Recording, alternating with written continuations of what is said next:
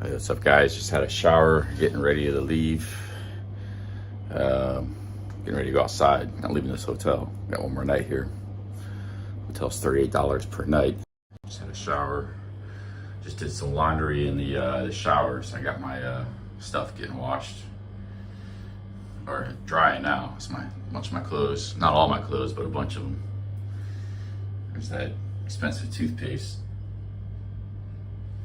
I bought in Thailand. But yeah, it's a very small room. But gonna gonna go outside, get some coffee and stuff. Favorite part of the day, getting coffee. I had a good day yesterday. A good day is just walking around, checking out the city. I will say I'm kind of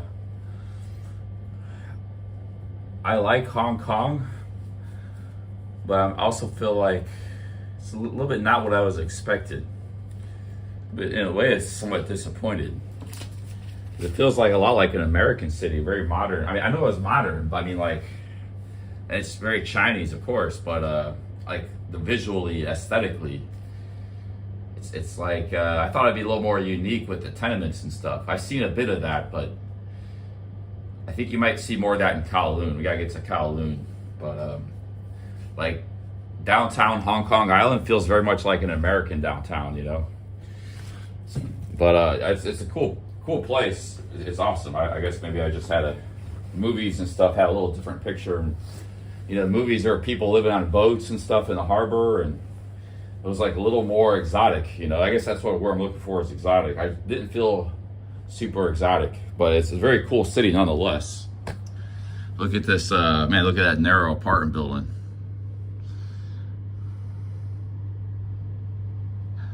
No, I thought it would be modern and exotic.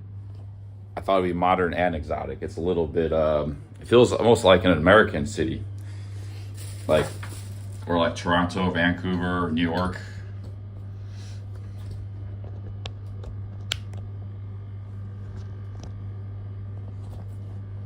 But I think we go to Kowloon and get more, we gotta go to Kowloon today, I think. Get more exotic over there.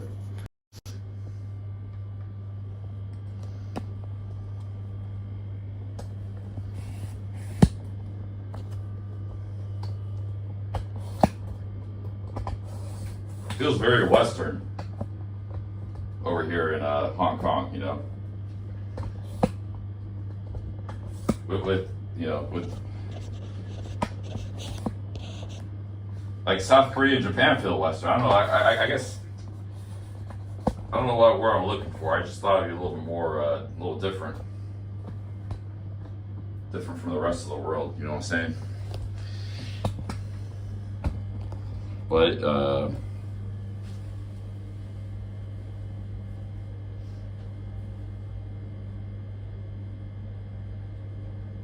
that's that globalism, man.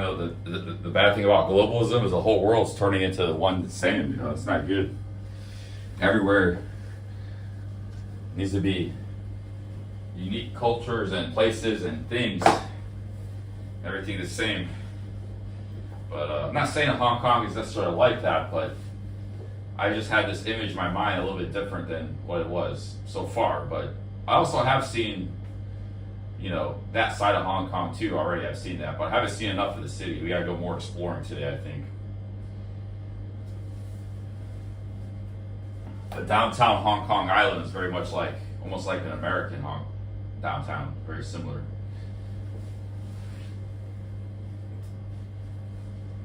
The skyscrapers, the convention center, the you know, the roads, the pubs, stuff like that.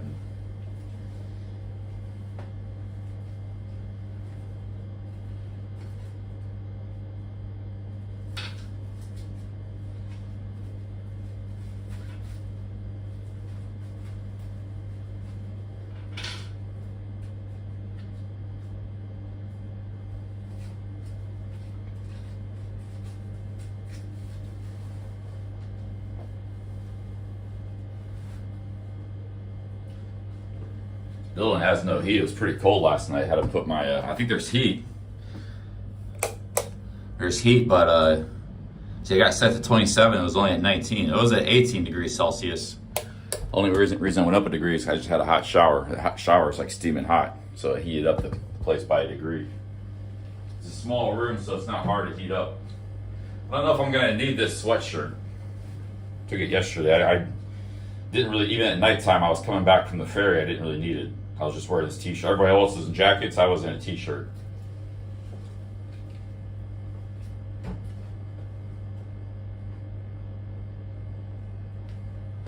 I guess I'll take it just in case. Sucks to get cold, you got no recourse.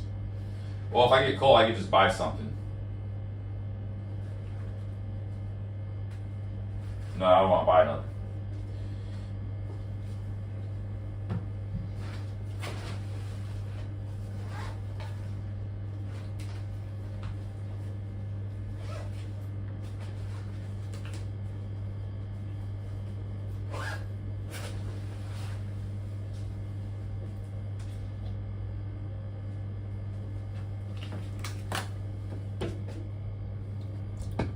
This internet, they only give me 5 gigabytes per day. So I talked to the China Mobile yesterday. That's why the live stream cut. It's a lot. It's good for like 7-8 hours of streaming.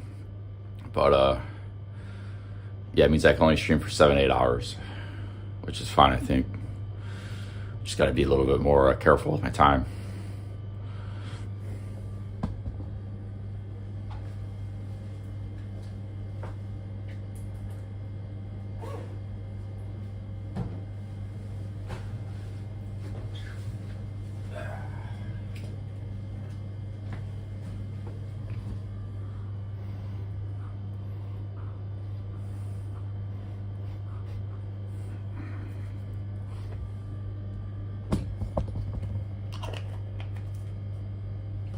Thinking about going to Philippines, Angeles City. They got flights for $75, direct flight to Clark from Hong Kong.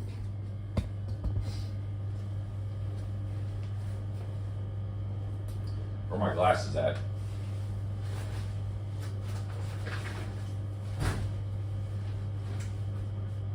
Problem is, yeah, the streaming sucks there. The internet sucks, and I was doing some searches. There's not much to see there.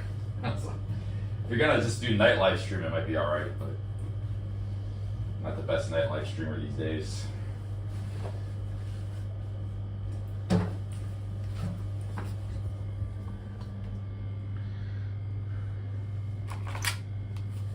Got that from India, working here in Hong Kong.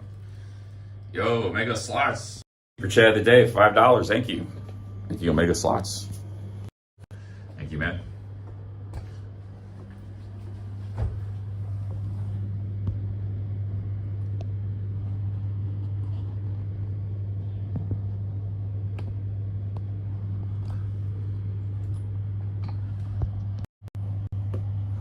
Yeah, but he might have had Starlink or something. I was looking at Starlink. I don't know how much it costs, but you got to carry this like big satellite dish. It's like about the size of a computer everywhere you go. I might look more to it in the future, but not every country allows it either. But if it lets you stream in remote areas, even just for America, like for hiking a long trail, it could be good. Anybody know how much Starlink costs? I was doing a little bit of research this morning, but I didn't get to the all that details. Big ups, Omega Slots, man. Thank you very much. Guys, I'm on the 20th floor. I gotta take the stairs, because if I take the elevator, I'm gonna lose the internet. Should I take the stairs this morning? 20 floors. 300 a month? Oh, 300 a month, and you need a big power banks in addition to your phone. Yeah, it's not even 300 a month. Might be worth it if it, but if it's like a little box. But if it's a big giant, that's kind of the deal breaker. Is a big. I mean, the price sucks to begin with. But like I said, it could just be it might be worth it to spend that. But when you combine that with other things like the giant size of it and things like that, it might not really be practical for streaming. Now, if you're in an RV traveling around remote areas, then it might be good to have. But for a backpacker, it's probably too much weight. All right, guys. Side here. We're gonna go take the stairs. We're going downstairs. Shouldn't be too tough. Get a little morning exercise. I don't know how many steps I did yesterday. It was probably a lot. Probably 10, 12 miles. I don't know. I forgot to look this morning. I'm not gonna go look now. Where's my key card? I got my sweatshirt. Man, I don't know whether to bring a sweatshirt or not.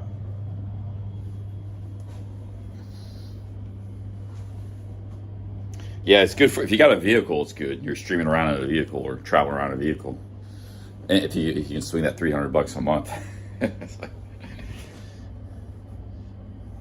But I'm not sure about for backpacking travel and stuff. Apparently Zelensky use Starlink. That's how they get their internet, the Ukrainian government. Without that, they'd have no internet, I guess. But, you know, unless they got a little leverage over the Ukrainian army, that Starlink cut off their porn and music, I guess. Whatever they watch or video games, whatever they do in Ukraine. Give you a big morale, shattering their morale if they cut off the Starlink. All right, guys, I gotta go. They didn't have that in World War II, Starlink. Could be a big morale booster.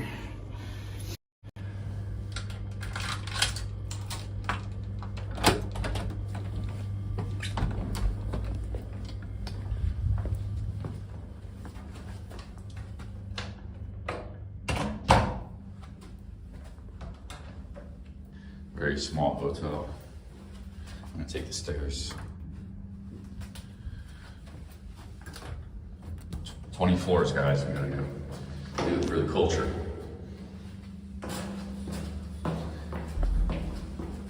Damn, pretty steep stairs. It's like a pretty new building.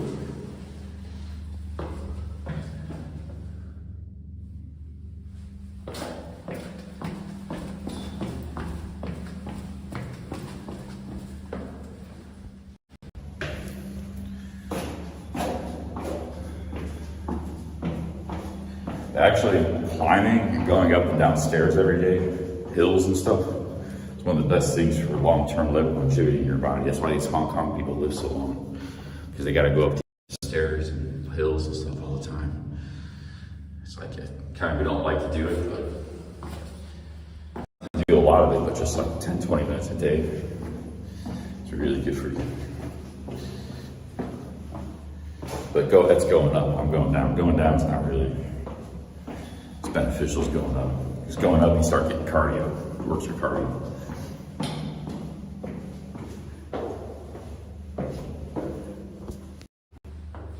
These are small stairs.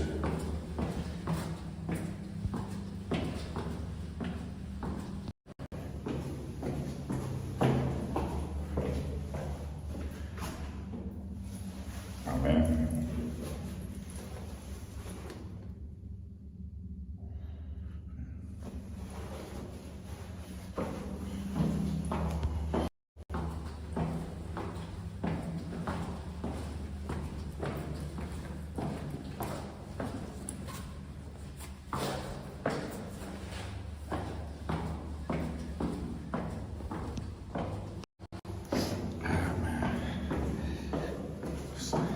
Forgetting something over.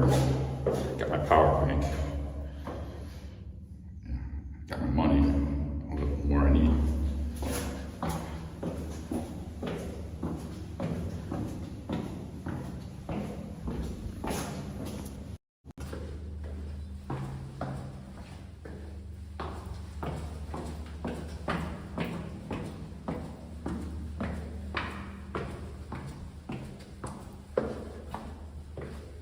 About 12 more stairs to go. 13.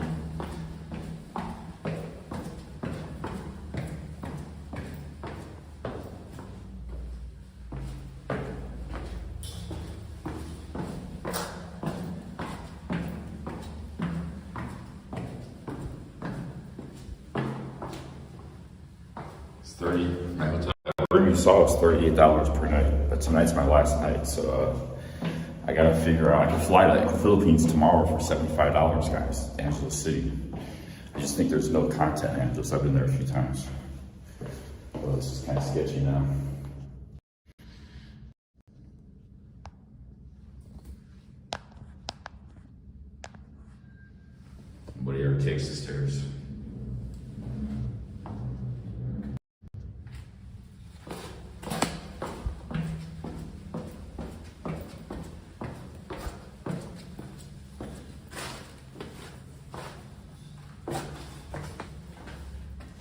floor, yeah. I think this, oh, we did it already. I did 20 stairs already, there's no way. It said floor 1 there. In the lobby already? That's locked.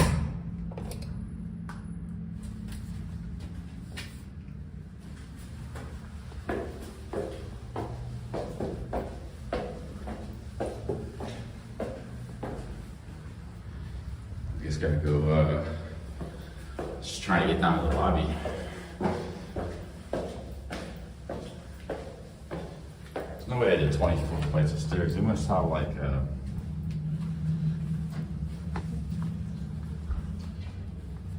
they must start their floors up.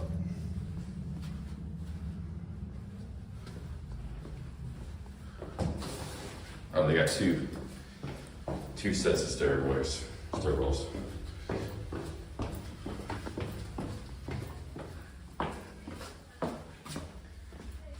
This is sketchy. I'm just gonna get the hell out. I'm gonna get back in the elevator.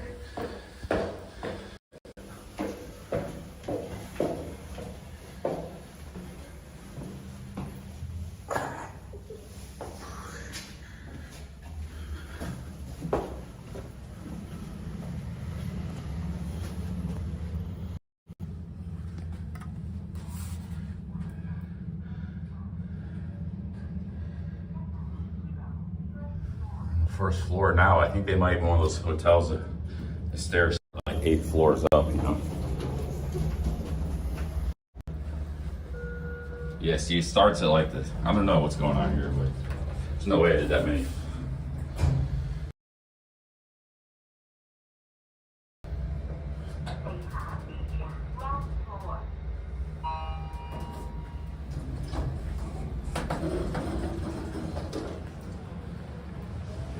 Yeah, that was, I guess that was the floor. We walked down that fast.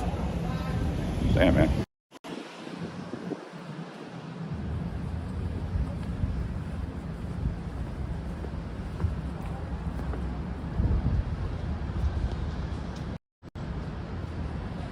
Look at all those tall buildings.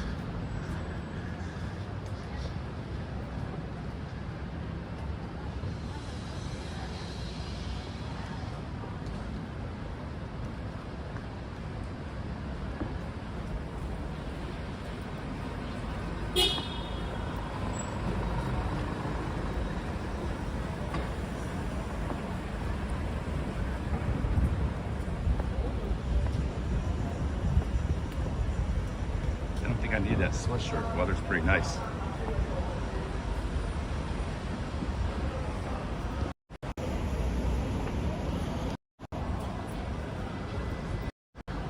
What's back here?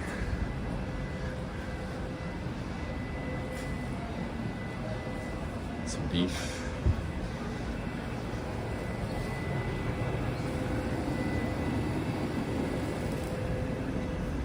Shortcut. What's back here? A little playground.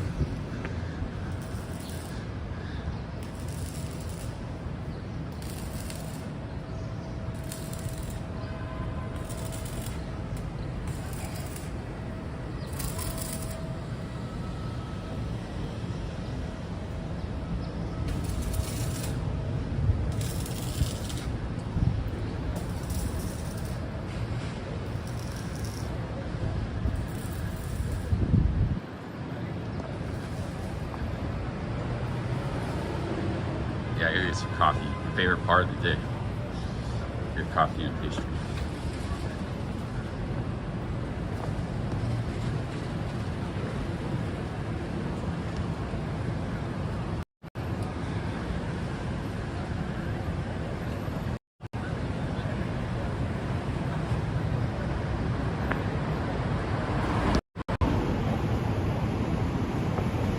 Actually, this looks like downtown Chicago.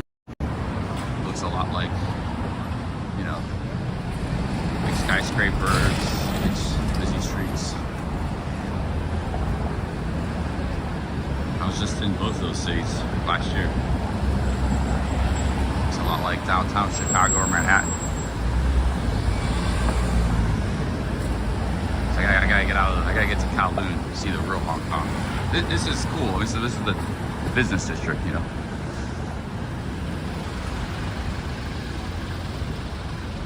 CBD, Central Business District.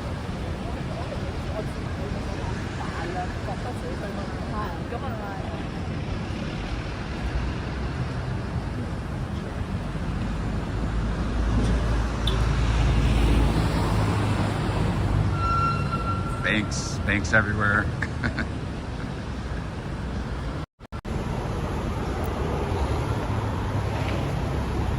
Water. Just put in some water.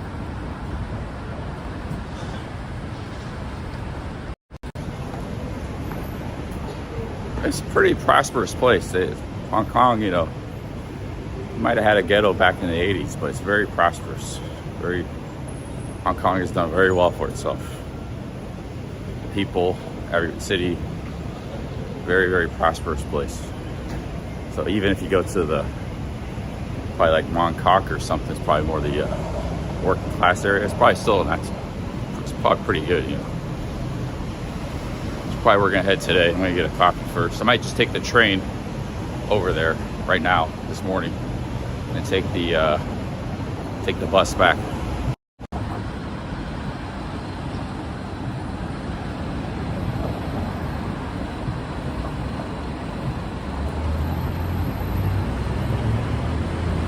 But no, this is a cool city. It's very unique. Like I said, it's got a little London, you know, the trams, it's got a lot of unique things. I just had this image, like, you know, people living on boats in the harbor, and I saw in the movies, and these crazy tenements. Some of those might have got demolished. They may have used to have been here. Waterfront and stuff, crazy waterfront. So some of the things I had maybe seen in the movies or imagined that maybe existed at one time aren't here, you know. But it's still a very cool city. No, don't get me wrong. I like big cities. This is an awesome big city. You know? Just it's a little reminiscent of the United States downtown.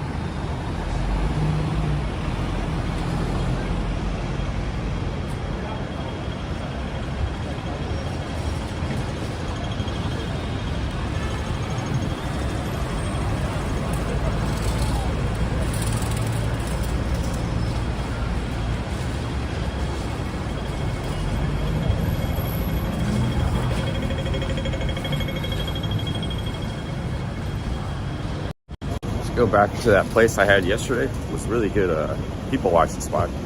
Good coffee, but pastries weren't that great. They weren't that fresh. They're dense. I like a dense, thick pastry, you know. Not like a fluffy, nothing to it.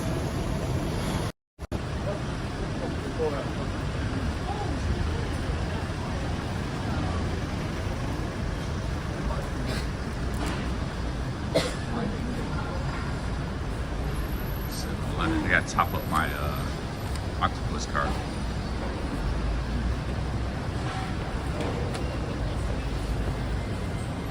That's the pharmacy, isn't it?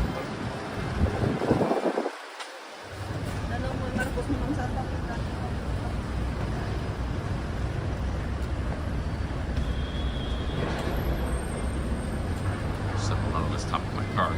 A lot of big line.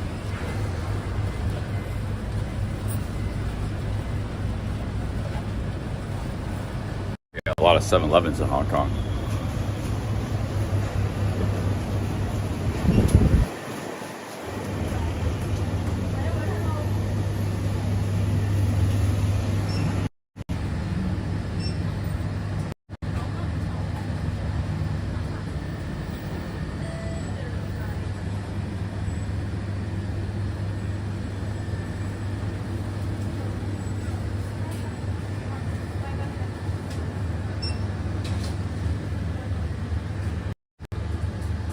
This 7-Eleven, a lot of them are kind of small, bigger than most of them.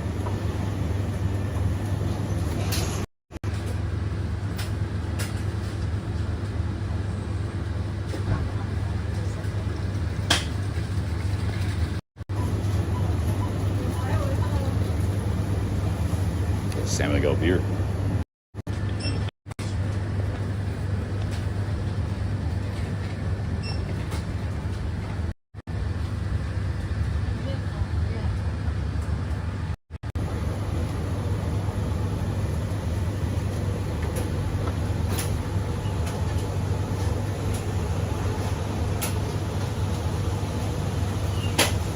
Mostly they're all in Asia.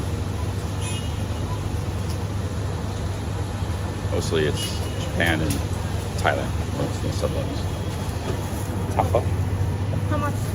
What? 100? 100. Money.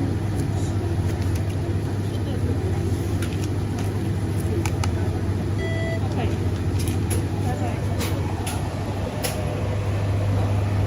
Here's you.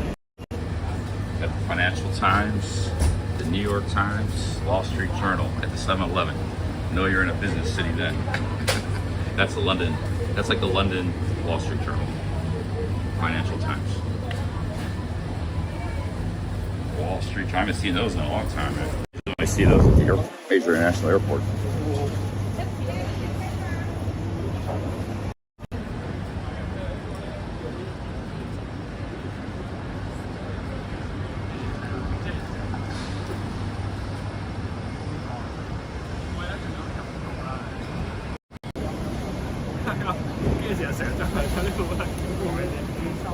Here's where that coffee shop is back here. They had they had other stuff there. I'll try some, maybe the coffee was pretty good. Maybe I'll go back there. See if my seat's good for people watching. Remember those pink trees?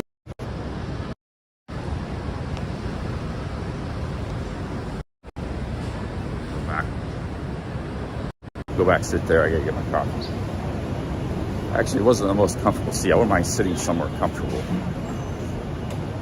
It's like a stool.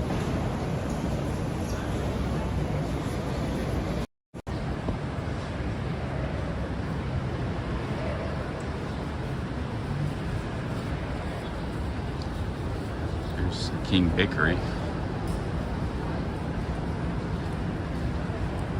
I think I could take this to Kowloon.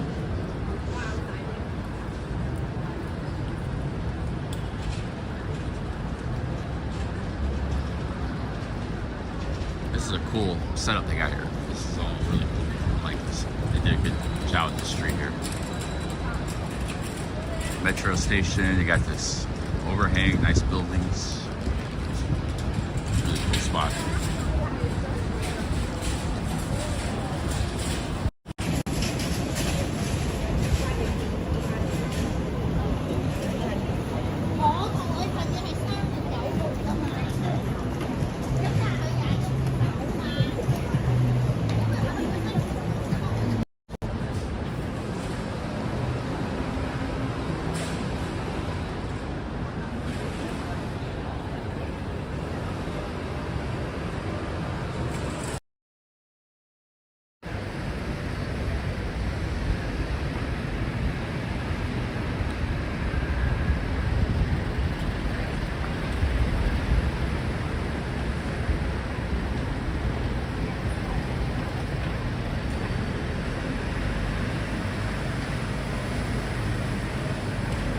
Anderson, there is no red light district. This is it here. This is the red light district.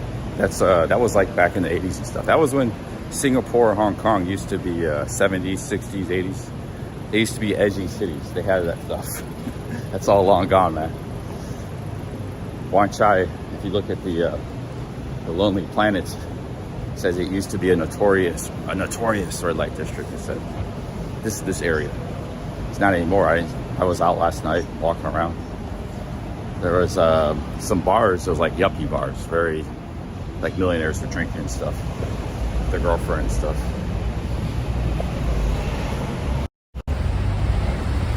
Yeah, all the edgy stuff that went away. It's very modernized, prosperous.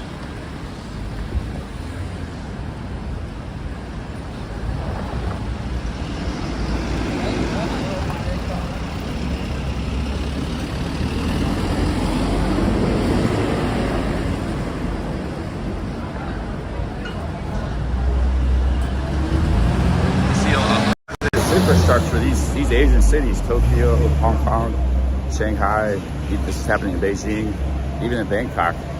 What you see here, there was other stuff here. This was maybe built 10, 20 years ago, so you don't know what was here before that. They might have had like tenements and street food and all kinds of, you know, weird sort of places, you know, real. But they built these big buildings and probably demolished a lot of the old city, you know. So you don't know what was here before all this stuff. You know, Toys R Us and Porsche, BMW, big buildings. So a lot of the old cities changed, or just doesn't exist anymore. That's true of Singapore too.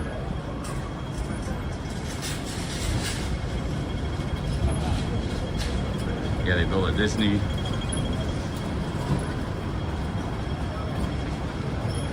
Here.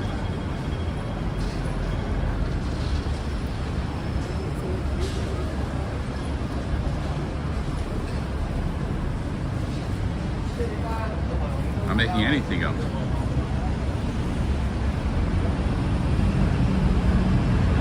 This is it's called Wan Chai, the neighborhood we're in. This is kind of one of the centers of Hong Kong. It's highly gentrified. That's the word I'm looking for. New York City used to be like that back in the late 90s. New York City had great nightlife. That's all gone. New York's all gentrified, very rich. And it's just too expensive for a bar or a nightclub, even if they charge a lot of money to have a business there. So plus the the condo owners don't like it. They complain to the city, and they prevent noise, gatherings of young people and partying, drinking. So they got rid of all that too. And then big institutions like New York University, they lobby the city to get rid of all that stuff. So there's no nightlife in New York City anymore. Manhattan. All these international cities, they're dominated by capital and very wealthy people. Hong Kong, New York City, San Francisco, and there's no street life. I mean street life in the sense like nightlife and things like that, and artists and poor people and people, street food.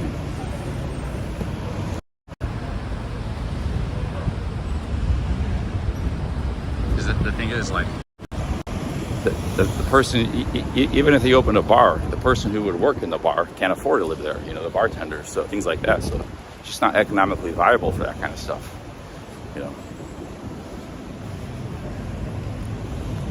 It's like a colony of the rich. Now there are locals, like both those kind of cities, people that have grown up there or moved there, or they're just working, but they're just kind of the middle class. They get paid well. They work like secretaries or this job or that job, and then they're like the middle class. So they have to pay a lot for rent, or they own their own condo or something. But like here, but they make a decent living. But they're not like they're not rich themselves, but they're middle class.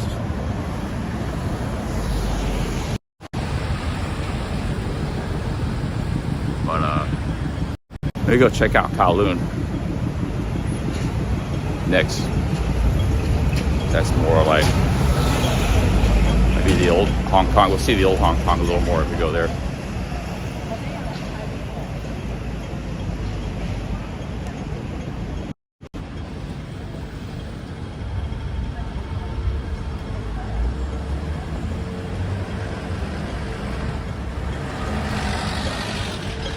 But a lot of Hong Kong itself is a very new city.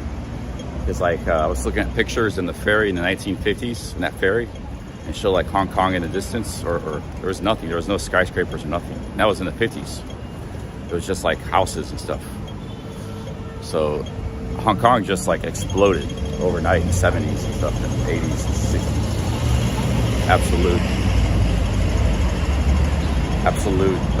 60s. Probably one of the fastest growing economies in the history of the world. The people that moved here, they were all like refugees from mainland China back in the 30s. They had fled the Japanese in the 30s. People came here. So the people that could get here, they were fleeing the Japanese. People that were lucky enough to get here. Then they were fleeing the communists in a takeover. Some people got here, were able to get here.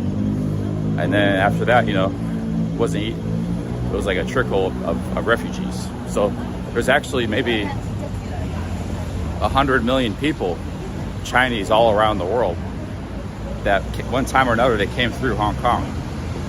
I bet you if you asked a lot of the Chinese in Canada or America, Chinese Americans and stuff, say, yeah, my family was in Hong Kong. So the Hong Kong was like a way station for Chinese fleeing mainland China to get to other parts of the world, It was like a depot station. To Australia, to Thailand, to Philippines, to wherever, you know.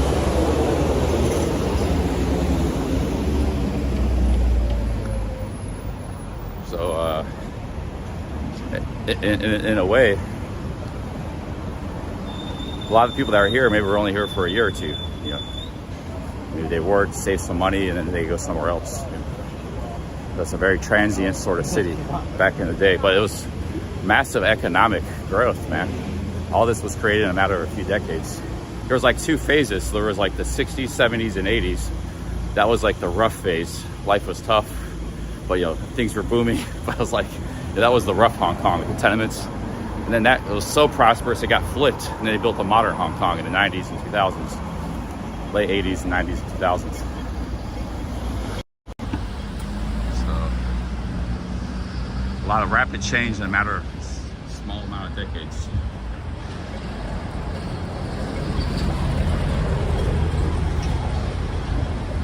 Methodist International Church.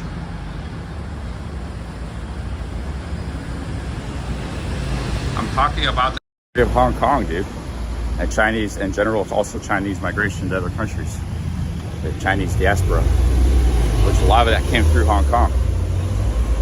Back in the, you know, in the 50s and 60s and 70s, 80s. Really interesting statistic. You guys are gonna say nonsense again, but 20% of all cell phones in sub-Saharan Africa at one time or another were in the Chungking Mansions. Chungking Mansions were in Kowloon yesterday. 20% of all cell phones in sub-Saharan Africa at one time or another went through the Chungking Mansions. Chungking Mansions is a huge tenement area, 4,000 hotel rooms. I was by it yesterday.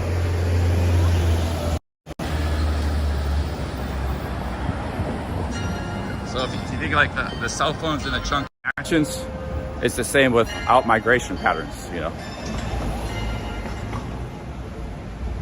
I guarantee you, if you asked a lot of people in Canada or wherever, probably 4 out of 5 would have to say they had roots or a family was in Hong Kong at one time or another. Same with the Chungking Mansion cell phones.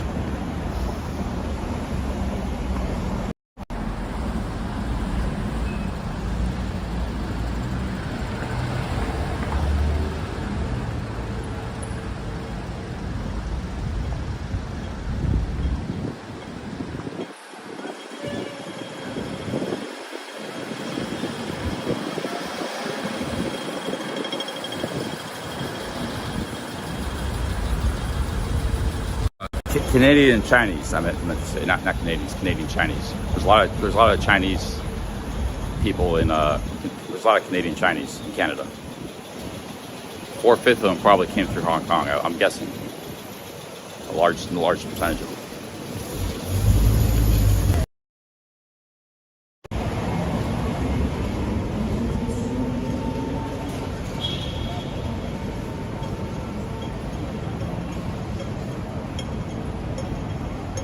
Yeah, they said I was going to maybe stay in the Chungking Mansions. They say I might get robbed. I was reading about it on Google. There's actually a whole Wikipedia article about the Chungking Mansions. That's where I got that statistic about the 20% of all cell phones in sub-Saharan Africa came through the Chungking Mansions. These sort of business cities, global cities, they have a big impact on the world in so many ways. That's just 2 examples. Migration, phones, think about finances, things like that.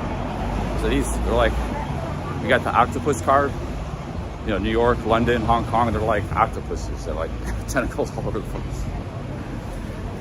It's fitting they got their card, their payment card is called the octopus card. So I went to the ATM yesterday.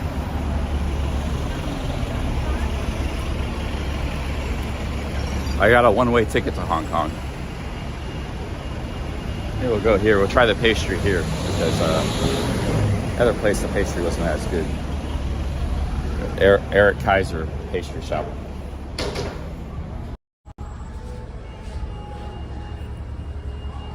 What kind of pastry should I get, guys? Breakfast bread. Cookies look good. get that. I might get 2 coffees this morning. I got a long day ahead of me.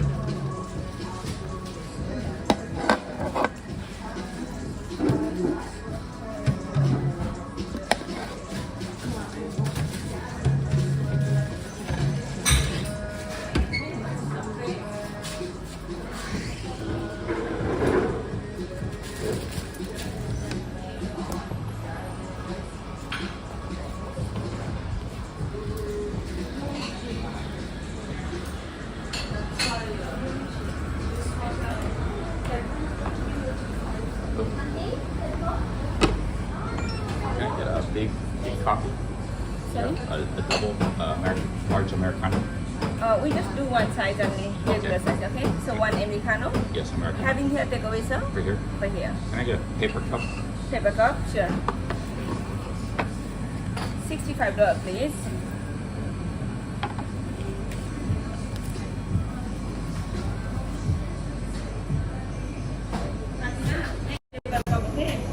Is there any tap water to drink? Yeah, we just keep inside the plant, sir. Oh, inside the plant. Yeah, Okay, thank you. Thank you. Thank you. Take a seat, sir. Yeah.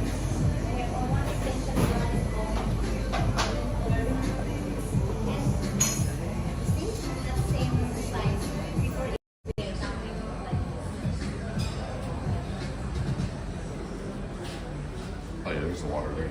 Cool.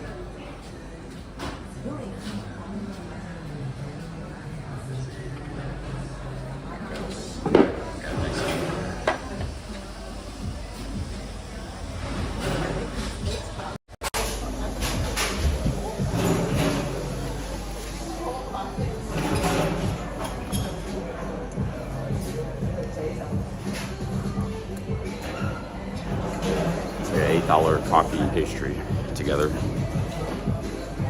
but a little over $8 actually.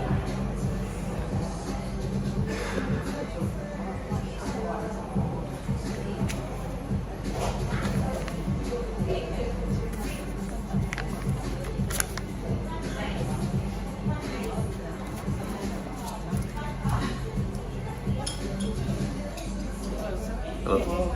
Americano, left the lid open. Awesome, thank you. Would you prefer to have the lid closed? Oh, it's fine. Yeah, I'm gonna drink it now. Be careful, Okay. because the lid is open. Okay, thank you.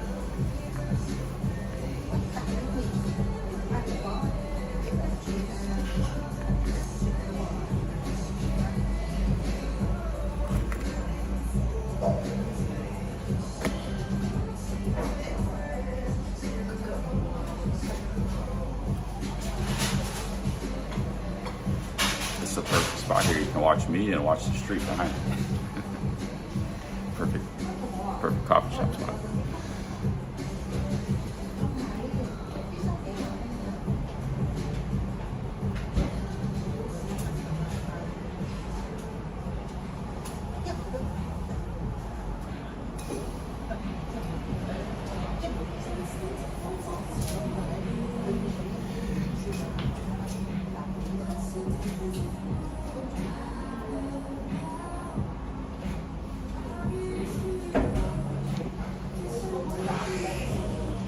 Headed to Kowloon today. I'm gonna visit the. You guys didn't get to see the waterfront at night. It's very beautiful. Because I lost my internet. We're gonna see that. We're gonna see the Temple Street Market. We're gonna see go through Mong Kok neighborhood.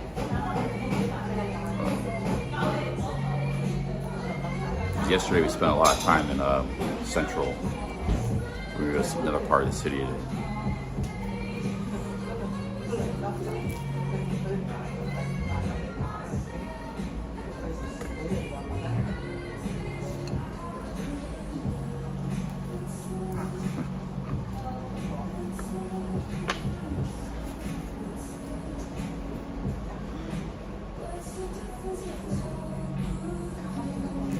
Ross, I don't even look for those in other countries. They're way too expensive. I get that done when I'm in Thailand. They got them here, but I walked by them.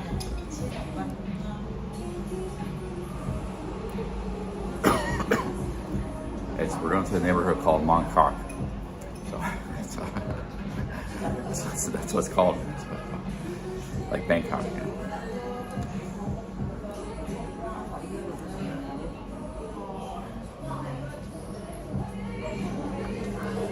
It's the most densely populated neighborhood on earth.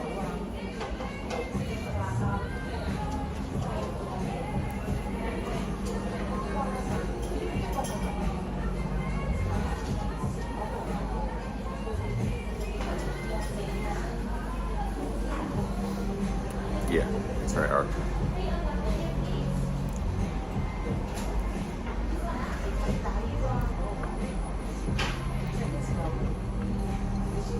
It's got cream and pastry. It's really good.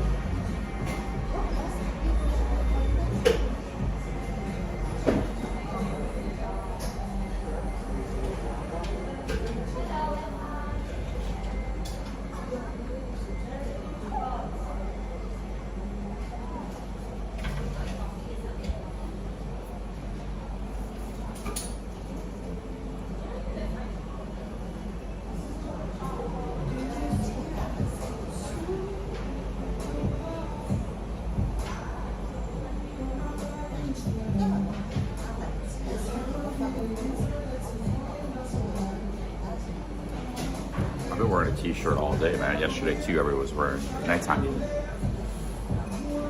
It's not cool. It's like 60s Fahrenheit. They do the same thing in Thailand when it drops to the 60s. Everybody's like bundled up in jackets.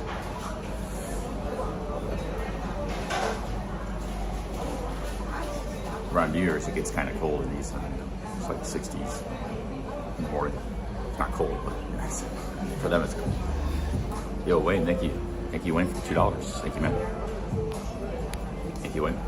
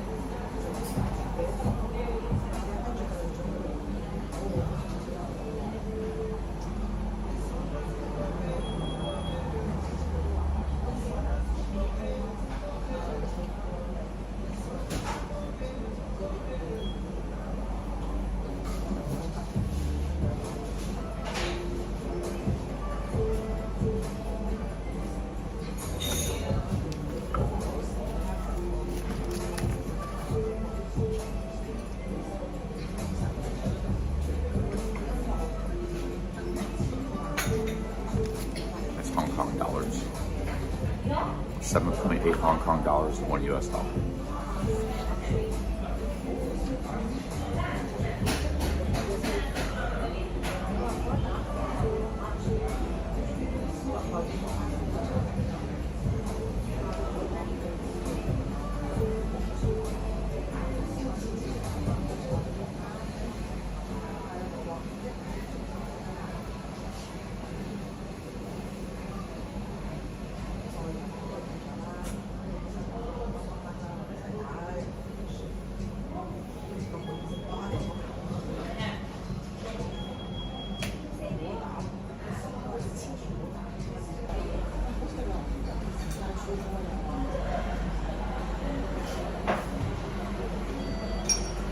Yeah, Mike keeps shaving my head, man.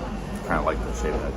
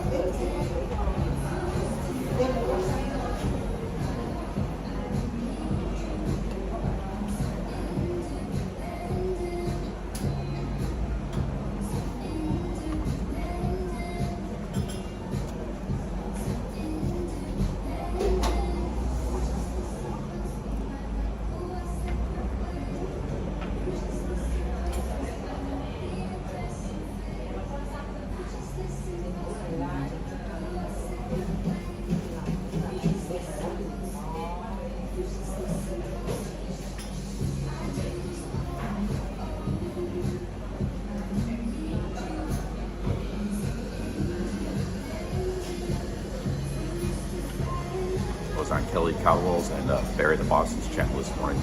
Woke up at like 5 in the morning. They were both live. So hi to both of them.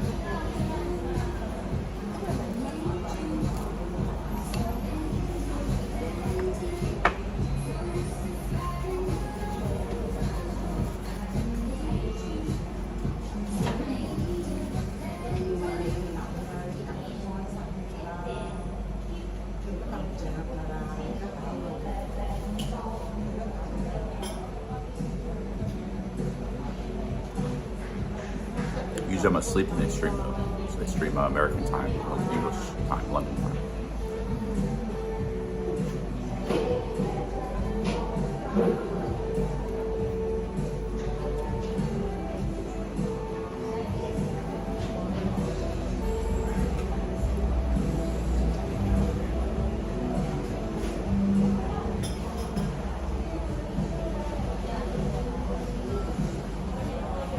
I was by the racetrack yesterday. I saw it.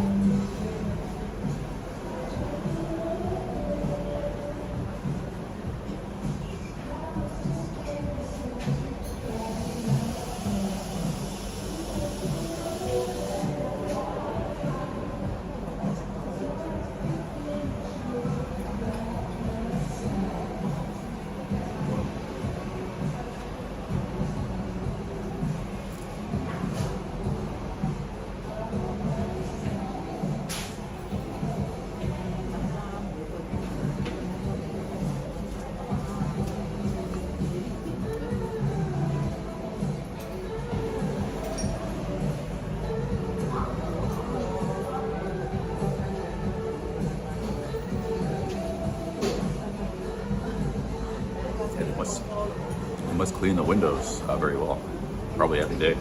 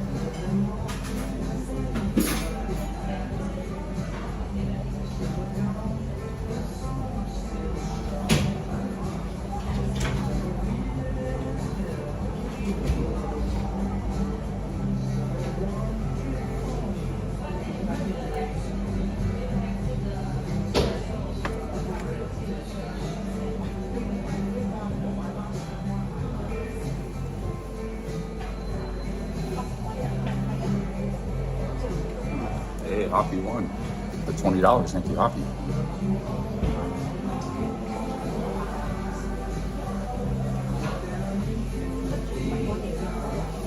Thank you, Hoppy, man. Big ups. Cheers.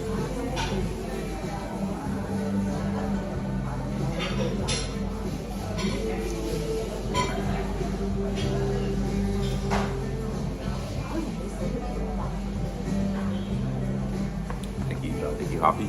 Cheers, man.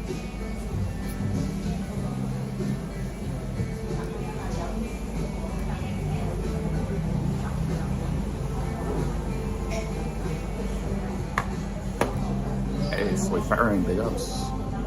Like coming back to Bangkok, Thailand, probably not. Visa situation's not good. I'm kind of glad to leave Thailand anyways. I was there a long time. I big up Soy Firing, big up Socky. Thank you guys.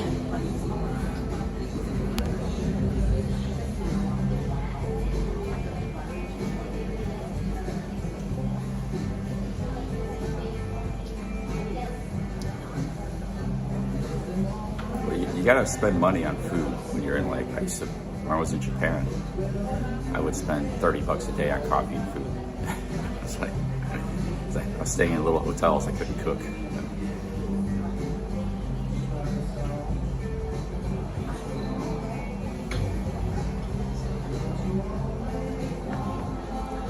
I'm gonna be back in Thailand for a while, guys. It'll be a while. Got a lot of other places to live, I guess.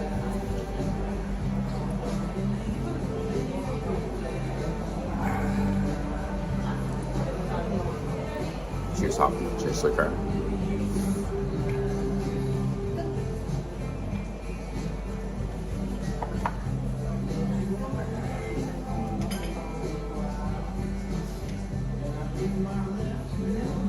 Let's go get another coffee at the next place, guys, and then we'll go catch the boat to Kowloon, or walk to Mong Kok, walk through Kowloon.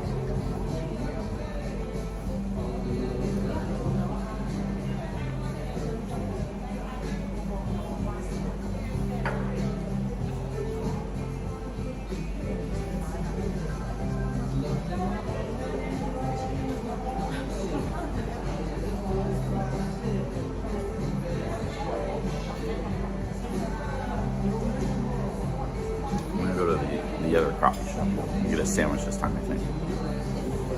I'm kind of hungry.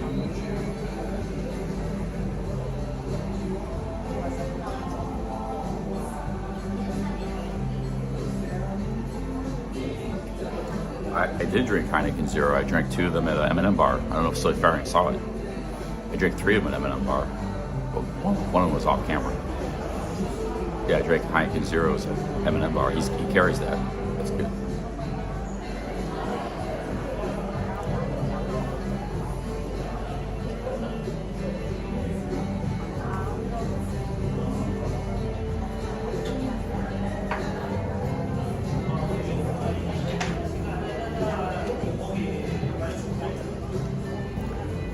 Edmund Honda.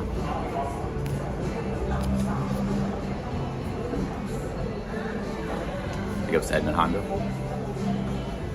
How was the immigration process entering Hong Kong? Completely smooth. You don't have to fill out a card. There was nobody in line. Instantly, 5 minutes through immigration and customs. They just look at your passport. And there you go. The train's very easy. The train's $15 to here. Very, very easy, smooth, everything. 90-day visa on arrival.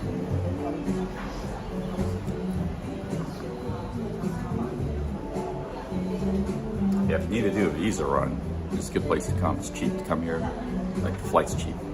Might be a little cheaper to fly to Malaysia, but if you want to check out a new place, you can come here. It's like a 2.5, 3 hour flight. It's not that long.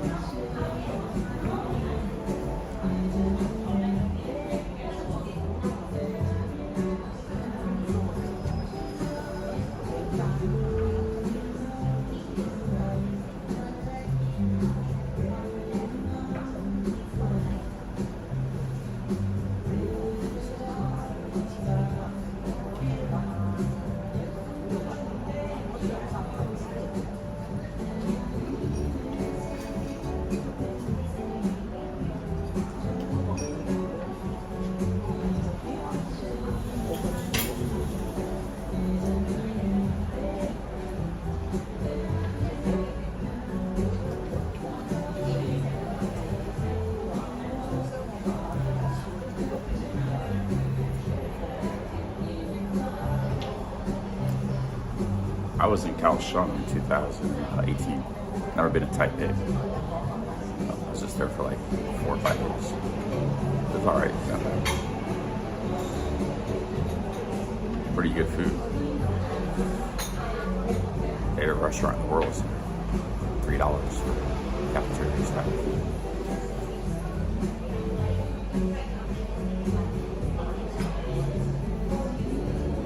My food videos aren't the best, but when I made a video about food, it was like something really good. Like that South Korean breakfast, $5. It was like something really unique and really good. That place in Taiwan. It's good value too. It's really good value.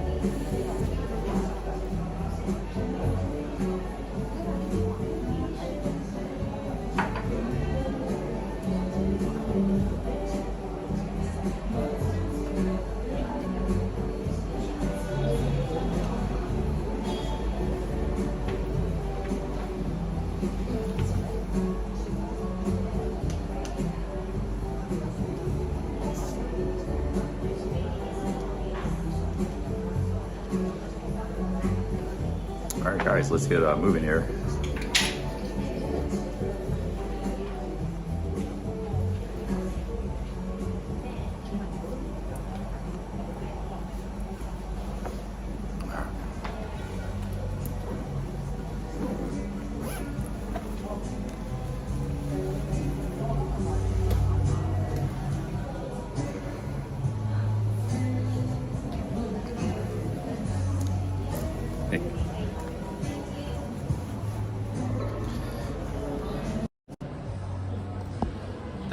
Bank, the Dasing Financial Center. That's why the windows are so clean. This coffee shop's in the middle of a financial bank.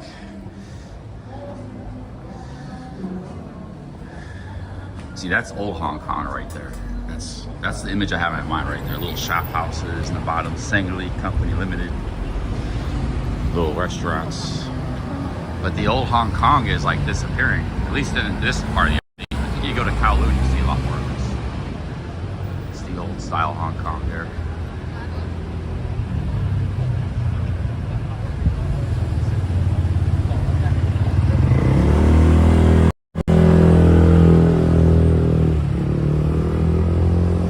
Guys, I'm gonna go get another coffee and a sandwich because I'm hungry.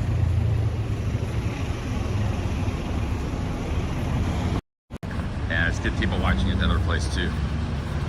It's a great spot. We were there yesterday.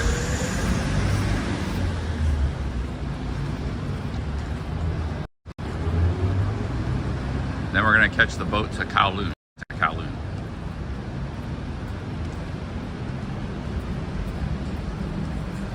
I want to get a good start in the day, so I got a lot of energy. Hawaiian poke. You know, this is like Hawaiian food. I've never had this before. They only got that in Hawaii. They haven't got that elsewhere in America. I wouldn't mind trying this.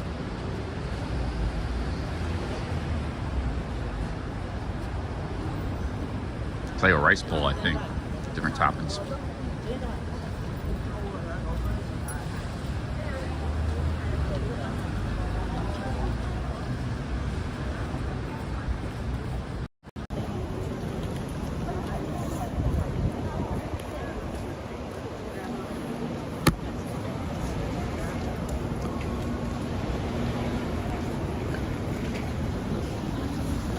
Can't really extend the tripod. The streets are too crowded. I might bump into somebody. It's like, I can't do that.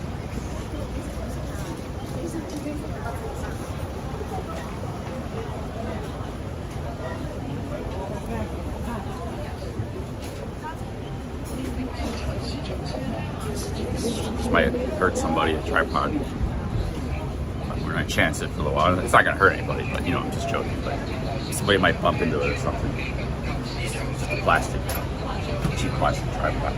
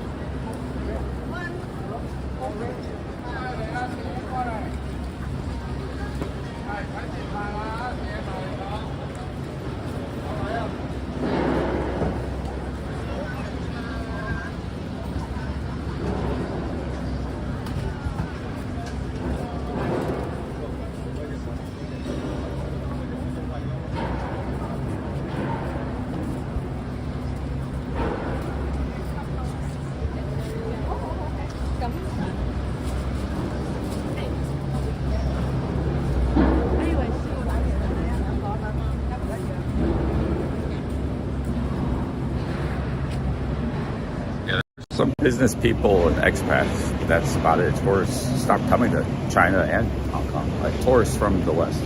There's a lot of Asian tourists here, from like Philippines and Japan and stuff. And like China.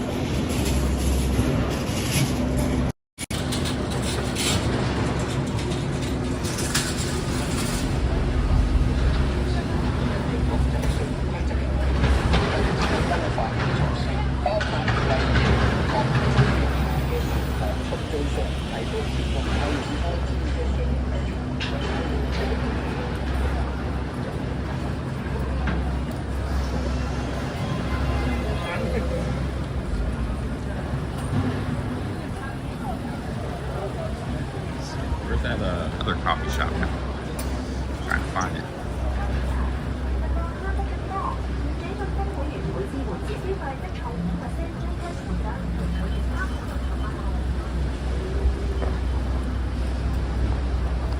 A lot of business people come here too. It's strange things like Hong Kong's, you know, not like just finance, like manufacturing. And, like I met a guy, he comes here for he does business in China. Shenzhen, and he's from the UK. So a lot of people come for like, people come here, they have a reason to come here, you know. And there's a lot of people that have a lot of reasons to come here.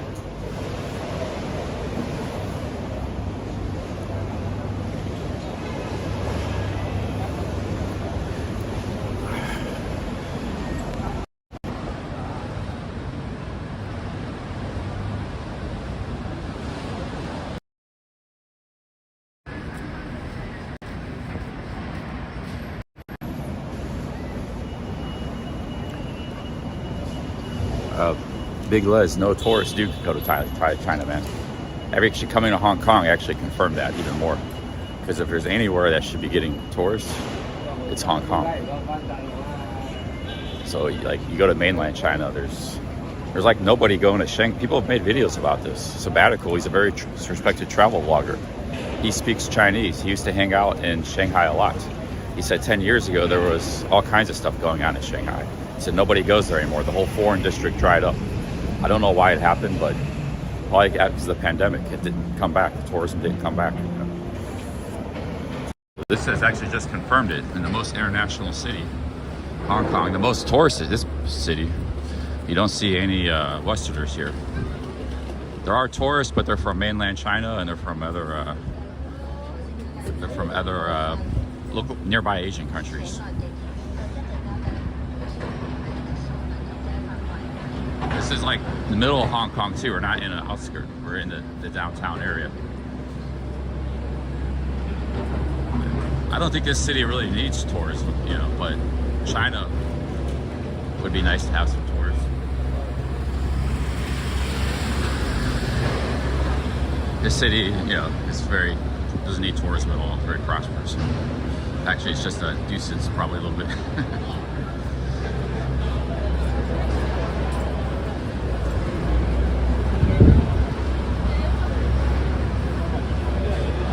Another bakery. It's good. There's a line for that bakery.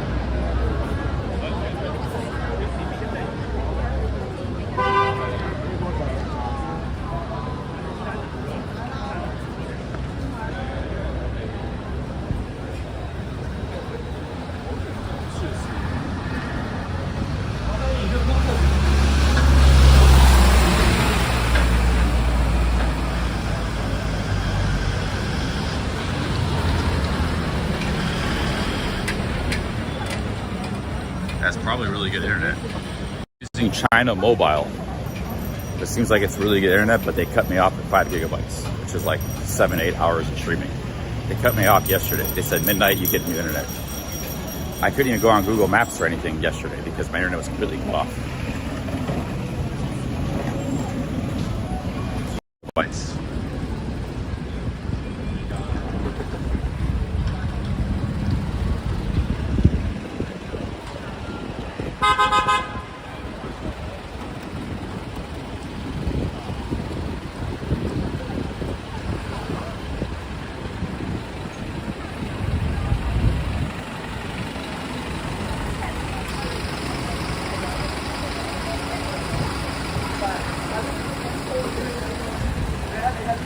Here's some apartment prices. They went to the apartments by the day. You need this apartment for a day. I wonder if they'd rent to foreigners for a day. They'd rent to foreigners for a day?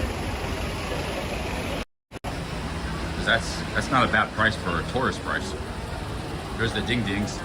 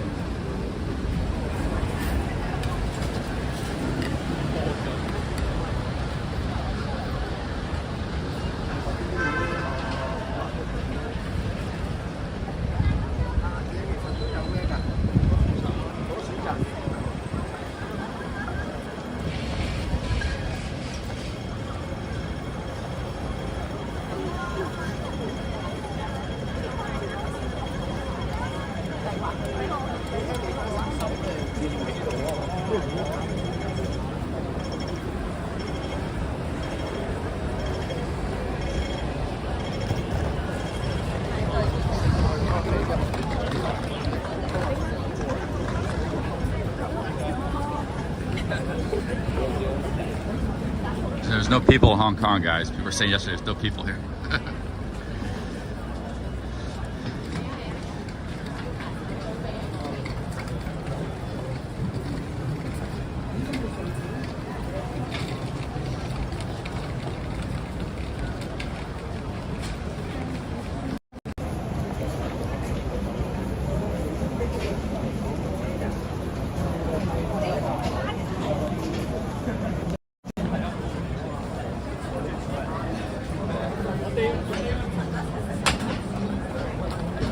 Paisano's Pizzeria. I need to get some more food before I go to Kowloon.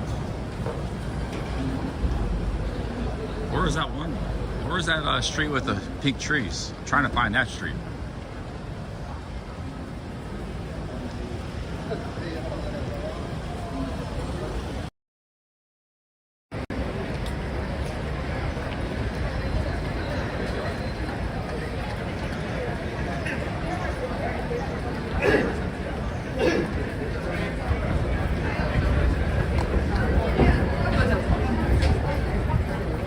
can't find the pink with the street with the pink trees. I want to get a sandwich.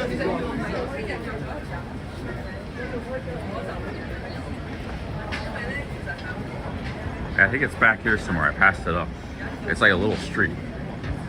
I don't know this area quite well. This is where I'm staying, but I haven't figured it out yet.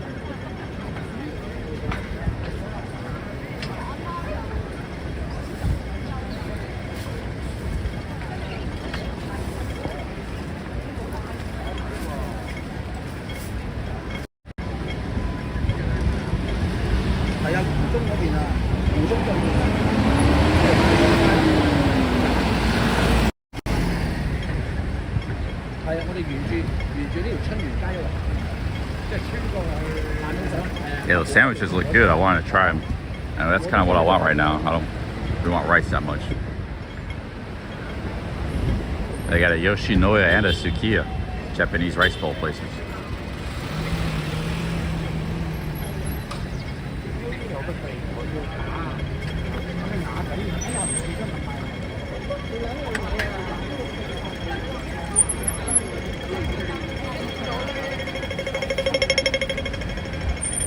Trams are so cool, man.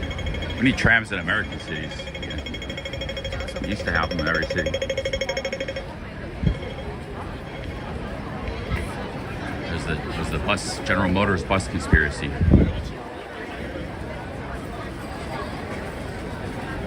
Books were written about it. Why are American corporations so evil all the time? Other corporations aren't. They do so many bad things, American corporations, like Disney.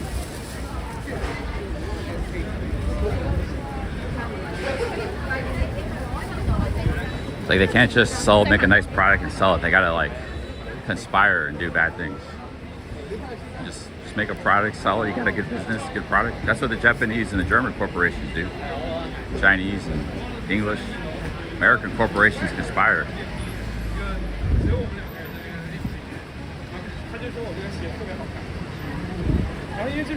Like, I think there's something flawed with both the lobbying systems. You got to get lobbyists in the government, term limits.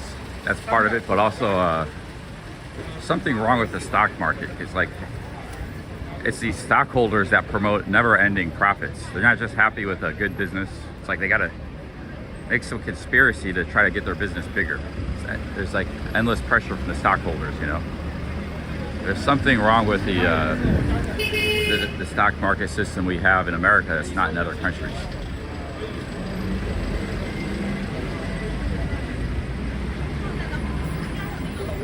Something quite insidious about American capitalism that's actually harmful to America itself.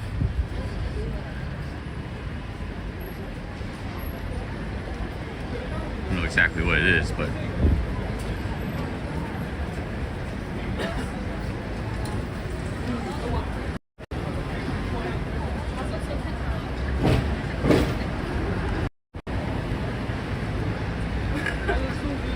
here's that street with the sandwich.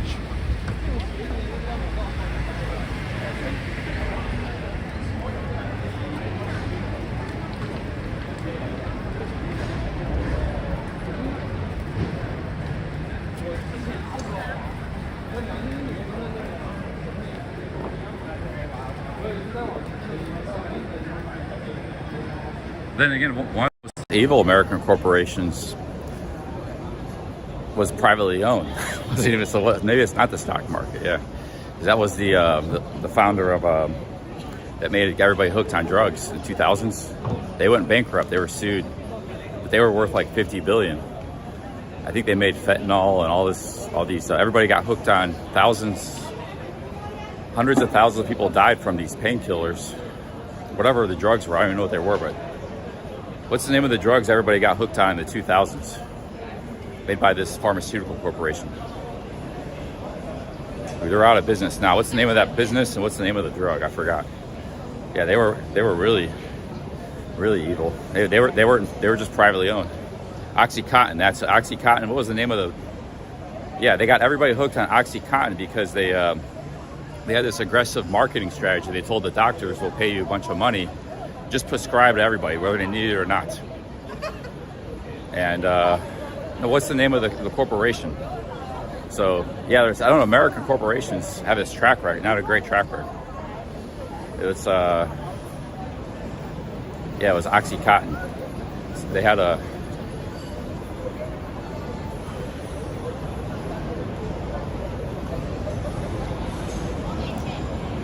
we have a lot of great corporations, of course, but some of them, it seems like they really go to the dark side now. They weren't even traded on the stock market, that one. Yeah, but what's the name of the corporation that manufactured it? Because they kind of came out of nowhere in the 90s. They weren't even that big of a company. And they became worth like $50 billion. Purdue Pharma, that's it. Purdue Pharma. They're out of business now. They got, they're one of the most hated corporations in America.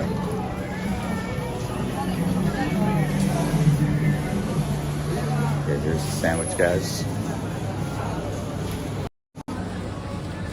Get a sandwich you want here, roast beef.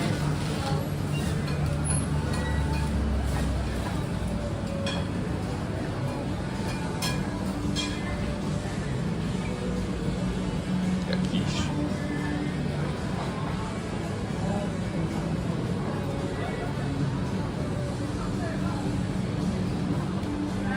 Look.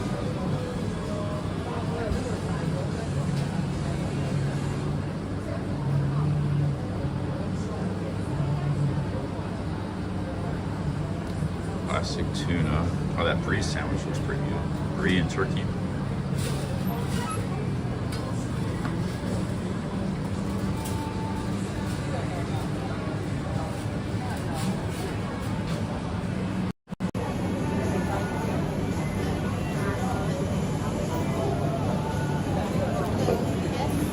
I have the brie and turkey sandwich. Do you want it toasted? Sure. Toasted. For here? For here. And I have a ice latte, sweet. Can I make it sweet? I mean, let's see. 113, guys. Just $15. We spent $20 on breakfast so far.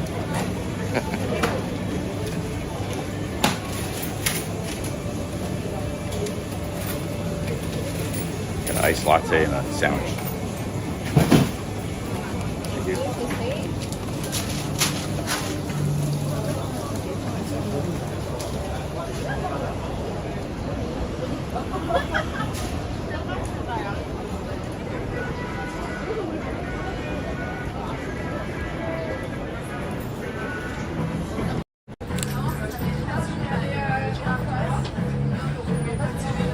It's kind of expensive.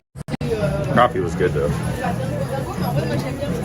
I'll be good for the rest of the day and I just get some rice or something later. But I said, you're going to spend 30, 40 bucks in these cities. I used to spend $30 every day in Tokyo food. I just eating rice bowls, the cheapest food they had, you know. So I was eating you have to eat a lot of calories when you're walking around all day. So I eat a lot of calories, but I was eating ramen noodle soup and rice bowls.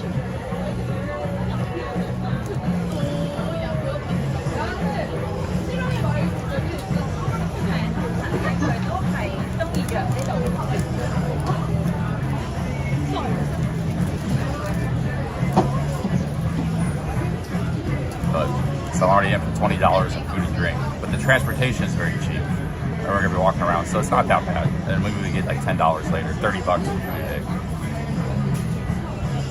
These two coffees will keep me going for a long time. Yeah, American pricing. But no, there's cheaper places to go. Chocolate Man, I had a duck rice lunch for $5. It's just I'm in like an expensive part of town, and you know, this is a fancy bakery and stuff here, you know. Yeah, you go to a fancy place, you get fancy prices, but it's look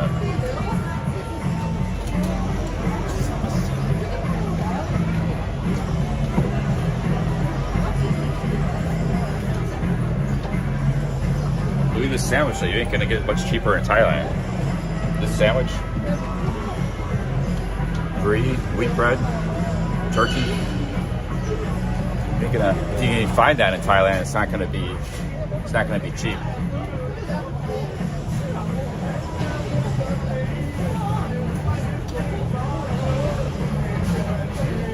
iced latte.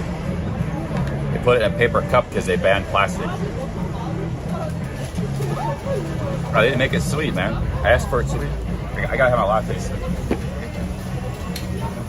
There's like no sugar. Maybe everybody screwed me up, man. Because everybody says no sugar. She thought I said not sweet. I wanted it extra sweet. I should have said extra.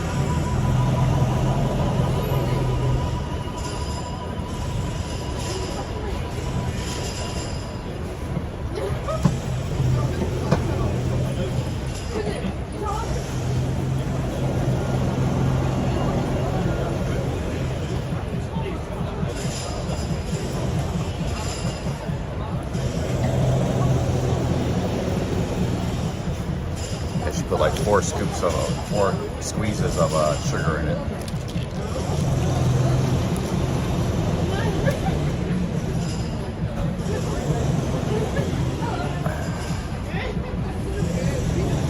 If you put 4 squeezes, it still doesn't taste that sweet.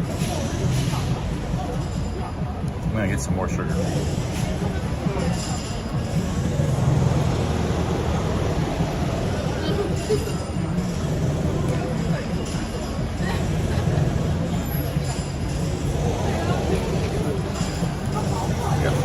Packets of sugar. So she put a bunch, I'm gonna put a bunch more in.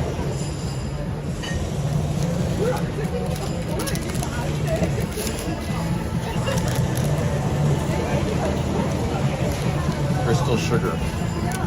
Sugar crystals. The thick crystals.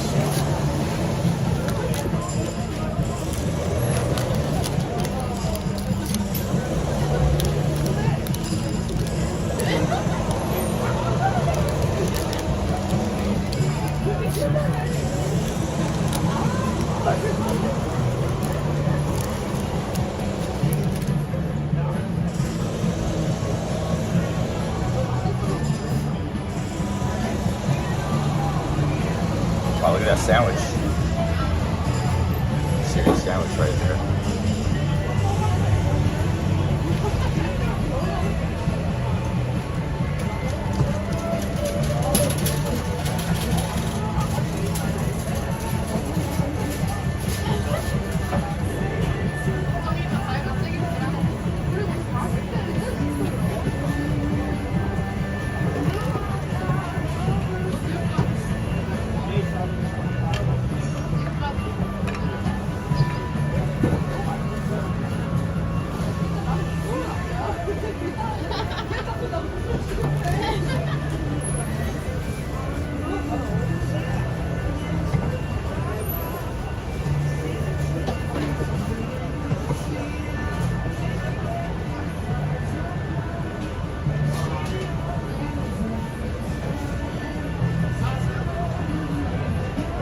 Sugar is food, guys. I just did a blood test.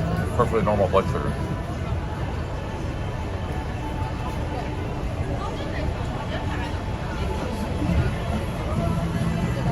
That's your guys' neuroticism, not sugar, not me. Maybe neurotic about other things, but not sugar.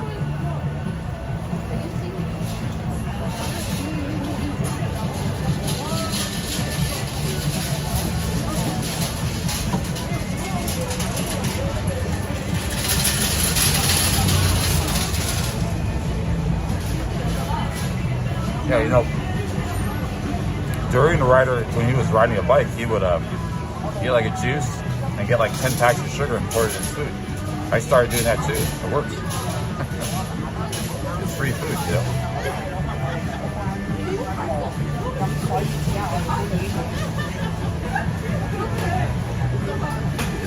I had elevated cholesterol from all the meat and cheese and stuff I eat.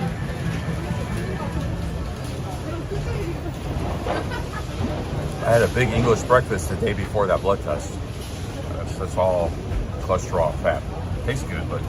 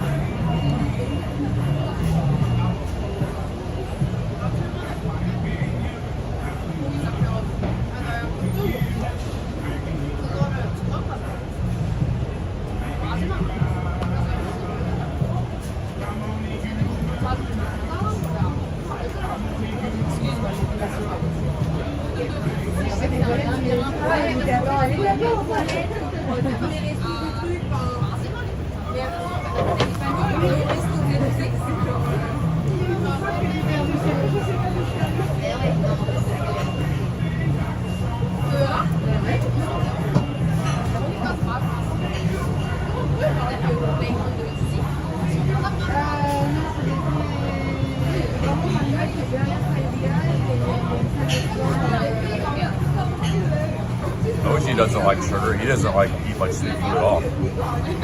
I do though. OG eats a lot of meat and stuff. He doesn't eat much dairy, but he'll like a big sandwich or something. He'll make it.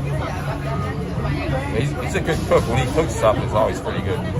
He does like once or twice a week. The rest of the time I'm cooking spaghetti and stuff. Spaghetti or oatmeal. High carb.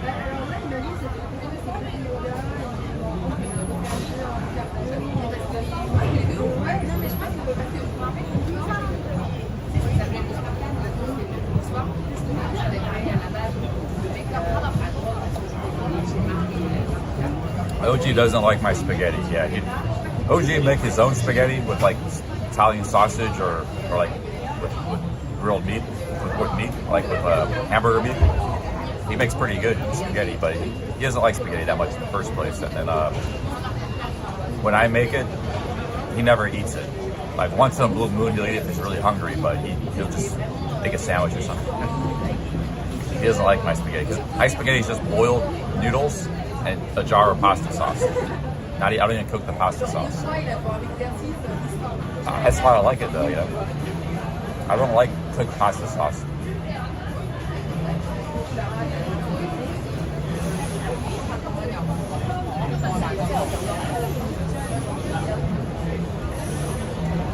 I eat that about 3-4 times a week when I'm in America.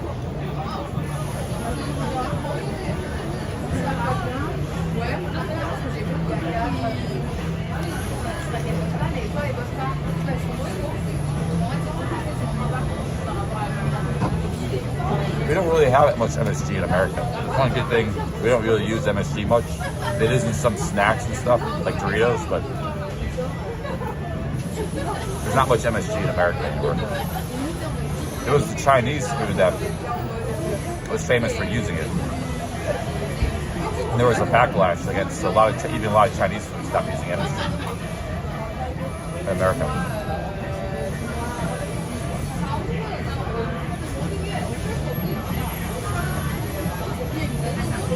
I look on the labels, it'll be listed on the label. Doritos, the MSG is there, but not in ketchup or anything. C'est parce que ça donnera si c'était un one shot ou pas, mais genre, c'est cool, tu vois. C'est très cool.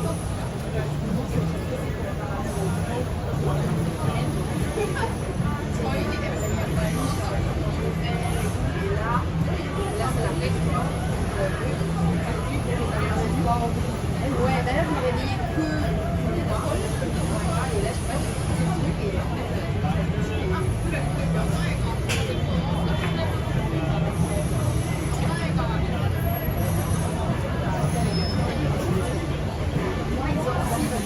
What's up, Andrew?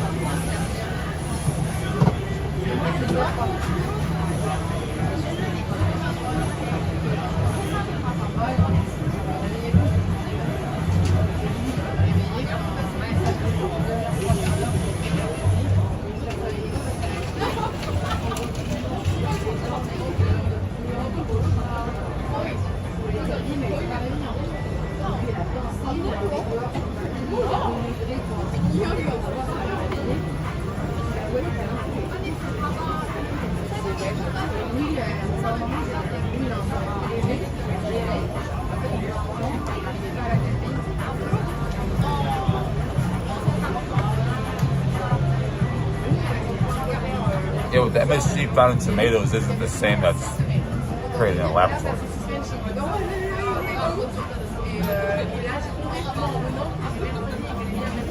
Very different.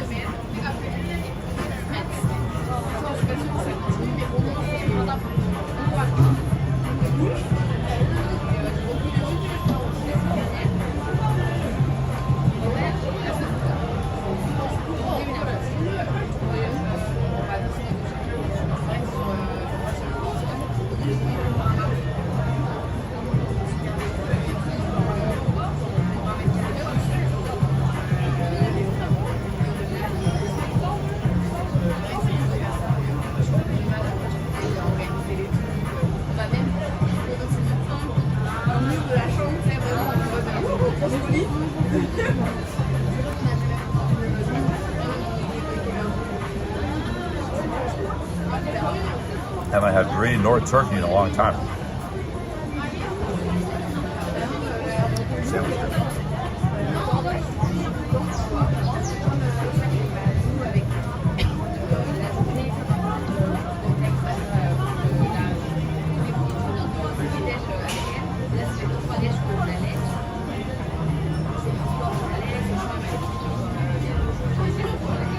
Yeah, turkey was something we eat a lot of in America.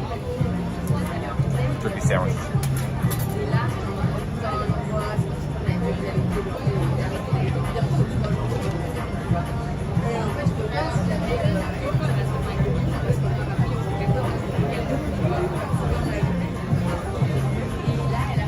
What are my thoughts on Hong Kong so far? Yeah, it's great. It's a great place.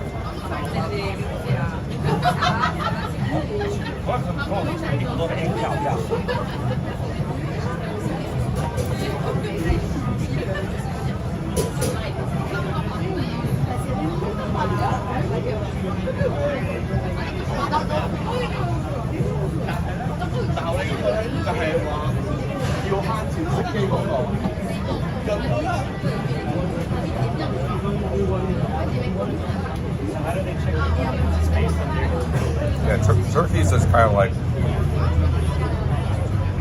one of the native foods of America. One time I was hiking in Ohio, I saw a bunch of turkeys, wild turkeys, just running around in the mountains, like 20 of them.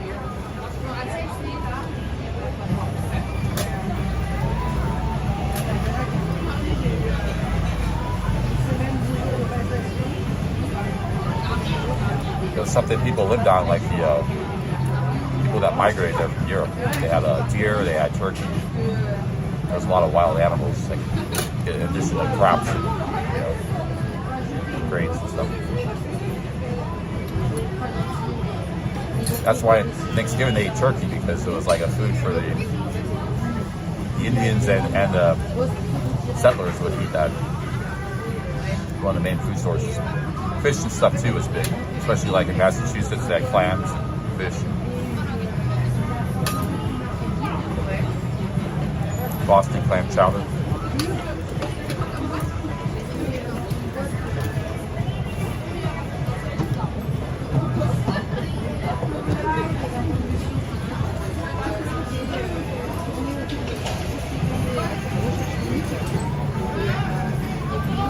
Yeah, there's a trick to cooking turkeys correctly. So you gotta have a thermometer to check the inside of it.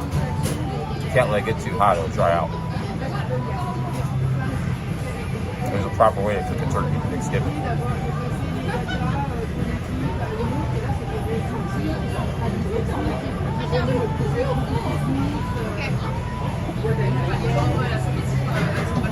Great thing about turkey Thanksgiving, it's like you get leftovers for like 5 days too. You got like a week of leftovers. So one turkey is huge. People usually don't eat it all.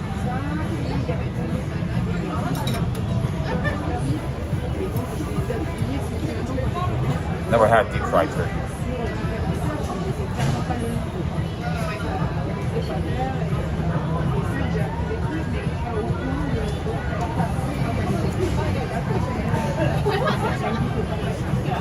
A lot of Thanksgiving dinners, they have both ham and turkey. You know?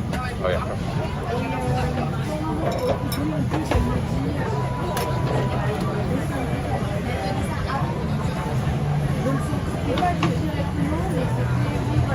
Never heard of fried turkey.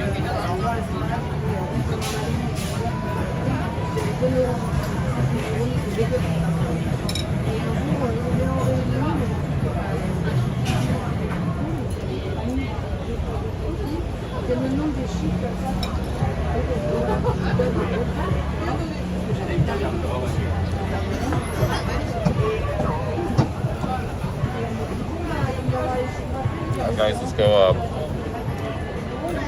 get on the boat. I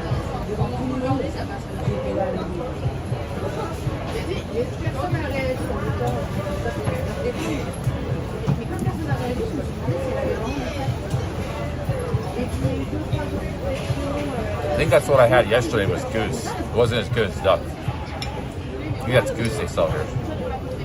Yeah, goose is kind of gamey, not that great.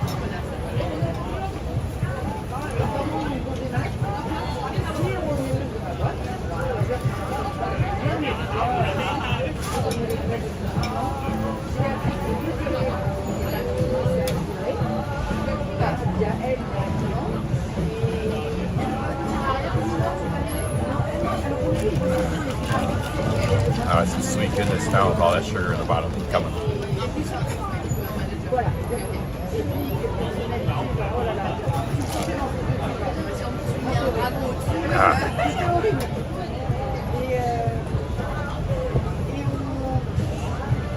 Oh, I thought this was water. They gave me a whole bunch of liquid sugar. I just drank it straight up.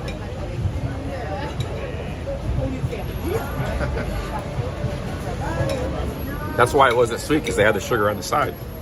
I just drank it straight up. See, they had a... This was all liquid sugar. It wasn't water. I thought it was water.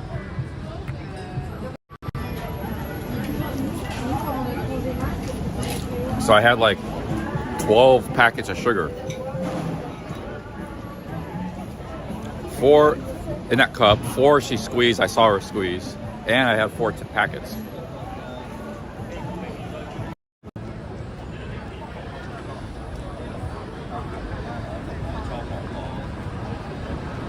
I just thought that little cup was water. I didn't know it was sugar. That's fine, more sugar the better. Now I got a lot of sugar. A lot of sugar and caffeine. It should be good for a long time now. Let's go to Kowloon. Go take the boat. That was like 10 scoops of sugar is what that was. I didn't know that cup had a bunch of sugar in it.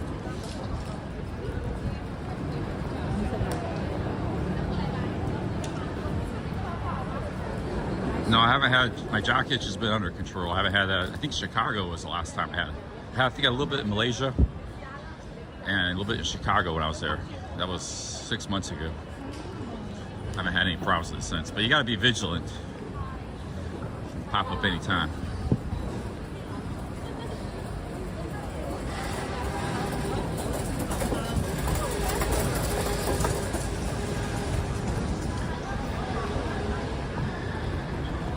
Alright guys, let's get on the ferry. I got a whole bunch of sugar and caffeine. I'm hyped up now, man. I feel it now.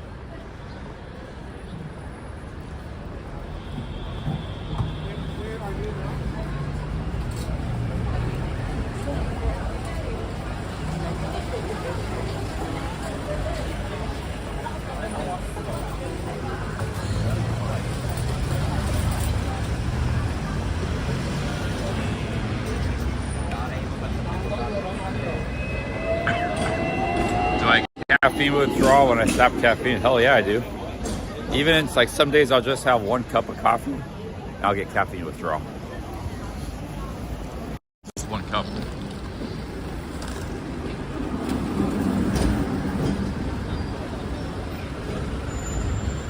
I think this is not a good city to jaywalk in, but I'm gonna do it anyways. It's dangerous to jaywalk in the city. I can tell by the trains and the trams and the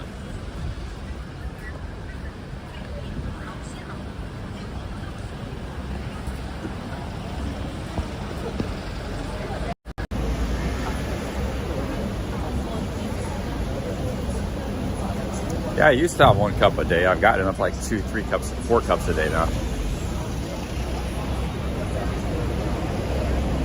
That was actually maybe a little too much sugar even for me. So I kind of want to wash it down with some water in my meal and just drink a cup of sugar.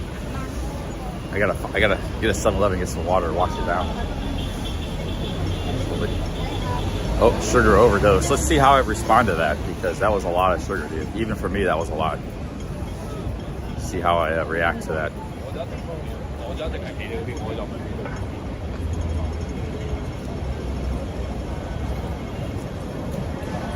You got a celebrity over here.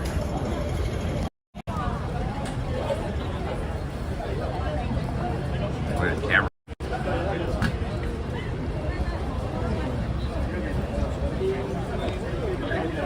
He's got the cameras filming something.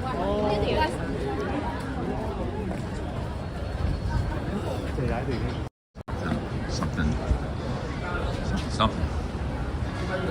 There's a Circle K over there. Let's go get a water.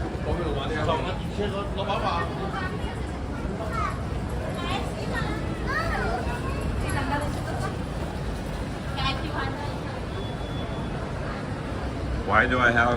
Well, neither place is. The mainland is Shenzhen. That's you crossed into China proper. This is all Hong Kong. Kowloon is also an island. It's not mainland either. But, I want to check out both places, so I got a good deal with a hotel here. I'm glad I came here.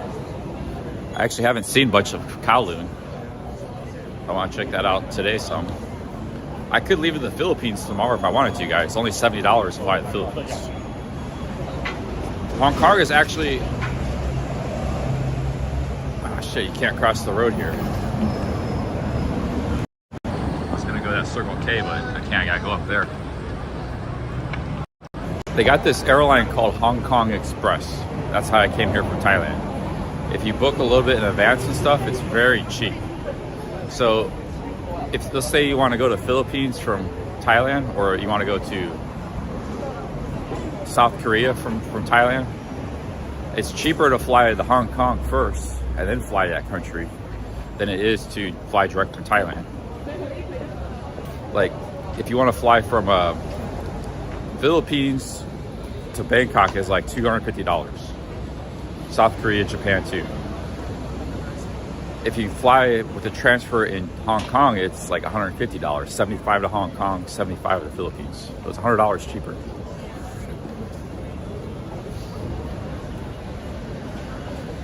That's one of the reasons I came here, because it was cheap to fly here. Very cheap to fly here. Hong Kong Express is very cheap airlines. Cheaper than AirAsia, actually. Guys, all kinds of great travel hacks to teach you guys.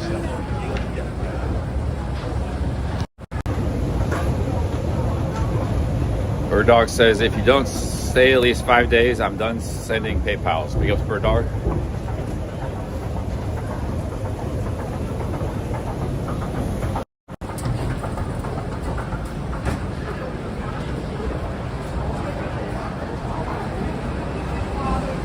Yeah, it might even be like cheaper to fly to Bali or Indonesia from here, even though it's kind of out of the way. So Hong Kong is like a great airline hub, you know. But this is a cool city too if you want to just come check it out for a day or two. You don't have to fly. You can do a transfer.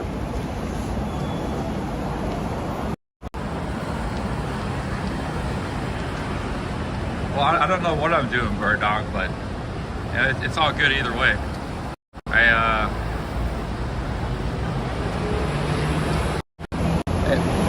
It depends on the hotel situation, because I booked 3 nights of hotel. My last night is tonight here.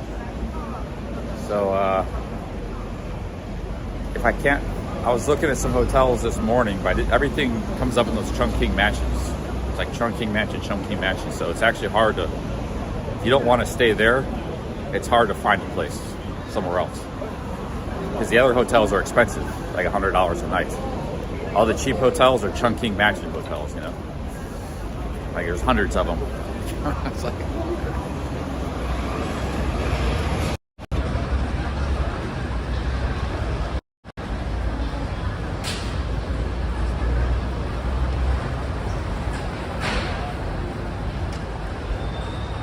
I like Hong Kong too, Bird Dog. Big ups, man. Man, sugar overdose. Holy shit, dude. It's not that I don't like the sugar, it's that now my mouth feels like so sweet. You know, you eat like a really rich cheesecake or something? It's just very, very sweet. That's how I feel right now. You need to wash it down some water.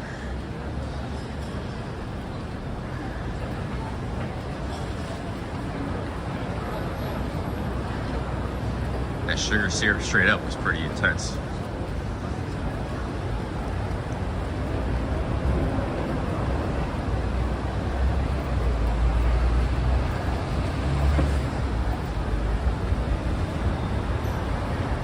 There's a lot more people around today than yesterday.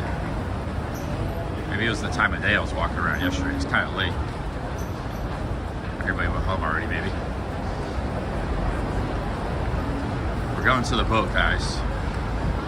We're gonna catch the boat to the other side. Kowloon.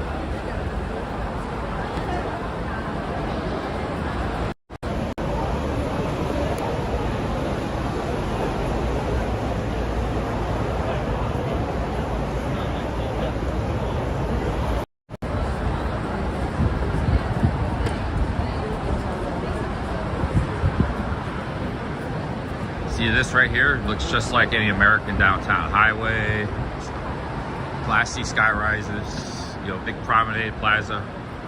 That's what I mean. A lot of Hong Kong, it could be in any American city, you know. Even the small cities got this. Like Cleveland has a lot of this kind of stuff. Downtown Cleveland. You see a lot of that.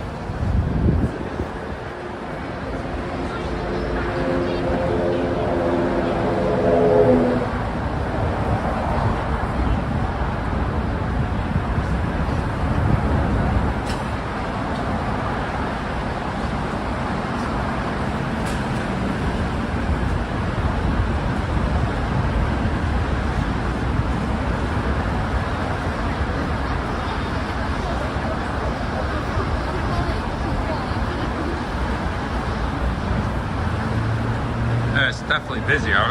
Well, sometimes Cleveland's a ghost town downtown. There's nothing. It's I'm talking about like the look and the layout of the city, like the buildings, the roads,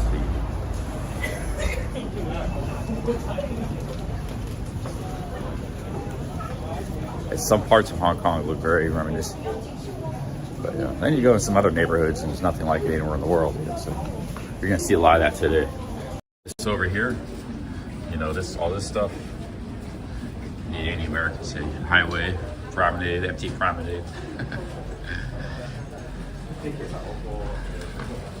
Church over there.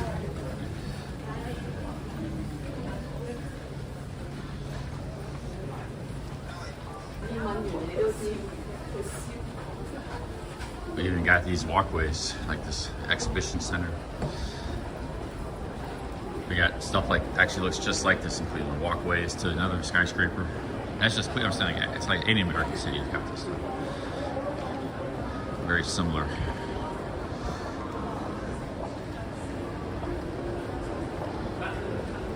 That's what I was remarking. Like, I want to see the old Hong Kong, you know, tenements, the boat houses, all that stuff. Where are the boat houses at? Haven't seen those yet.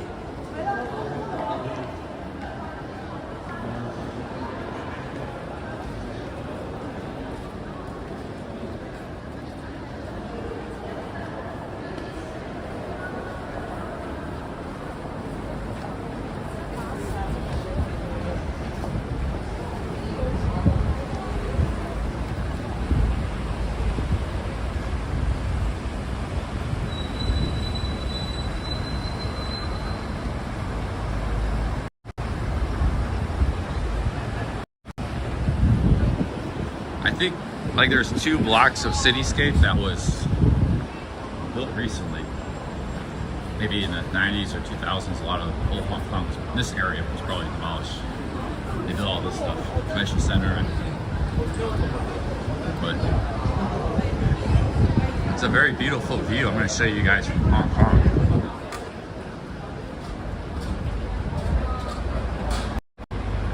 Wait till you guys see the view at night. This could be Phoenix, Arizona right here.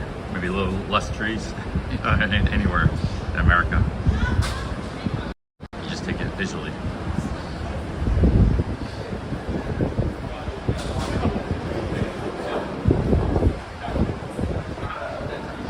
No visa for Indians to Hong Kong? Indians don't get a visa? I didn't know that. They let Americans in pretty easy here. Nope, I didn't have to fill out a form.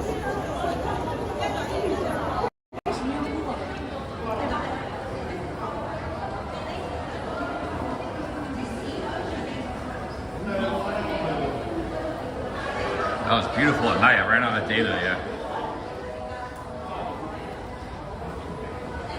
But I saw myself off stream. Oh, visa not needed for Hong Kong, yeah. Hong Kong is really one of the most easy, free places in the world, man. It really is.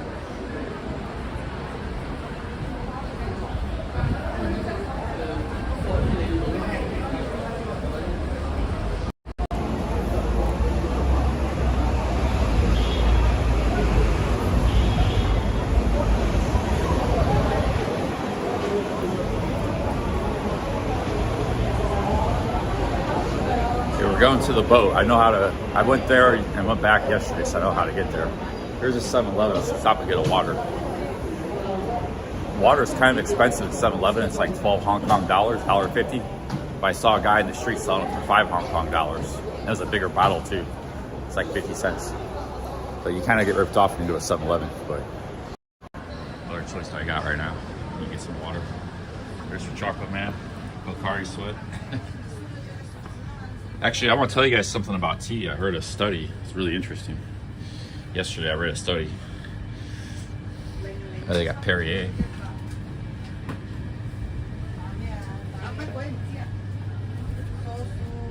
I'm gonna get some tea instead of cup of water. Some oolong tea. Same price. Drink more tea.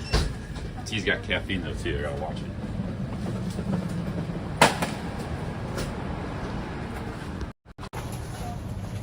I'll tell you a health study about tea, something you guys might find interesting.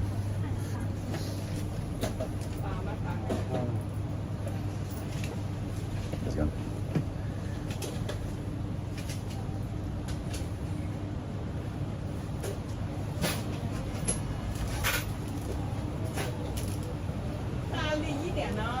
There's no sugar in this tea. It's just straight up tea. Japanese tea. Chinese tea. You know, when people send?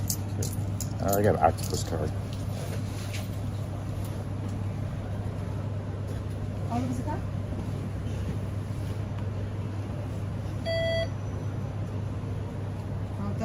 Thank you.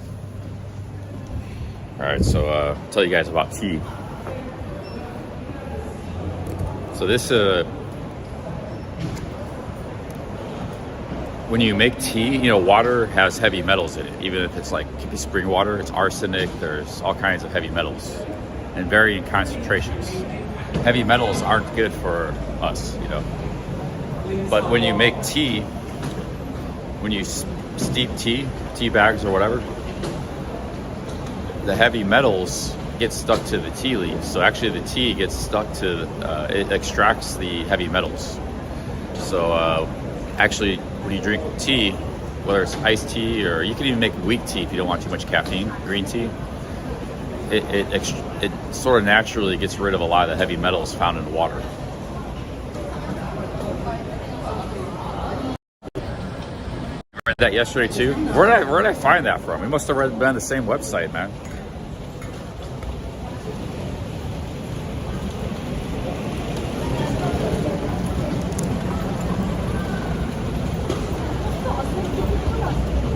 But tea, like oolong and green tea, I don't like any sugar in it. So this is no sugar. It's just oolong tea. Tasty drink, no sugar, no calorie, no artificial coloring. It's just tea water, you know. I don't remember either. They must have got hooked into both of us, whoever it was.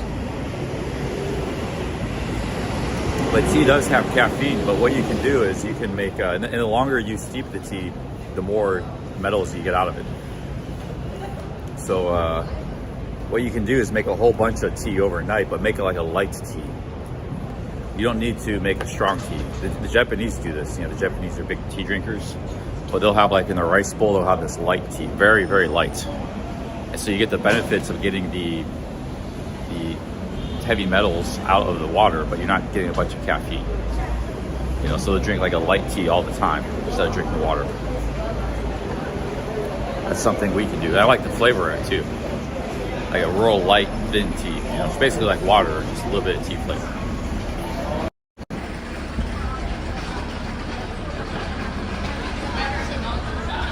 I think I took the wrong way to the boat. Oh, the boat's over here, I think. I gotta go back to the boat.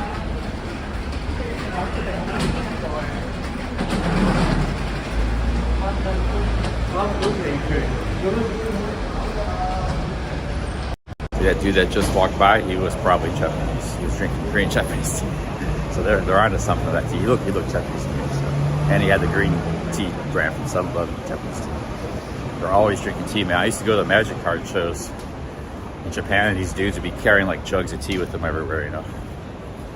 They wouldn't drink the water, they'd only drink like green tea and stuff. But they drink coffee too, they drink both.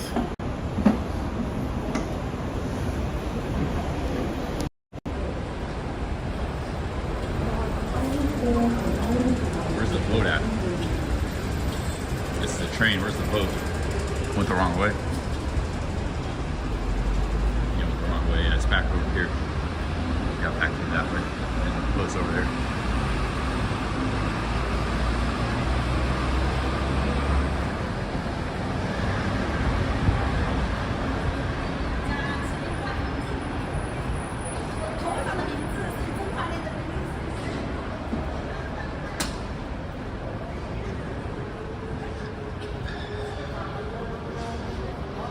A lot of this kind of stuff in Japan too, because I used to have to go to the convention. There's a convention center right back there.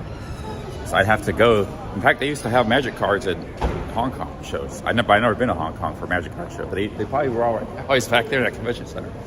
Because in Japan, we'd go to these convention centers in Kyoto, Yokohama, Osaka, Tokyo.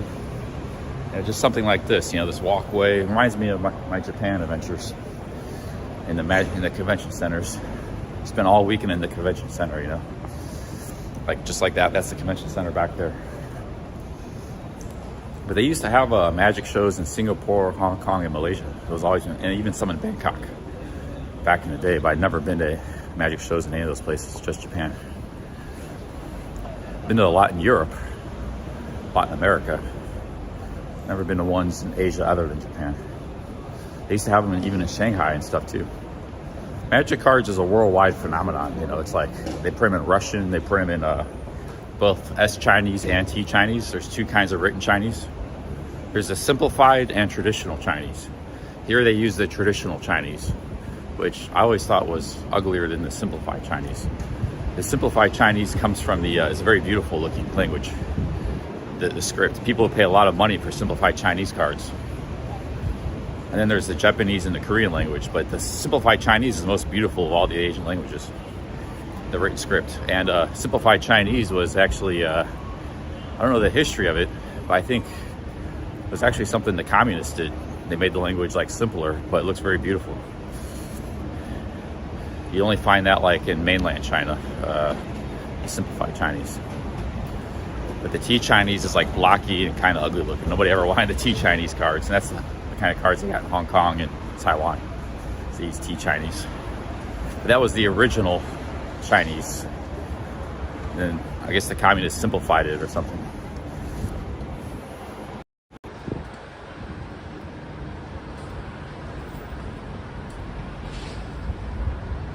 So they got like magic cards in Portuguese and Spanish, and Italian and French and Russian, and they don't have them in Thai or Vietnamese. They got them in Japanese, Korean, T Chinese, and S Chinese. And it's not like recently they just started. They've had T Chinese, S Chinese cards since like in Korean since like Urza Saga, 1999. The Urza Saga expansion. They've been around a long time in these. My first magic show in Japan was in 2001 in Kobe. First ever time in Asia. I flew right to Kobe. I had $10,000 in my pocket, bag full of cards. Did a bunch of business, flew back to America. The convention center in Kobe.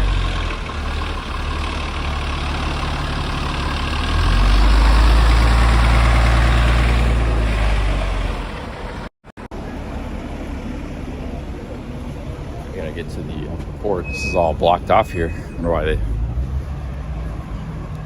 got the pedestrian walkway blocked off.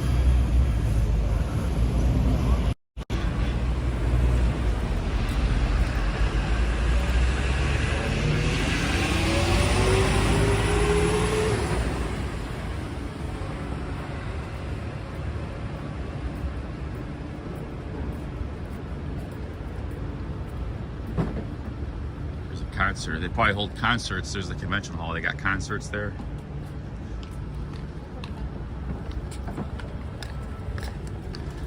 Here's the boat, guys. Sorry.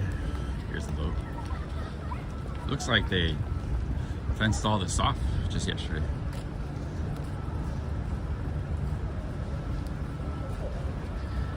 Christopher Lee, he's Chinese Singaporean. He understands Chinese. Somebody was speaking Chinese on the train yesterday. Christopher was like translating. He knows what I'm talking about. Yeah, there's S and T Chinese. But I just think everybody always thought simplified Chinese were very beautiful and people would pay a lot of money. And they were actually rarer because magic cards were real popular in Taiwan and Hong Kong. So like there were T Chinese cards everywhere. But people, mainland China was very, very big in magic cards 20 years ago, 10 years ago. So the S Chinese cards were like a treasure, very rare. It was a good card. You had it in foil. It was worth a lot of money because it was rarer, one, and people liked the look of the language better. People didn't understand the language. They would just buy the card because of the way it looked. Even they're just from America or Germany or something. That was a kind of a, but people liked the Japanese cards too. So that was the, one of the reasons I went to Japan was there was a premium for Japanese cards in Europe and America. For a while, actually, and then it actually turned where people didn't want the Japanese cards anymore. But for a time, they did want them. And people just wanted the English cards after a while.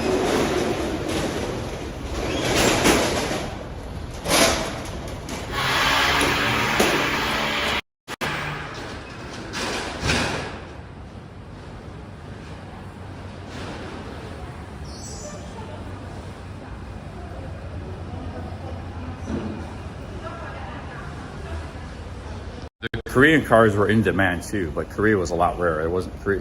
Magic was never that big in Korea, but Korean was a very popular language for cards to buy.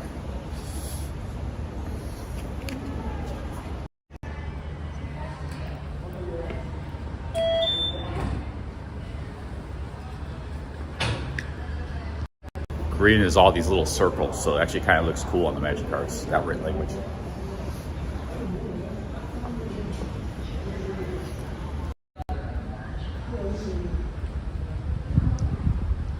This is the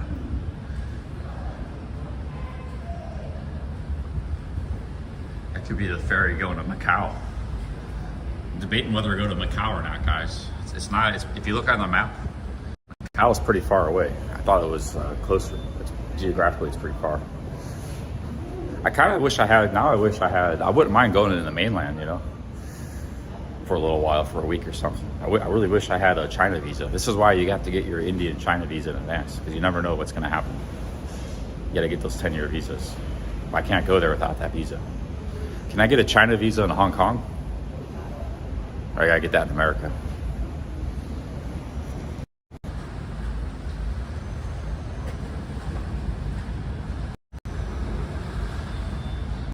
I don't know. You might not need a visa for Macau, but I need a visa for the mainland. I need one of those China visas. Otherwise, you just have to stay in Macau and Hong Kong. Yeah, that's the airport, though. I'm not at the airport. You cross the land border. That's Japanese green tea. This is actually cheaper than 7-Eleven. I could have just got this Japanese style vending machine. These are all Japanese drinks. Every single one of them, so I recognize them. That's the tea I just bought.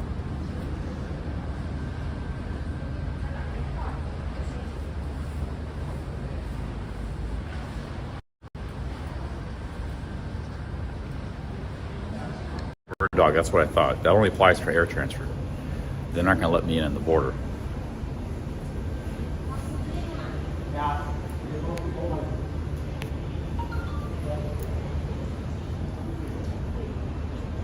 Also, there could be the issue with YouTube streaming. It might not work there. I'd be the only guy probably on YouTube streaming in mainland China. They said I'm the only guy streaming in Hong Kong right now. So I might be the only guy in China too.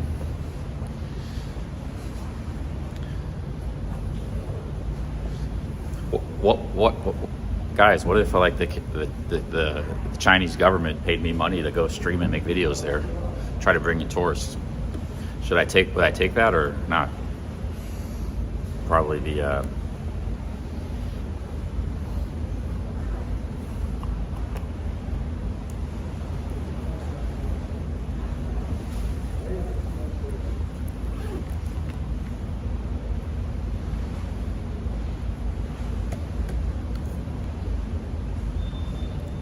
Now they'd probably give you a special phone to stream, because they don't care about YouTube and Google for foreigners. They only care about it for their citizens. They're trying to keep it out of the citizens' hands.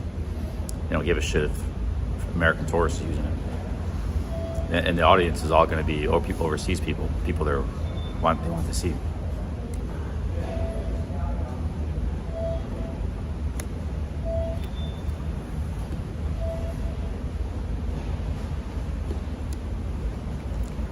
A man in my position, it might be hard to turn that down, man. It wouldn't be like propaganda, it'd just be travel videos. Same thing I always do. Nothing wrong with doing that. Travel live streams and videos. I stay out of the politics, you know. But I think a lot of people would take issue with that. You know, like, you're propagandizing. Like, every government in the world has done bad stuff, or is doing bad things, you know. Like, would you not go to Israel? They've had some issues. America's got issues. I'm not apologizing for China, but would I not go there just because there's things happening there that maybe, Brazil does bad things. Brazil, the police will raid in the ghettos and just kill a bunch of people, no trial. Philippines and Thailand, they were killing drug dealers, no trial. 2,000 of them, dirty Duterte in the Philippines. There's, bad things that happen everywhere. They were saying Johnny Somali, I learned about the mental health situation in Japan. You never want to go to a Japan insane asylum because they just like chain you to a bed. It's like horrible. It's like a human rights violation. They have the worst, in Japan, they have like the worst treatment of people who are insane, So they were saying that could happen to Somali if he went back there, which would be a really bad thing. So like there's bad things in every country. If you didn't travel because the bad things, you wouldn't have travel anywhere. You know, it's just a thought. What you guys think?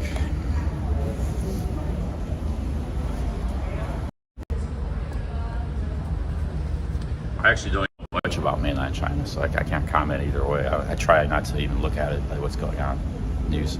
There's channels like on YouTube that, like Serpent ZA, I was watching him a long time ago, but he's always bashing China. But I just unsubscribe to that guy. I don't watch him. But I'm impressed by Hong Kong, you know.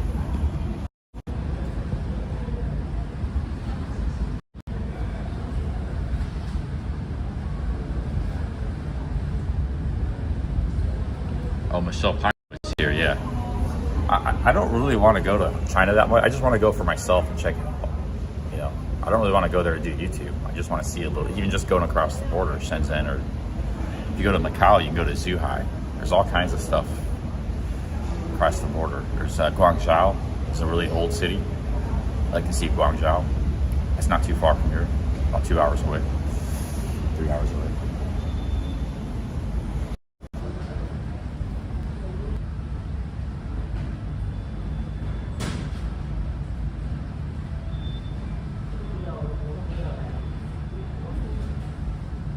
I like to go to Xiamen.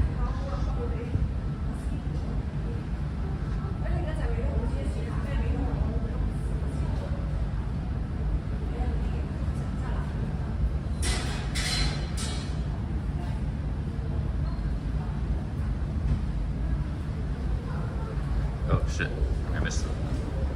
I'm gonna miss the boat.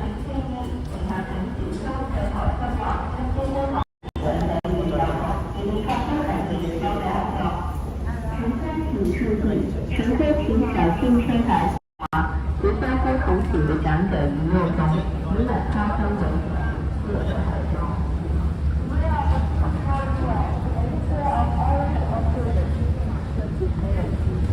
乘客請小心車台濕滑，請保持適當距離交通，以免發生危險。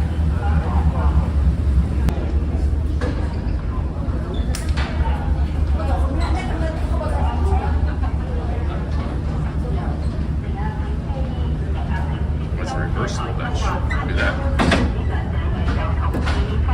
That's a good design.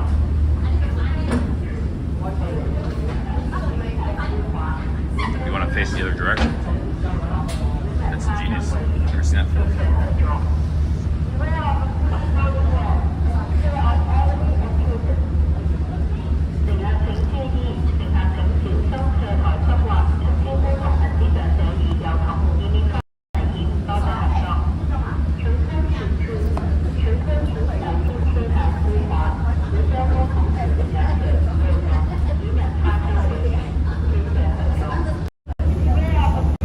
Kowloon. Not a lot of people on this boat today.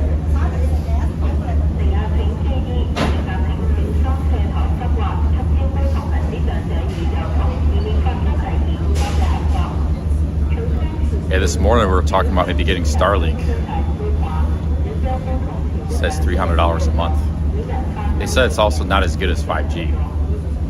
So like it might not be good enough for streaming. I have to talk to a streamer that actually uses that, you know.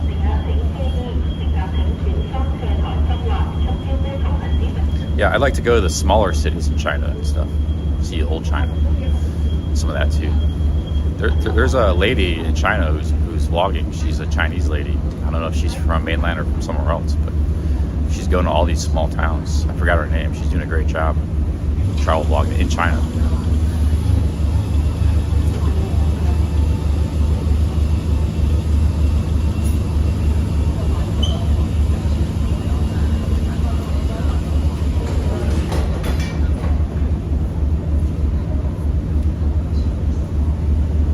No, it's a Chinese lady. I forgot the name of her channel. She's traveling all around China, man. Anybody know that channel? Making travel videos.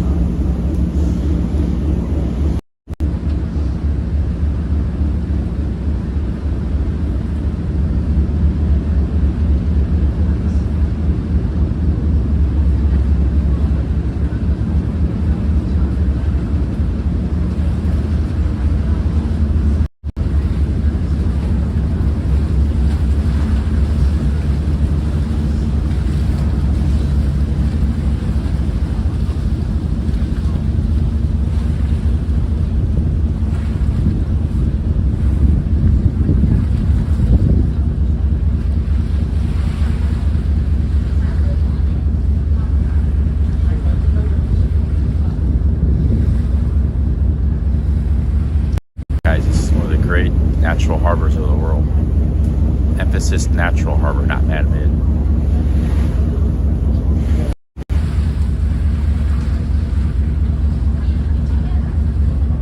Oh, her name is Chinese Everywhere? Okay, that's the name of her channel. Yeah, Little Chinese Everywhere.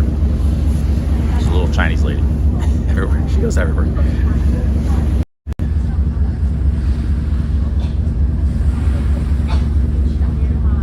You guys are cued in on YouTube, man.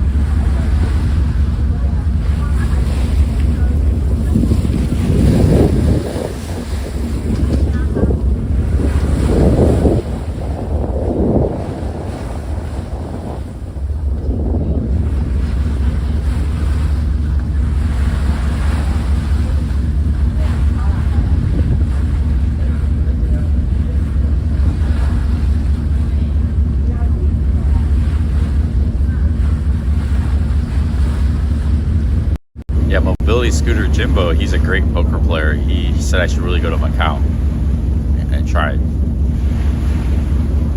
If I could live stream in Macau and make money playing poker, maybe I should, man. But how much are the hotels in Macau? I haven't looked yet.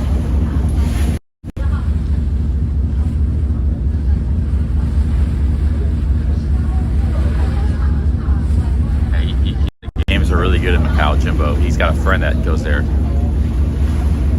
Wants tons of money, he said, his friend. He said the players are really bad. Some of the players are really bad. So you just have to play ABC poker.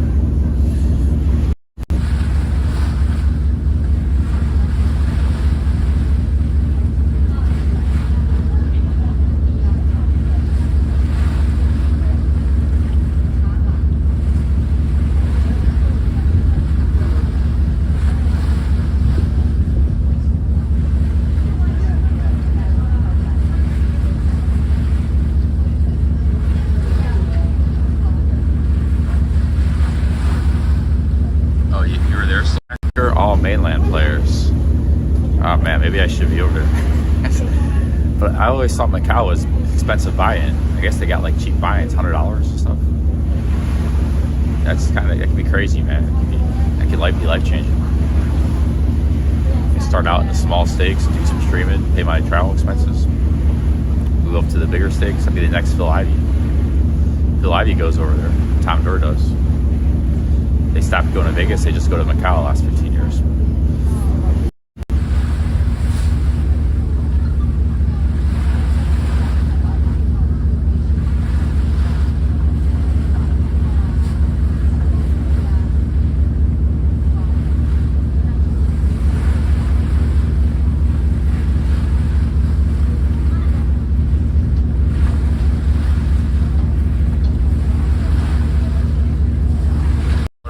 Is probably stream in the morning and at night, and then the day I play coffee or play poker.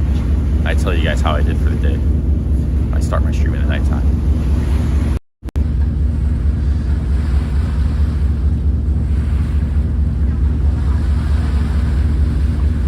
Oh, money laundering was going on. That's probably when it was good games. Juicy. The money laundering, then it's probably not good anymore. That was when it was good poker games.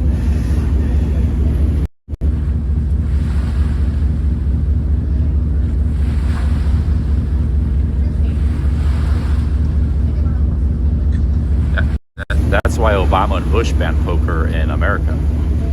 It used to be Party Poker Paradise, all these great sites. They were honest too, they were legit. But they were scared of money laundering, so Bush banned it, then Obama made it even worse. It's like you couldn't play in America anymore.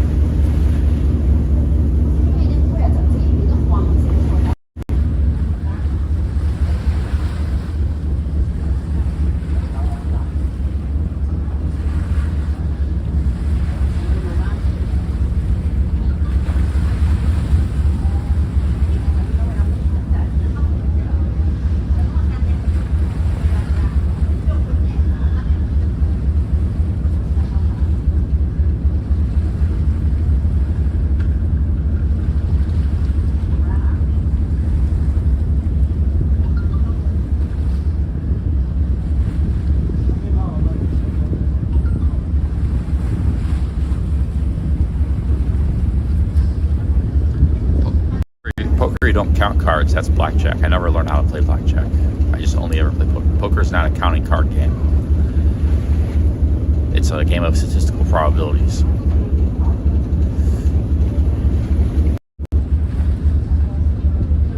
That's why I was good at, because I was always good at statistics.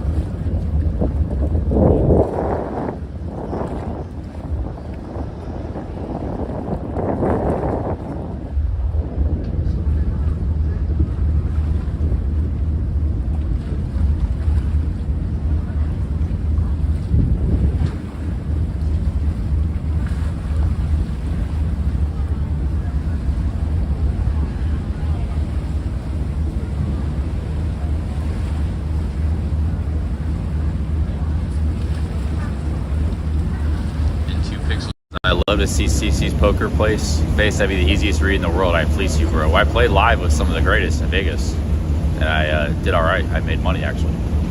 I was playing with all pros. Here's the thing with live poker: you may have tells, but they have tells too. So that's why I like poker. Well, it's true. I got a stat. I got statistics. I was in the poker magazines. All my stats are recorded, so it's not. You can't accuse me of bullshitting because, one, I don't bullshit. Two, it's all online.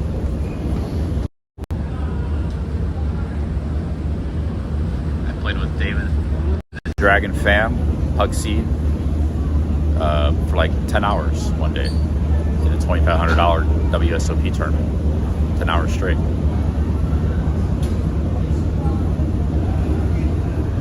Played with Dan Harrington, Johnny Chan, Greg Raymer, a bunch of other people. I remember all their names. I played with that guy, Barry Greenstein. Famous players I played with. Because they played. I was playing lower stakes games in Vegas, but they would play lower stakes too. They didn't always just play big stakes. Low stakes for them was like $1,000 buy-in.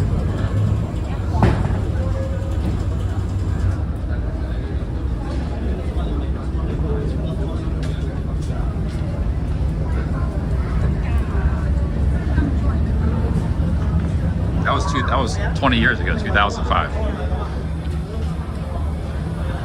That was 20 years ago, 2005.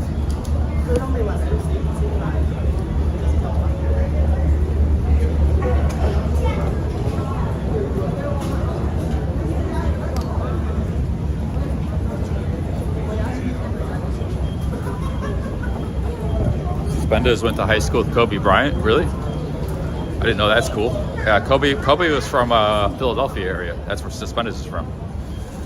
Lower Merion High School, right? That's where Kobe went. His high school's famous because he was drafted. So Lower Merion High School is where Kobe Bryant went. It's in the suburbs of Philly. He's about the same age as Kobe too, or maybe Kobe's a little older. They might have been in the same school together. I didn't know. That's pretty cool. Donald Trump's gonna make a statue of Kobe Bryant. He's gonna build this statue garden and a bunch of people. He was naming a lot of the people that would be in the statue, like Frederick Douglass, Kobe Bryant. He was gonna make a big statue garden. I don't know where, DC or Washington DC. Shout out to Trump.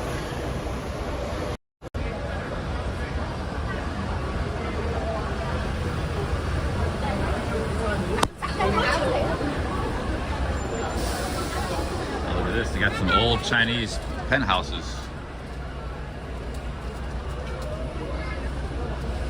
X-rated. So 100. 1987. Look at that. It's a collectible.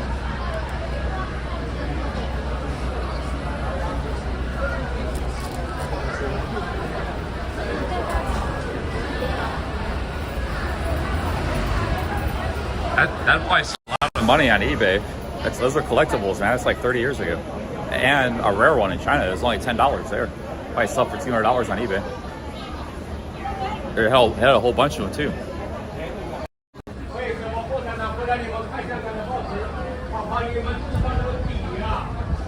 Yeah, if you come here at night, it's a very beautiful view. Maybe we make it at night. But right now we're gonna walk around Kowloon.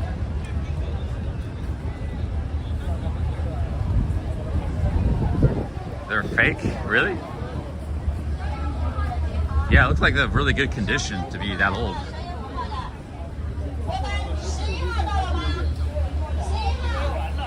I wouldn't be surprised they're fake, but I don't like scams like that. If you think you're getting something a collectible and it's just fake. That's why I don't even buy stuff. Unless I really know what it's about, you know. Like magic cards I knew real well, so I buy and trade those.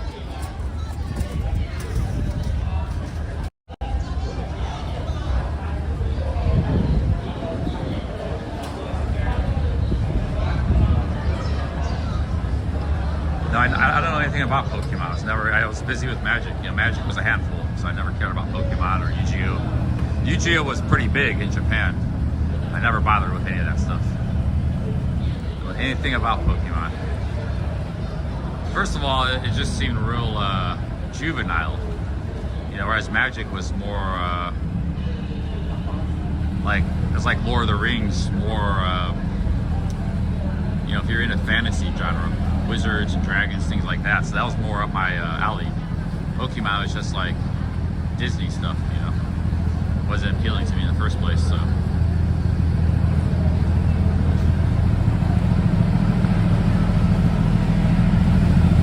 But they're both worth a lot of money. Pokemon is actually more famous.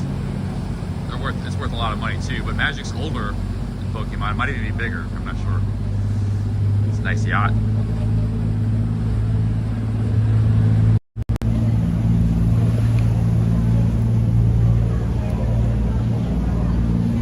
Yeah, like Logan Paul is into Pokemon, but Pokemon came around like 1998. I was already, you know, 18 years old then. I was in Magic for years. I had heard about it, but I was like, well, this looks like crap. It's like, well, why would anybody want Pokemon cards? It just looks like garbage. Yellow, like some little Charizard thing or something, lizard thing, like yellow. Like it was like, I don't know, people liked it, but yeah, Logan Paul was like a kid back then because he was a lot younger than me, so. He was probably got into it when he was a kid, you know, and he just liked it his whole life. Nothing wrong with that, but for me, it was a completely different situation. Had I been Logan Paul's age, maybe I would have got into it too. But when it came around, I was 18, and I was already into Magic cards, so well, you know, absolutely no interest. Pokemon cards today still look like, yeah, it's weird Japanese anime crap. Pokemon is, so is Yu-Gi-Oh. But people like that. People like Japanese anime too. So. I never liked it, but I was never into Japanese anime. I like Japanese culture. I just don't like, it doesn't mean I have to like everything about it. I don't like the anime. I don't like the manga. Manga is the Japanese comic books. Didn't like the trading cards. I like the American trading cards, which was Magic, MTG.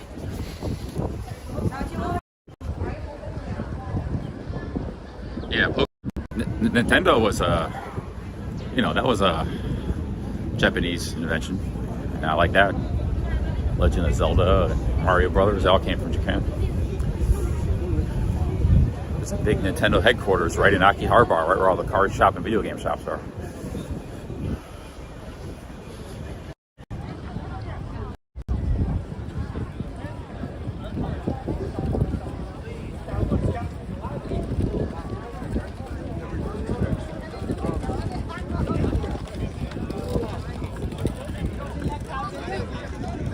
Actually, it's kind of cool. Like, I just never really bothered to watch it much. But if there was something maybe I would like a little bit, maybe I'd watch some anime. Because it's kind of cool graphics. I mean, just the way they did the animation and stuff, it's kind of neat. But I never sat through and watched more than 5 minutes of it, 2 minutes of it. But there's people who love it, man. From other countries, all over the world. People from Korea, China, America, Canada, Europe. Are anime fanatics, you know. Ryan Boundless used to call them the weeaboos. They're like, they're huge into Japanese culture and anime. It's their dream country, but they've never been there. So if you say anything bad about Japan, they freak out in their vlog. They're watching all the Japanese foreign vloggers, you know. Because he used to say a lot of critical stuff in Japan. The weeaboos would attack them all the time. They're from all over the world too, you know, not just, they're from all over the world, the weeaboos. This is beautiful at night, guys. I gotta show you this at night.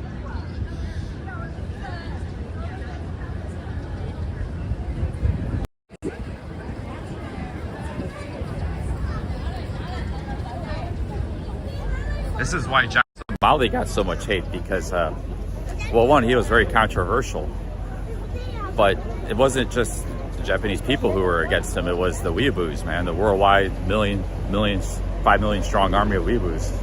This is why, like, there's thousands of videos on YouTube with over 100,000 views, and many with millions about Johnny Somali. Because he was the rallying cry. He was the hill the weeaboos would die on, you know.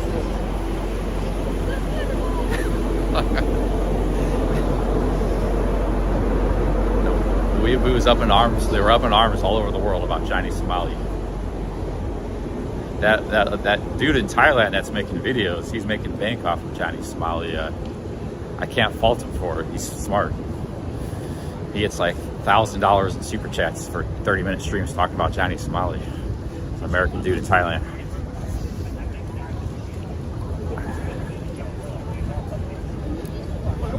If you add up all the money that all the YouTubers made off of Johnny Somali, it's probably 1,000 times more than what Johnny himself ever made. Maybe 10,000 times more.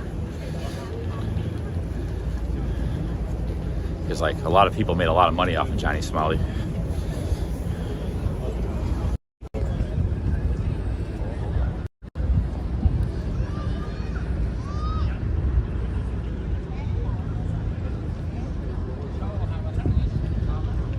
I forgot the name of his channel. It's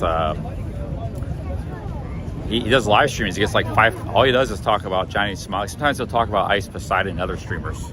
Mostly it's Johnny, and he gets like 5,000 viewers in the chat and just endless memberships and super chats. He does a live stream. It's like, but there's people that made videos about Johnny too who get 1 million views all over the place, you know.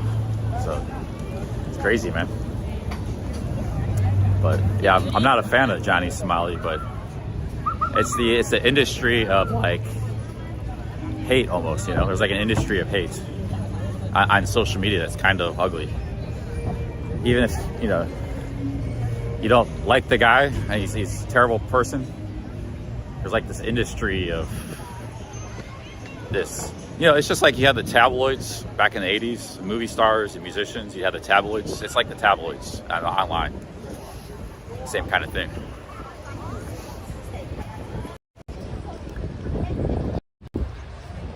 Hey guys, here's the Peninsula Hotel. This is the oldest hotel.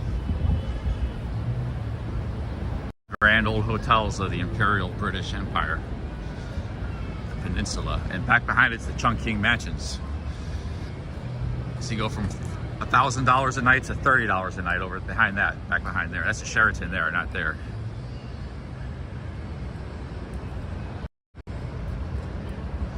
But you know what could have happened with a guy like Johnny was, you know, he just had 100 people in his chat. He was a small streamer to begin with.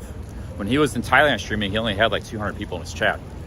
So he could have just been, nobody even forget about him, you know. Like he could have just got arrested by the authorities and nobody even knew his name. It was all the hate channels that made him famous and emboldened him, and they made a bunch of money off of it. It was all the nobody ever talked about him. He would just been some obscure guy that was running around Japan with a tiny little audience and probably would have got arrested. That would have been the end of it. But it's all these hundreds and even thousands of channels monetizing and capitalizing off of his notoriety and outrage, the outrage industry. Like I said, all the weeaboos are outraged about Johnny Somali. You know, he was just there was a guy like that in America. His name was, he was just like Johnny Somali. His name was, he was a young Hispanic guy. I forgot his name on the IP2. He got arrested in New York. Nobody shed a tear for him. He was climbing the bridge, the Brooklyn Bridge, doing all kinds of crazy stuff. I forgot his name. And there was no outrage about him because nobody was because he wasn't in Japan. He was in America doing that. You know.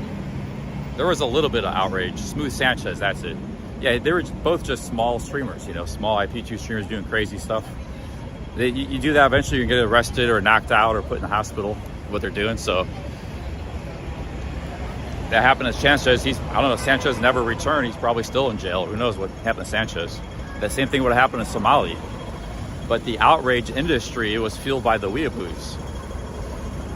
And so all these people made all this money because they're outraged. Oh my God, this American went to Japan and acted that way, you know? It was like this outrage industry. But well,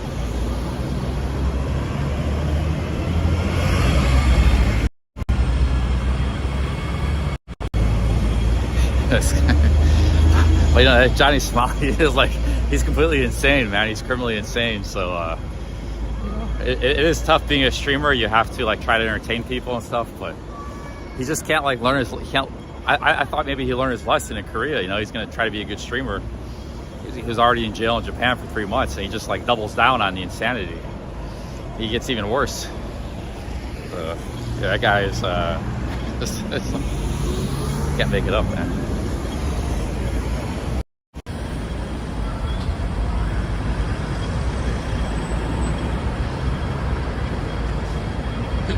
Videos about me too, but they don't get a lot of views. I get you know 1,000 videos made about me the last 5 years. They're just people like to make videos, I guess.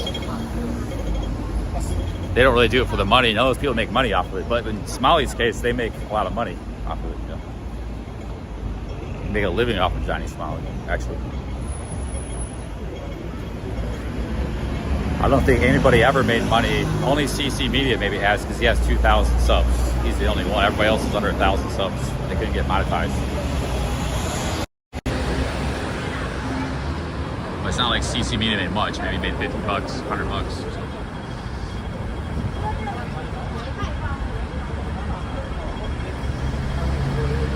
The Chungking Mansions are up here to the right. That's the Peninsula Hotel. This was actually World War II. This was in World War II.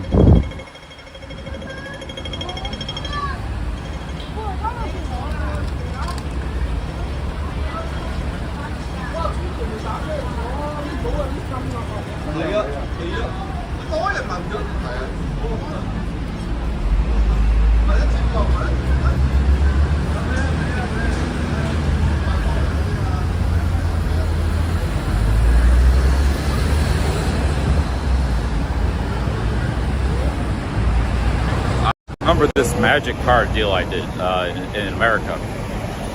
I was getting back in the game. This was like 2011, and he was getting back in. We knew each other from 10 years ago.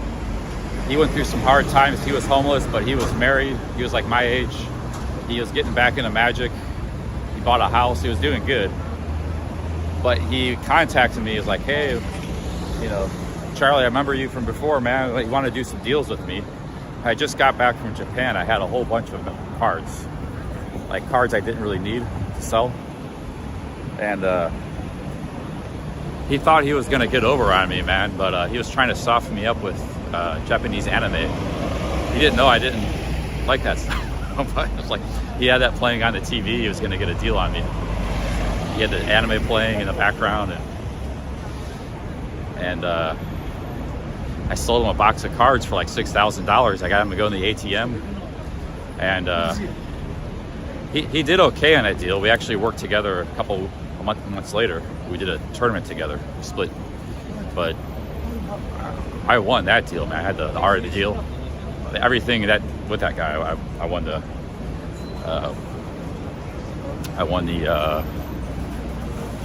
deal. He didn't get ripped off. It just wasn't the best. He maybe broke even on it. But he thought he was getting a really good deal. I gave him this big box of Japanese cards, and it was a lot of stuff I couldn't get rid of. It was hard to sell.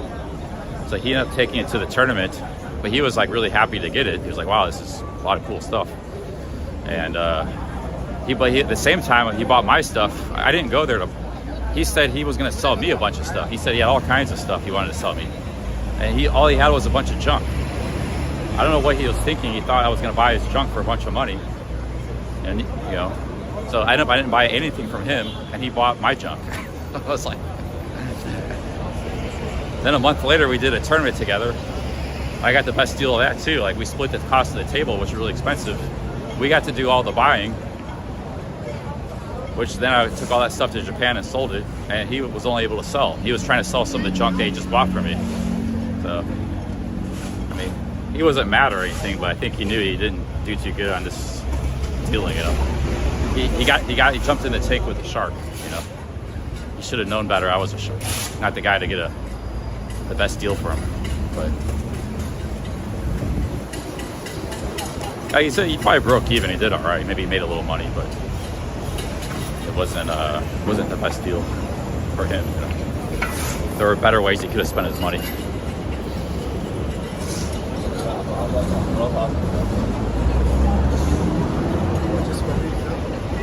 Yeah, we're by the Chungking Mansions. Chungking Mansions are right up there. You can see. The Chungking Mansions are like 8 blocks. There's like block A, block B, block C. So if we walk back there inside, I'll show you. But I think he was playing that anime to try to soften me up because he knew we were talking on the phone. He knew I'd go to Japan a lot and stuff. And he just figured I liked anime or something. He'd get a better deal out of me if he has anime playing on the TV. That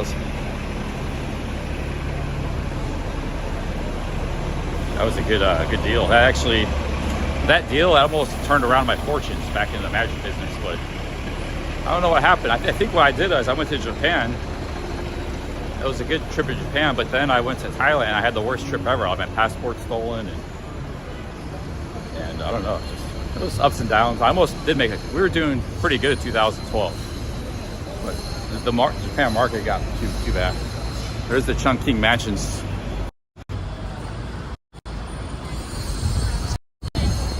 Let's go explore the Chungking Mansions right now.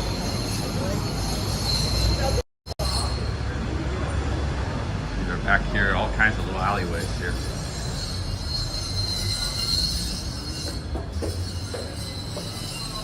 It's a labyrinth back there, dude.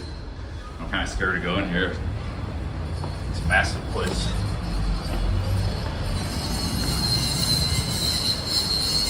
The ground floor looks okay. It's just not, it's the inside. Oh, this is the Mirador Mansion.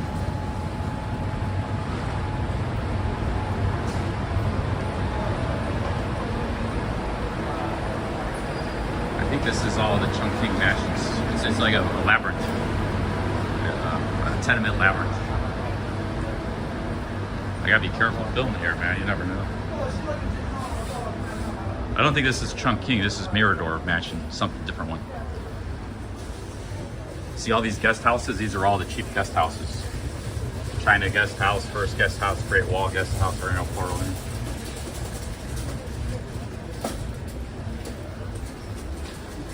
So I guess there's more than the Chungking Mansions.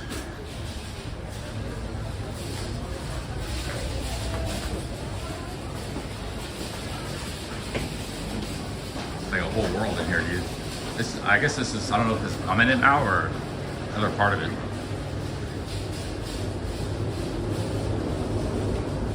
I don't know what's going on here.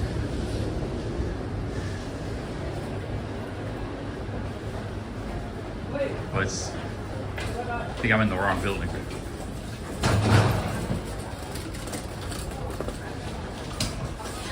Gotta change.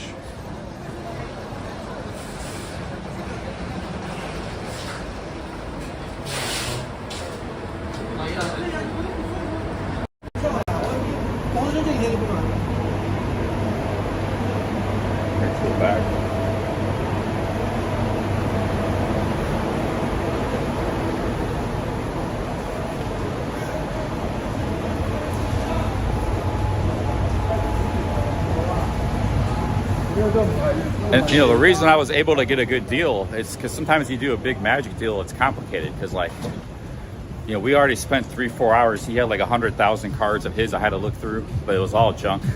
I guess he thought he'd get a lot of money out of it for it. I didn't buy any of it.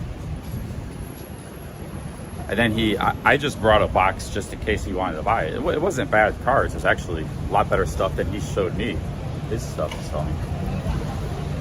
So there was value when I sold them. He sold off a lot of it, but you do a big deal, you can't individually calculate the value of every single card. There's so many. That box of cards I gave him had like 3,000 cards. He would be sitting there for 2 days trying to. So you got to kind of go on your gut feeling and, okay, this looks like a pretty good. Is it worth $6,000? Yeah, I think I'll take it, you know. But really, yeah, it was worth $6,000, but it was like a lot of work, a lot of time to sell it off to get that money back for a very little profit. So it wasn't the best deal for him. But he thought it would be better, you know, he thought it'd be worth more than what he paid for it. Because he was just kind of, you got to calculate on the fly, try to, okay. I think he's the one that even came up with the price. Like, I didn't even, he just negotiated himself. It's like, I asked him, how much would you pay for all this? And I was like, 6,000 good. So he thought that was a lowball offer. I didn't even like ask for higher. I probably could have asked for higher, you know. So that was the cool thing about Magic was the wheeling and dealing too. It's like always these people and everybody was trying to make money just like in poker, and, you know. These are all the Chungking Mansions.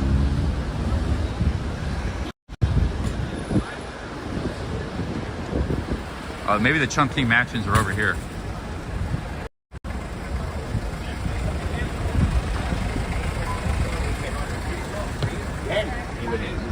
There's a coffee shop. This King Mansions are actually, this is a nice neighborhood. There's a lot of nice, there's a great mall across the street, nice coffee shop. So it's not in a rough neighborhood. It's just the mansions themselves are rough. Blocks, you know. But this neighborhood's not bad. This is all Chungking Mansions, I guess.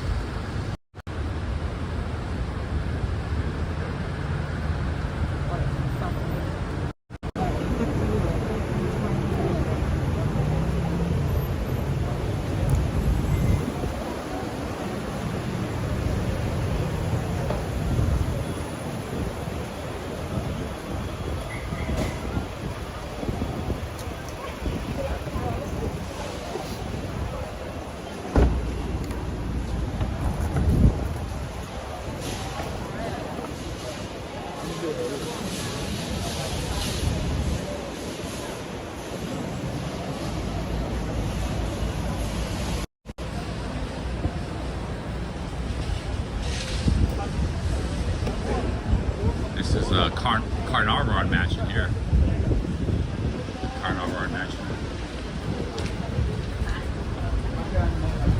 Bunch of mansions around here.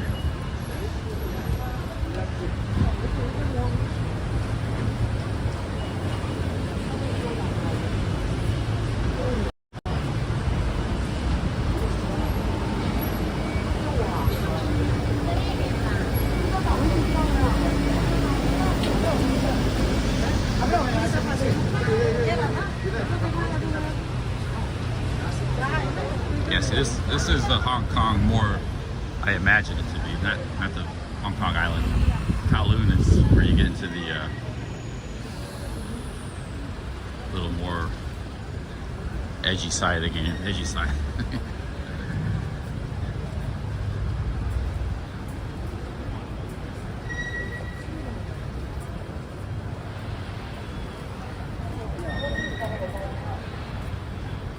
Luke Fook Jewelers.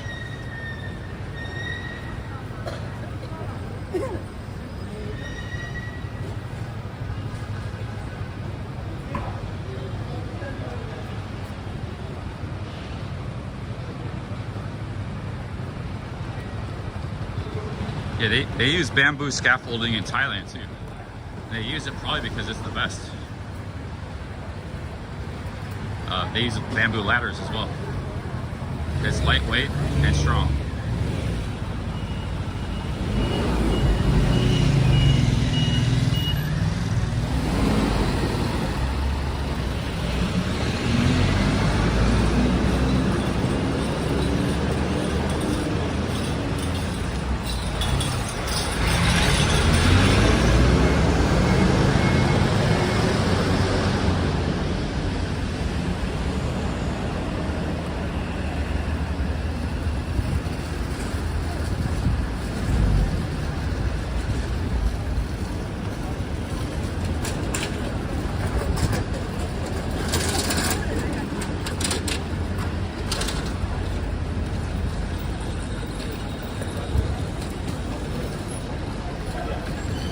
Sa Shim Shui Station.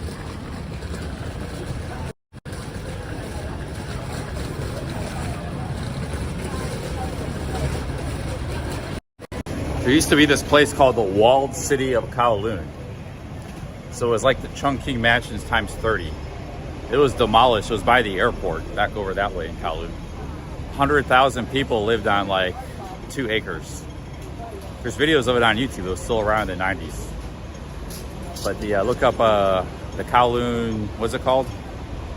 The Kowloon Walled City. Yeah, check it out on YouTube. I think this is the Chungking Mansions back in here somewhere. I don't know. It's can't really tell what's going on here. I'm just gonna keep walking. Here's the mosque.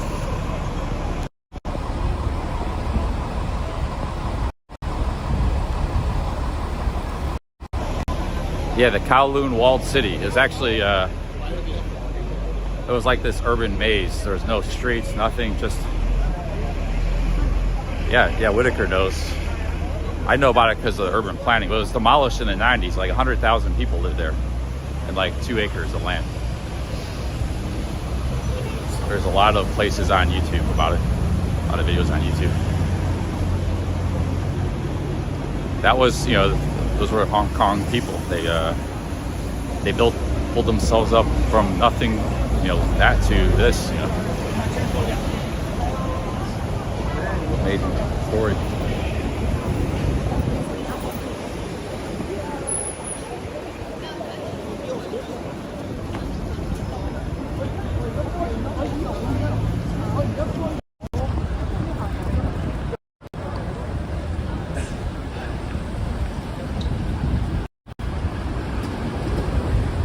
At here. That's Kowloon Street.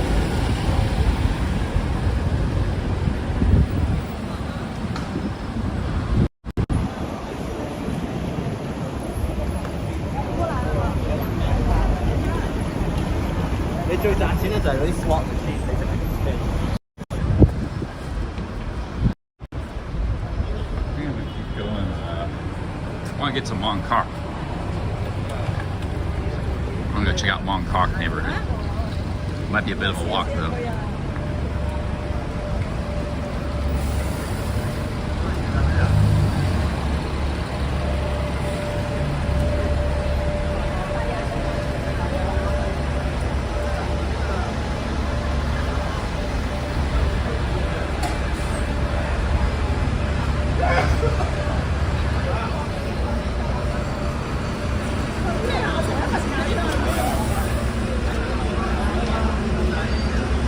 Nice park to the left there. It has bamboo scaffolding.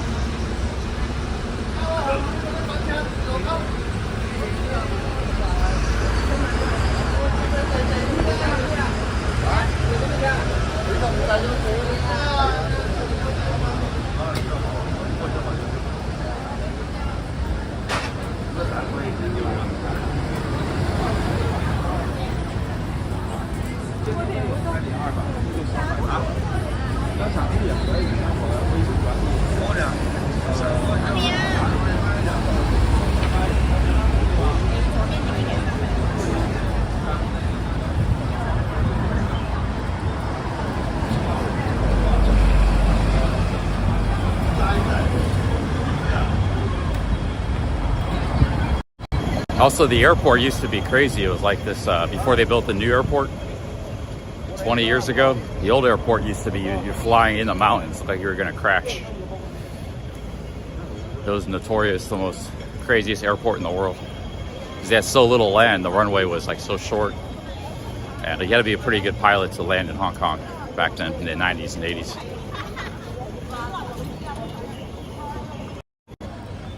But they built a big new modern airport. It's so much money, you know, that the country is so good, Hong Kong. They could build bullet trains, new airports and islands far away. And, you know, it's like, so they really upgraded a lot of stuff. Built a big new transit system.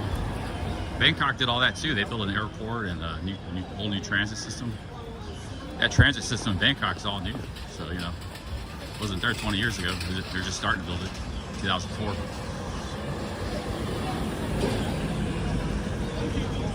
I was in Bangkok in 2005. Just finished like the first 2 little lines, and it was like 5 stations, the MRT, and like 5 stations BTS. It was like 5% of what it is today. It was just like 10 stations, just a little bit, you know. That was in 2005. I remember like, wow, this is a really small train station. Now you look at it, it's a giant map all over, you know.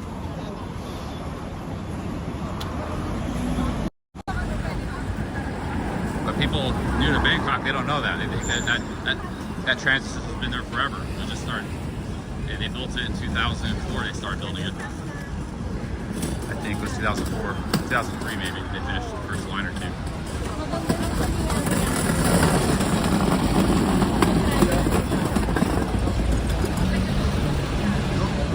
And meanwhile, in America, we don't build anything like that.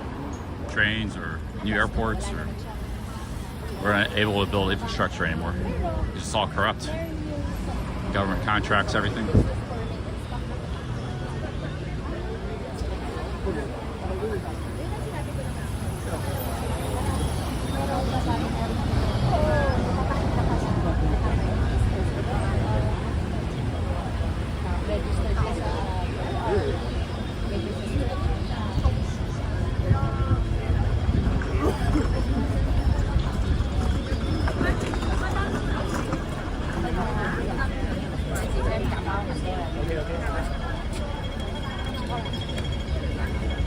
These are beautiful trees.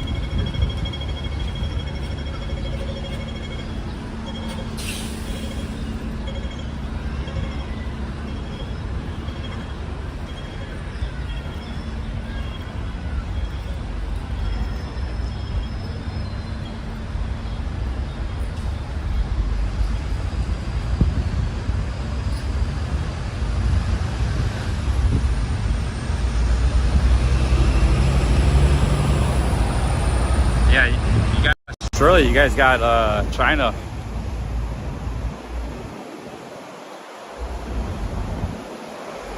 Like a lion looking up a piece of meat, gazing at you.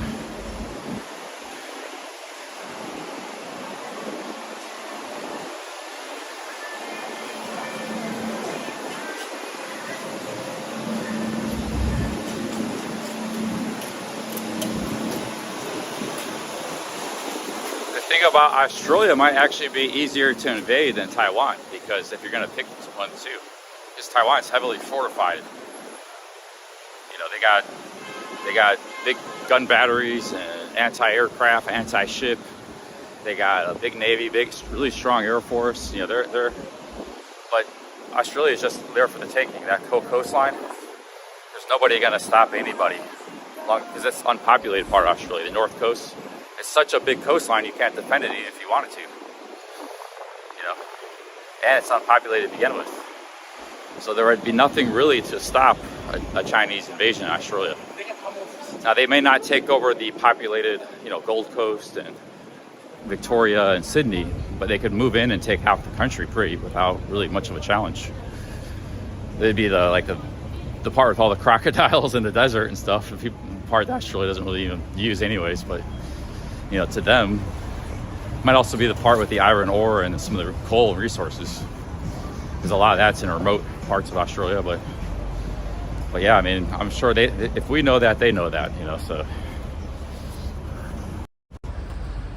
it's the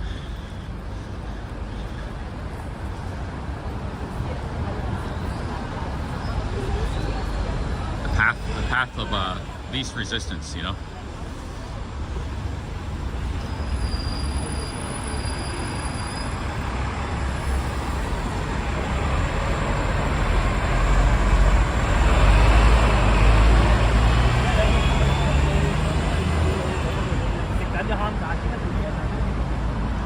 The thing is, I don't think China will attack Australia or Taiwan, but you know, because just like Russia never really, the Soviet Union never really attacked anywhere after World War II. They just try to consolidate what they had.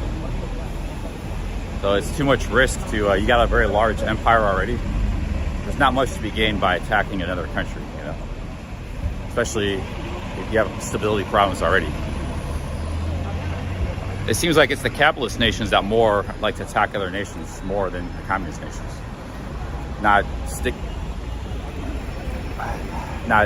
you know, I'm you know, you guys know I'm not a big fan of communism, but I'm just speaking in a neutral sense geopolitically. What the communist nations will do, they do like subterfuge, espionage, and subversion. But direct military invasion, they don't do that very often. Cuba's never really invaded anybody. Soviet Union almost never did. China hasn't. China tried that in Vietnam in the 70s, and it didn't go too good, you know. And they tried it in Korea too in the 50s. So, yeah, I wouldn't be worried about it if I was the Australians or Taiwanese, any Taiwanese watching, but you never know. Stranger things have happened, so it's the world, especially in an unpredictable world, anything could happen, you know. The thing is, there's a lot to use, like, when you attack another country, especially if, say, like you attack Australia, unprovoked, and in medieval times, you know, in the Holy Roman Empire and France and England, all these countries, if a country were to attack another country, you had to have a reason to do so. A claim to the throne or something, you know, like it was called a casus belli. It's a Latin term for, casus belli is a Latin term for a claim, a reason you were waging war. You didn't just attack for no reason. If you did do that, sometimes countries did do that, you would be considered a pariah, an international pariah. Nobody would want to do business with you, or everybody would hate you. You might even get a coalition of nations that would attack you.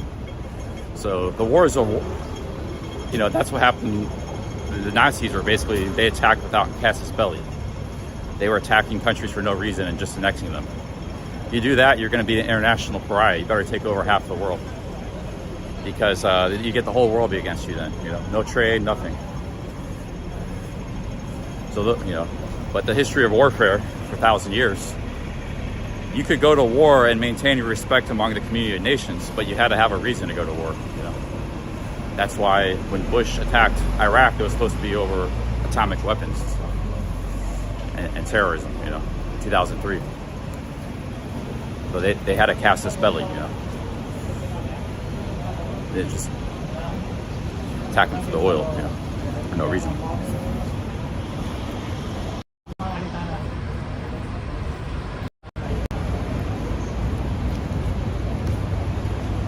Here's it. Hong Lane Cafe. Chinese bakery.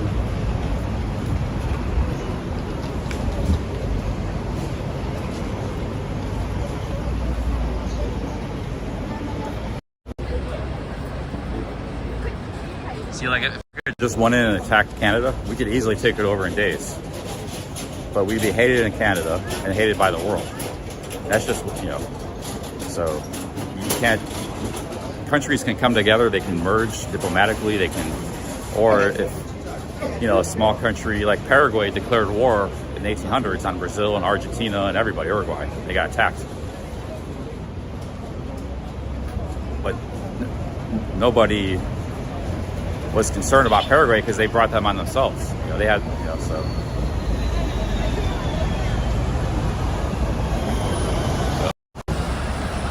All the countries of the world know this, you know.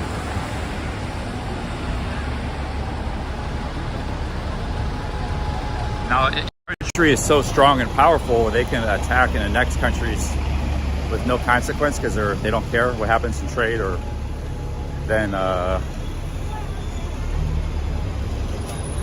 that's bad. That's what the British were trying to stop, like in the 1800s. They're trying to keep the balance of power, like not one country get too strong, or they can, in Europe, like the French or the Germans, where they could just annex any country and not suffer consequences, because there'd be nothing restraining them from, you know, taking over all of Europe, for example.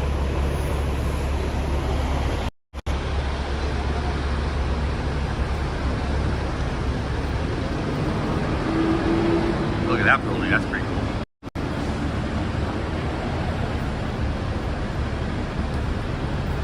See, this is the Hong Kong I imagine right here. This is cool looking stuff here. Cool apartments.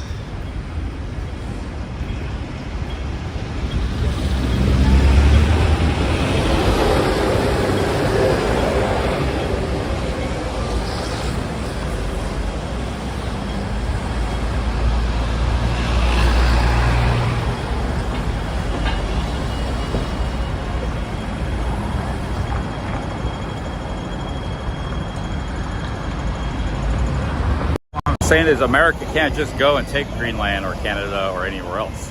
Maybe they could the Panama Canal. That's because they do have a casus belli there. They have a reason to do so. The Panama Canal, you know, but we don't have a reason to take Greenland. Just that we want it. They have resources. That's not a good enough reason. So the only way you could get Greenland is if Denmark would sell it to us, or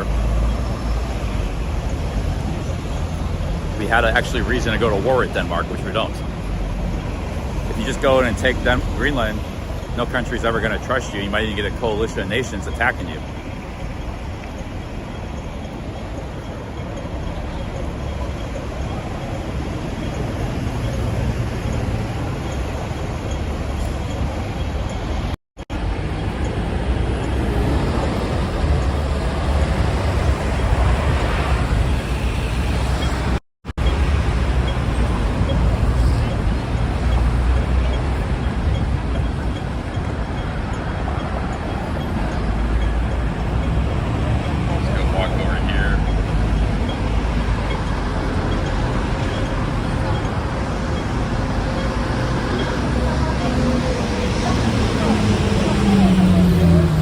It doesn't matter if people of Greenland don't want to be a part of Denmark.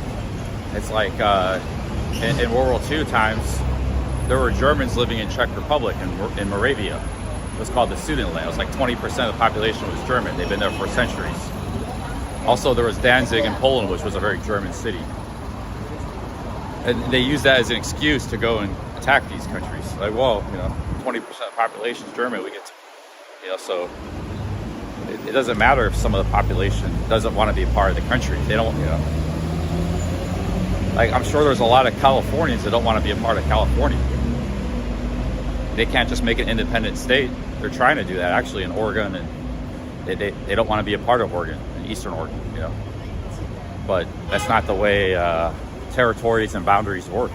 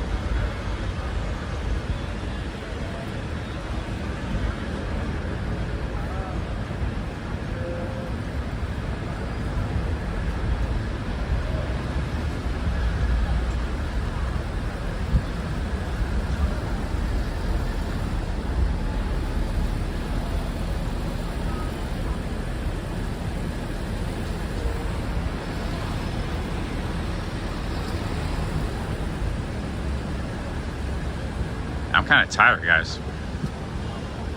Let me get some food. That looks pretty good. Beef brisket with noodles.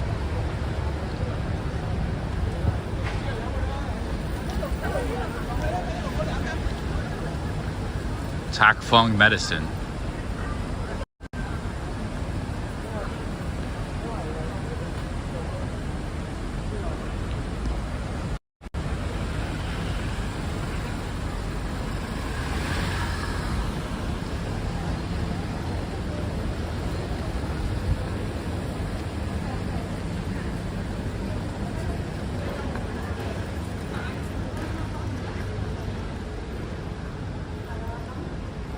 This is pretty cool, guys.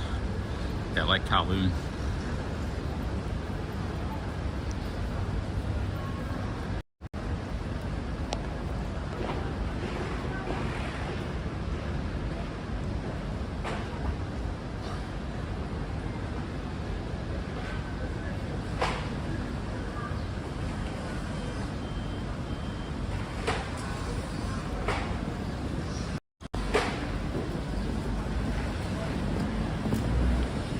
I just got here. We walk. Let's get over to Mong Kok. That's what area I wanted to check out. This looks more local, you know. Felt like you're just in an international business district in the Hong Kong island.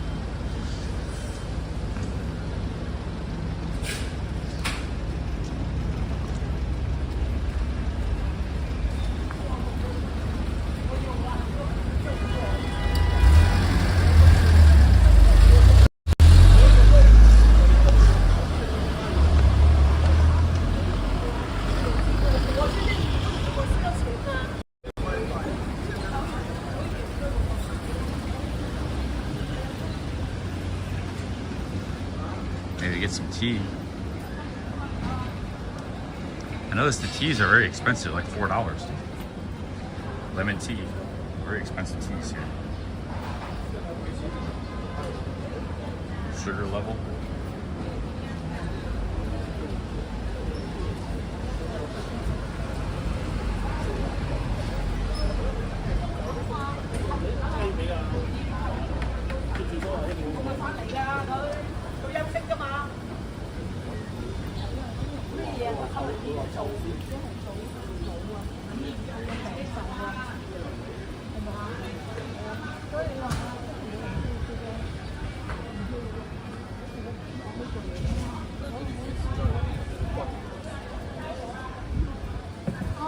Yeah, see, this is proper Hong Kong here. It's just a labyrinth of tenements.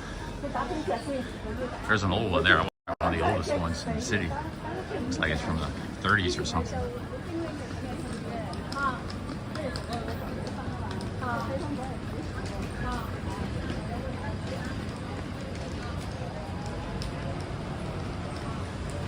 Hong Chong property.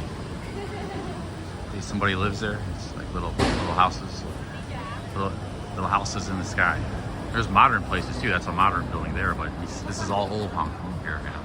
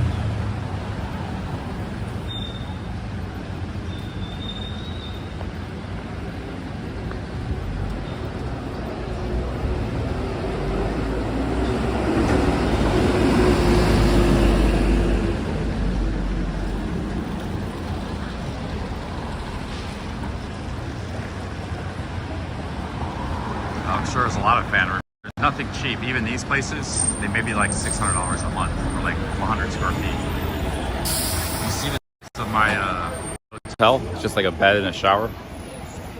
Maybe like a little space for a closet, like a tiny wardrobe and kitchenette. That's all these apartments would be. It'd be like 100 square. It'd be like 10 by 10 room. You can get a lot in a small space, and it'd be like $600 a month in one of these. So it's not cheap.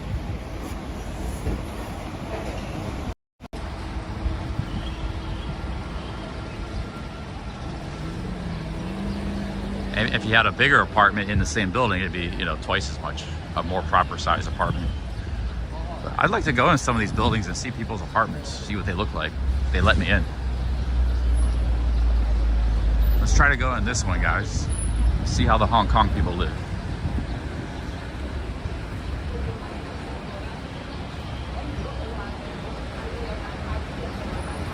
Can we go in here? They let us in?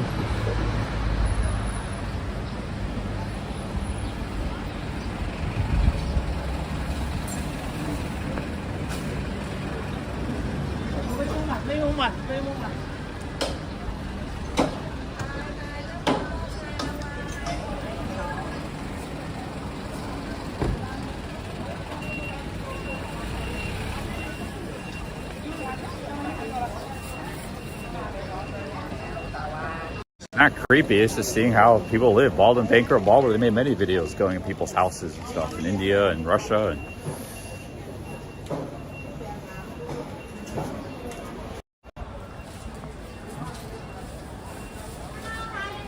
yeah, see, here's the entrance. Here's the mailboxes. So you got to go up in there. It's pretty sketch.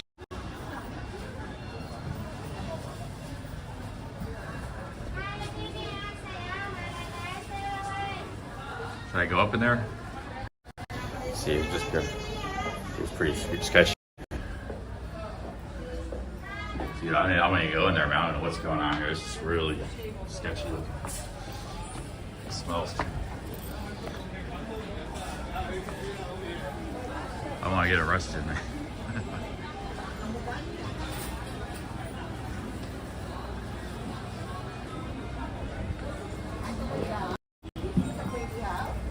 They got durian. Must be people that live. They got the mailboxes, but man, it's like no light or nothing. It's like a cave. It's wandering back in the cave.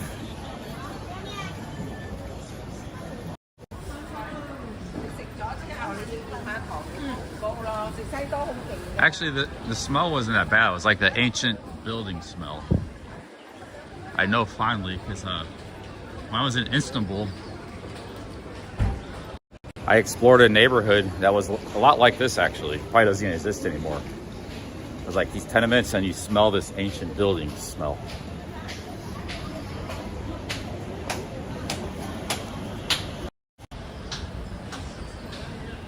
But it was full like gypsies and people from the country. It was rough, man.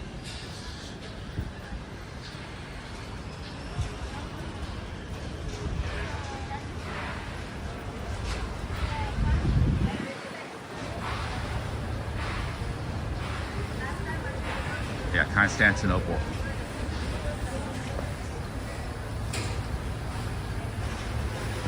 It was actually near the tourist area, like you had the Taksim. Taksim is a tourist area, and there's a tram, a big shopping street. But if you crossed over the highway, it was like the other side of the tracks. And I went over there. I was like, it was actually kind of cool architecture. It's just a very old part of Istanbul, Constantinople.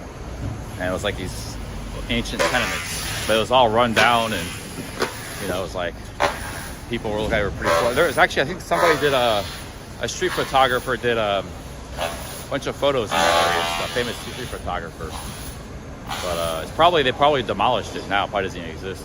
A lot of those neighborhoods don't last long. But they last a long time until they get demolished. But yeah, Kowloon, they'll never be able to demolish all this. There's too much of it, man. Yeah, this is the Hong Kong, I imagine.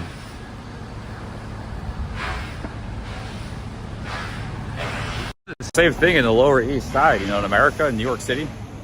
The Lower East Side used to have 500,000 people. We had docks, all the docks, and what you see in the Lower East Side today is only a fraction. They demolished most of it. A little bit is left here and there with the old Lower East Side, but they built those parks, and a lot of it was along the coast. All that's all gone, all along the coast. They demolished all of it back in the 1950s and 40s and stuff. But 500,000 people lived in a small area of Manhattan, just like this, looked just like tenements. It's called the Lower East Side.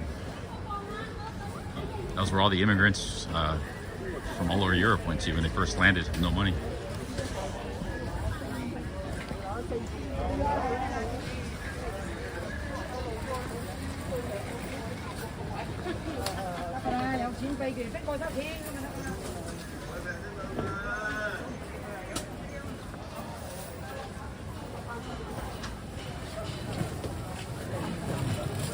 What are you talking about, Ideal Pad?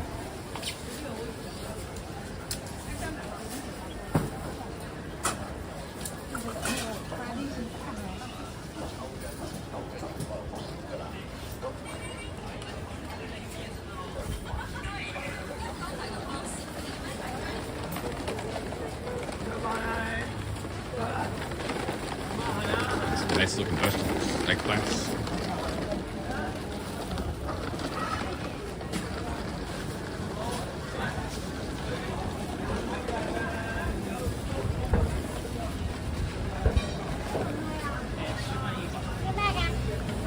market.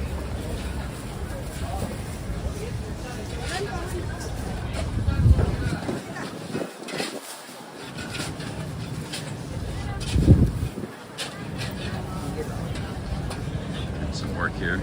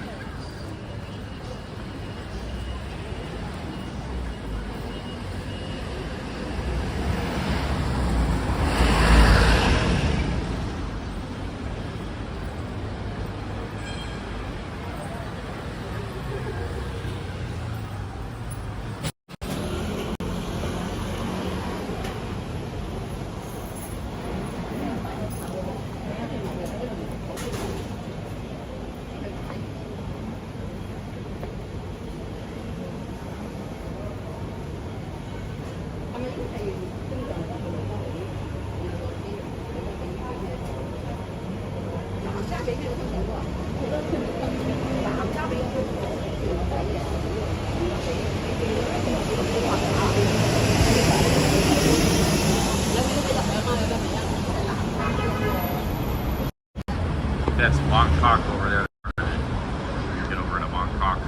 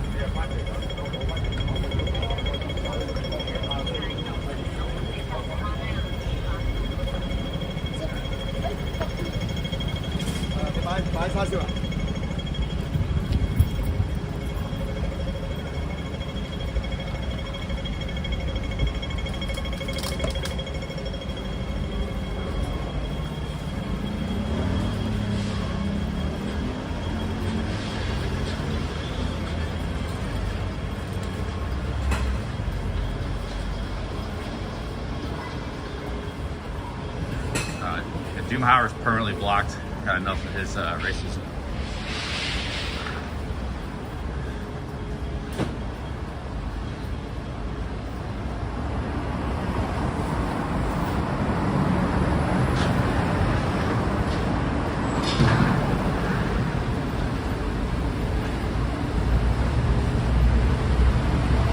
You got a mental disorder, dude.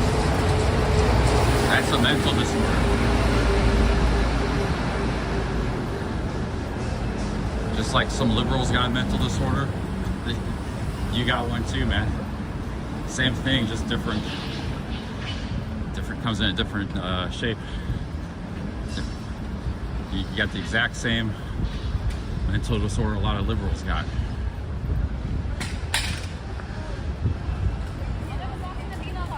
Same thing in a different package.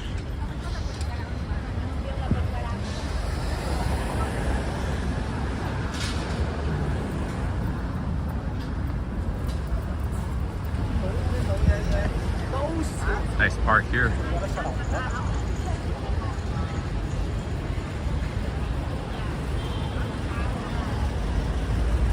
No, he doesn't like Jews and blacks. You know, he always he's making these comments, but there he was, you know.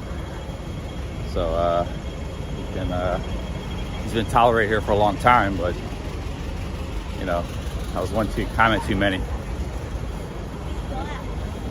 Oh, look at this! Look at this! It's beautiful.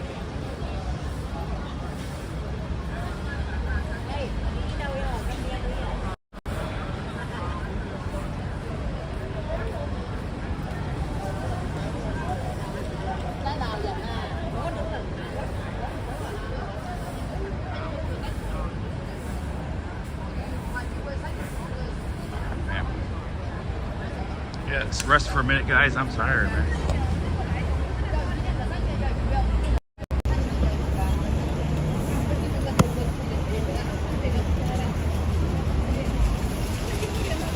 Well, this is kind of an anything goes chat, so people can make bad comments, you know, about anything, whether they're liberals or they're racist. You know, a lot of stuff flies on this channel, but somebody keeps pushing it a little too much, their agenda, or it's real bad, you know, then yeah, it might not, eventually they're gonna get banned.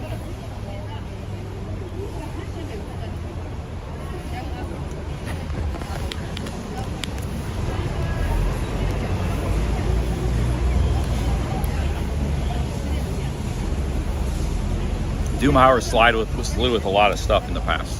He slid. He shouldn't be here anyways. But you know, if he was willing not to bring that on my channel and just participate in the chat, he would have been fine. But he keeps, every now and then he keeps bringing, you know, those kind of comments up. So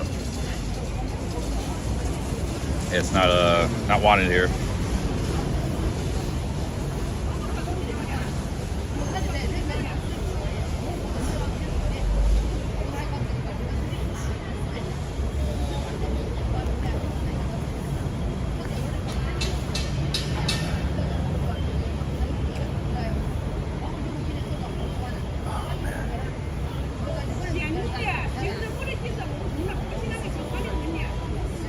See, I don't give a warning either, because he's done it many times before. I think I even timed him out or banned him before. He was off the ban list. So, you know, if I ban someone, I don't give a warning. You know, it's like,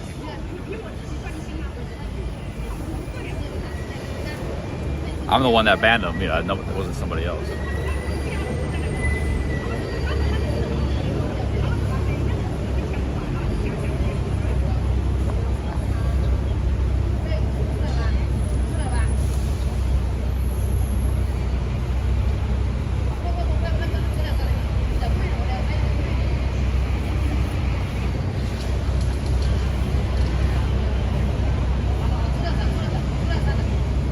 Doomhauer was like an alright guy in the chat.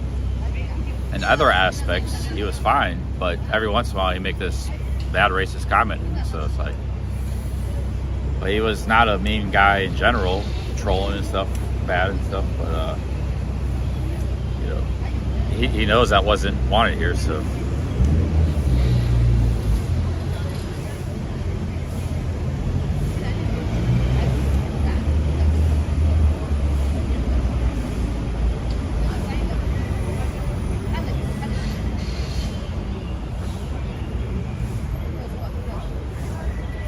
Neither can Japan, go.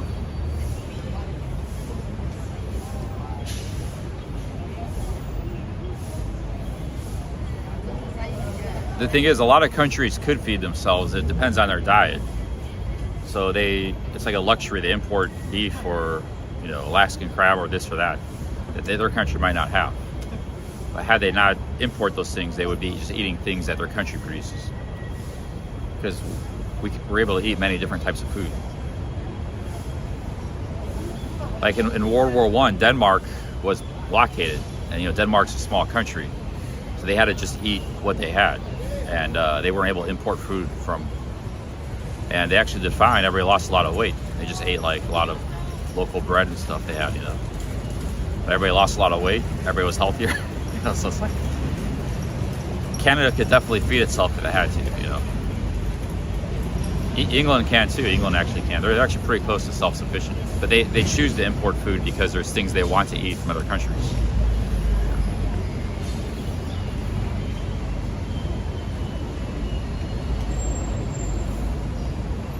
Yeah, look up Denmark, World War I.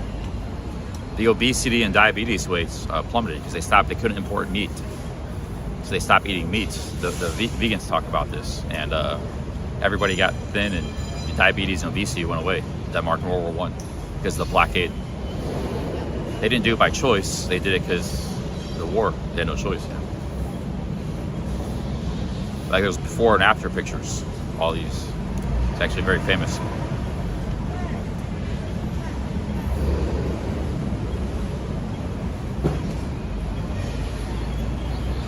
And Denmark was neutral in World War One. They weren't a part of the war, but they were still caught up in the blockade because they were next to Germany, so they couldn't get imports from, you know, meats and stuff in other countries.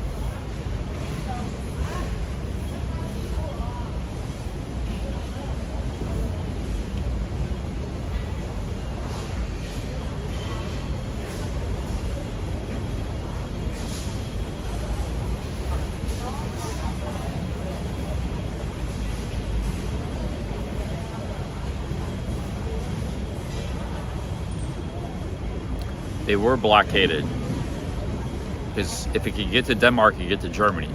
England made sure no ships were going to get to Germany. Germany's got a very small coastline. It's right next to Denmark. That whole area was blockaded. Denmark might not have been the target of the blockade, but they were affected by it. See, that's what the A1 doesn't understand, these nuances. A1, everything is black and white, the artificial intelligence. The artificial intelligence is very stupid, actually. Hasn't gotten there yet all around. But people treat us like gospel, you know. I'm actually kind of sick of people bringing up A1 and these kind of historical arguments and nuanced arguments, language and numbers. People are like, the effect of A1 is just people are losing their intelligence right now. They're using it. I'm never going to use AI for like look up something. Because I see people doing it in the chat now and it's just like turning everybody stupid, like the artificial intelligence.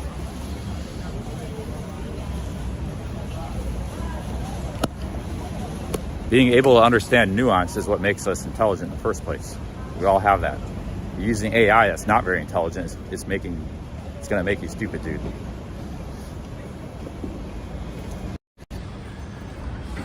Don't use this stuff, guys. Use it if you have to for a tool in extreme situations, but you know, Google Maps, all this stuff, it's just making everybody in a robot stupid, man.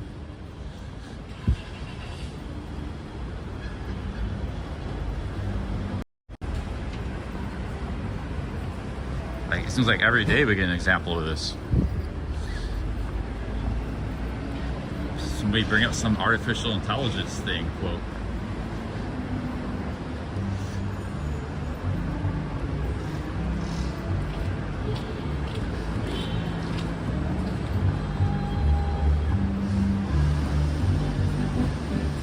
Real intelligence is going to be lost. Everybody's going to be relying on, it's called artificial for a reason, not real. They even gave you a clue what it's all about. It's artificial. That should give you enough clue. It's not real intelligence, it's artificial intelligence. It could be a useful tool in some situations, but not the end all be all. They actually gave it the proper name. You know, it's like there's no misleading going on.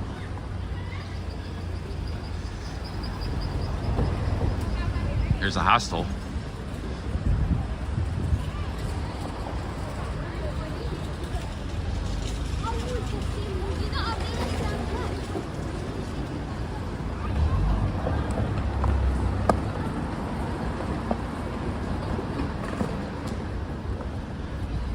Let's do a hostel review real quick. Where is this hostel?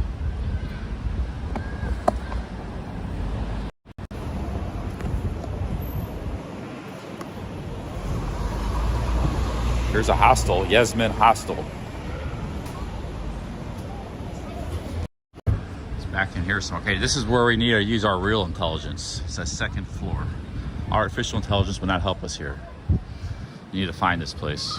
Oh, the Yasmin, here it is. Yasmin Hostel. Okay, let's go ask them how much this costs.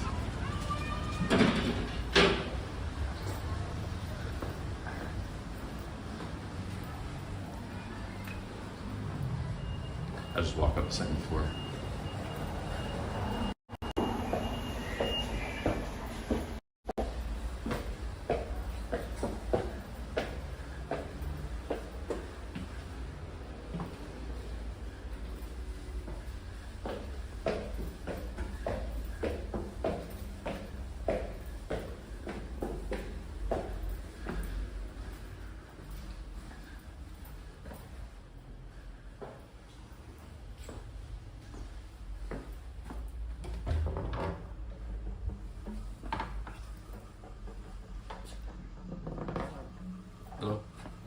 Hostel?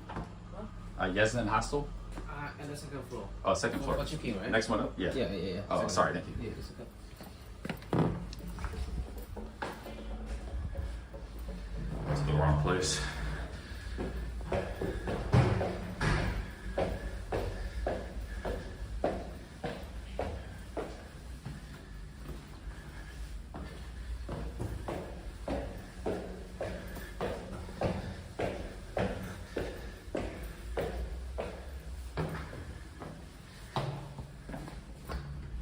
It's locked. I don't know. This hostel doesn't even exist, man. I walked up 4 floors already.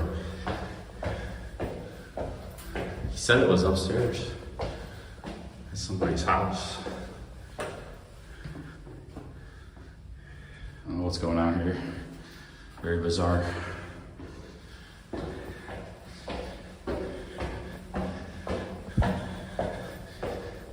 See, we're on the 6th floor already.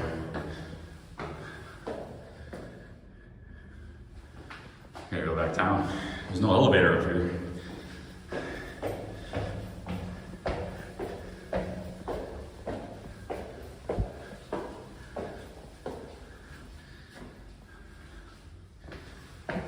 Damn, people live up here, they don't walk.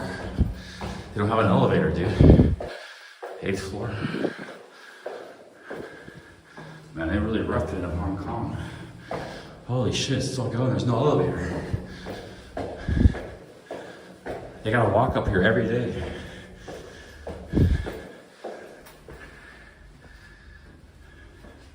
It's never ending.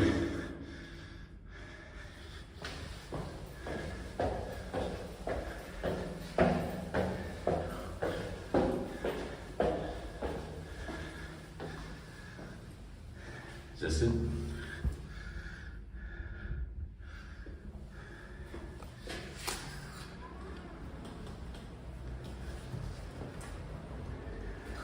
Yeah, this is it here. It's 10th floor. Why do they say it's on the 2nd floor? I found it.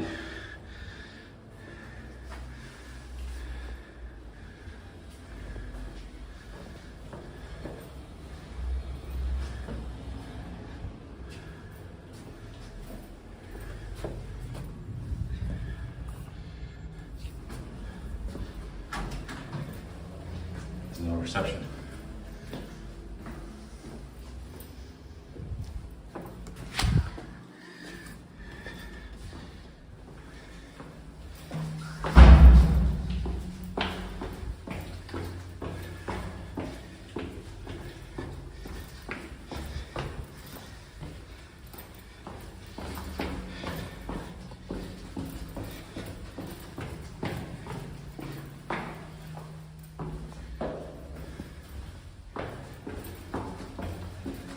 I did see the elevator. I guess this is the stairwell. So there's an elevator. It's somebody's house right there.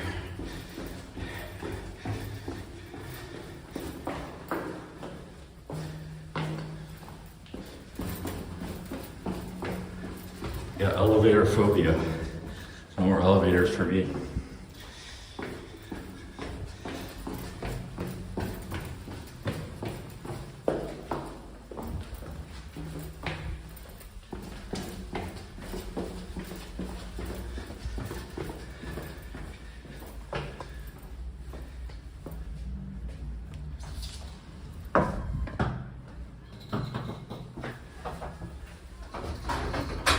Find this place. This might be the lobby here. There's a hostel in the Hello. You have a hostel sold out? Do you want to check in I don't have a room. I just want to know how much is it, like for 2 nights. for tonight? You want to for the dormitory or private room? What's the price for both? Okay, let me check. Is it have availability? No, I mean like if I want to check like a few days from now, later. Oh, okay. When would you like to check in? Maybe Friday or Saturday. Friday to Saturday.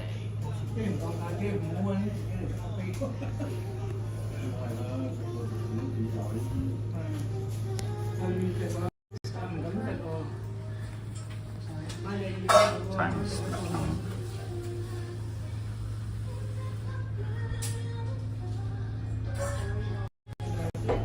Okay. Sorry, we just have the Friday and the Saturday at the dormitory, and the Saturday is the free. Okay, dormitory, how much? Okay, for the Friday and the Sunday, total is 400 for tonight.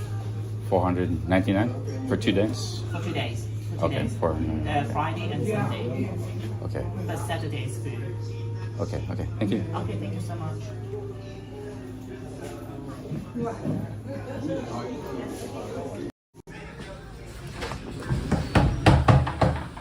That was expensive, guys.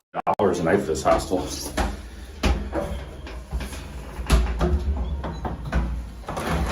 dude. Yeah, I might leave Hong Kong because of the expense. I got lucky to get that hotel for $38 a night, where I'm at now. It's a hostel, it's the same price. In a rough neighborhood, too.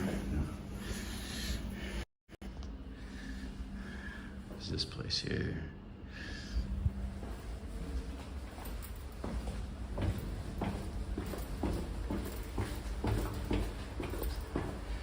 It said 500 for Hong Kong dollars for 2 nights, but 250 Hong Kong dollars is $30. So it's $30 a night. 500 is $60.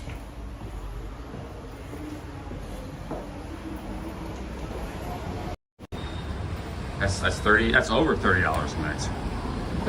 So better off going to the Chungking Mansions.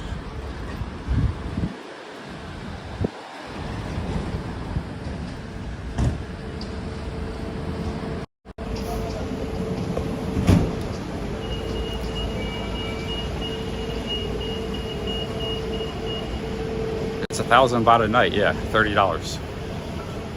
That's what it costs, 1,000 baht a night for a hostel.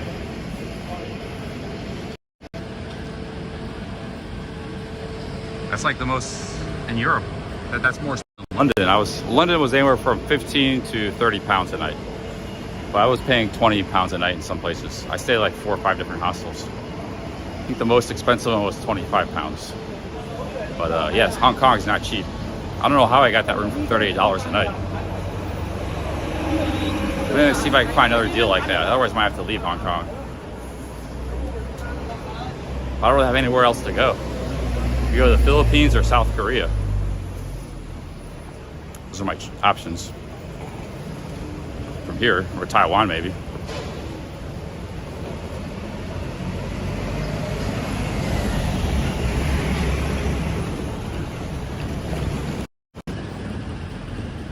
This is what you guys know. We all like to go to Thailand. This is why, man. It's like we want to see other parts of the world, but it's just so expensive everywhere else. You know, and it's cheap and it's fun. It's a great place. They're coming here there too. People from other countries, Japan and Hong Kong. They go to Thailand too.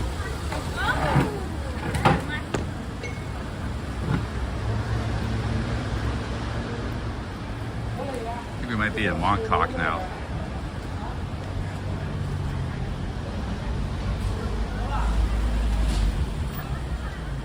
Gotta check my maps.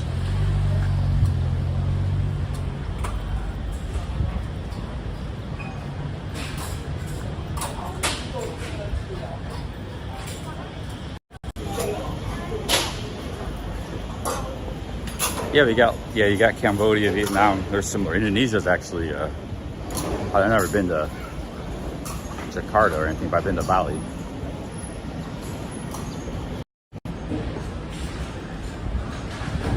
Like, you know, if New York, I like New York City. If that was reasonable, I'd be hanging there all the time, man. Or Chicago, or London, or Sydney, or wherever. But you gotta be, because like even Australians or English don't travel much. They might go a trip to London once every few years for some reason. It's even expensive for the locals to travel in their own country. A lot of Americans don't travel unless they're driving a car in the highway. Usually they're just going to see family or something. So, Southeast Asia, you can travel cheap. In India too, in a few parts of the world, you can do that.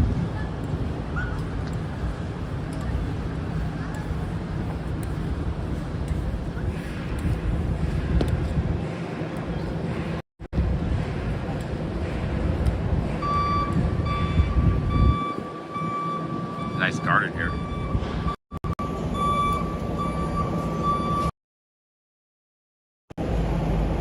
Okay, we haven't hit Mong Kok yet. It's back that way. So we're getting close to it.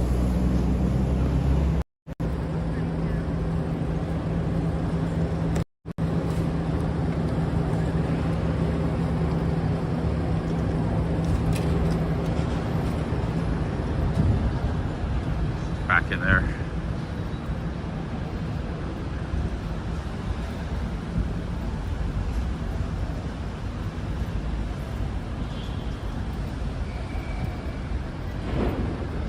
Yeah, Canada's expensive.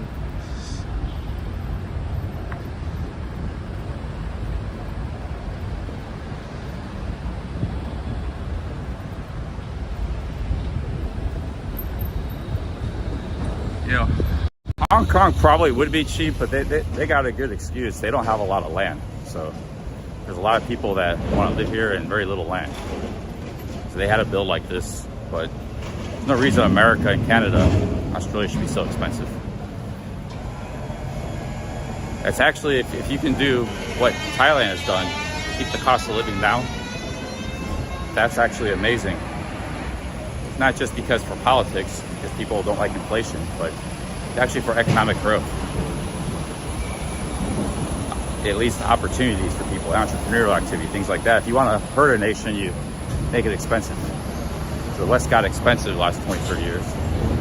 Because it doesn't hurt the rich, but it hurts everybody else. It even hurts like upper class people, some people, upper class people, because everything is so expensive, even though they make pretty good money, or you have some inheritance, they burn through their inheritance, or their cost of living is so high, you know, a nice suburb, that even the money they make, it all goes to taxes and the housing bill and their cars, and they got nothing left. They're going to debt. Many upper class families get financially broken. So it's only the really rich people that do well in an inflationary environment. Because then the assets keep going up in price too, and they own all the assets. And the cost of living doesn't hurt them. It's no skin off their back, because it's a fraction of what they have to spend. Even really expensive, it's not difficult for them.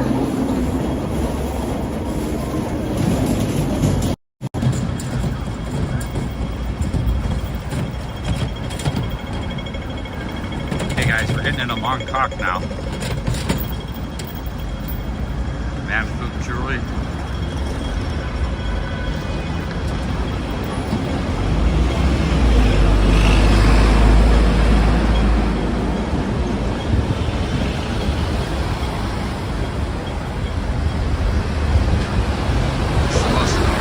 Populated place on earth.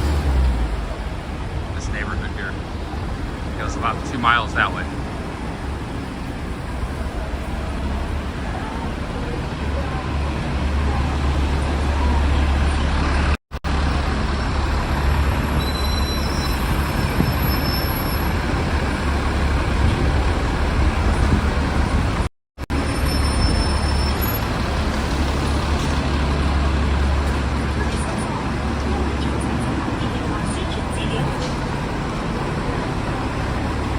This is the main road. It's called Nathan Road.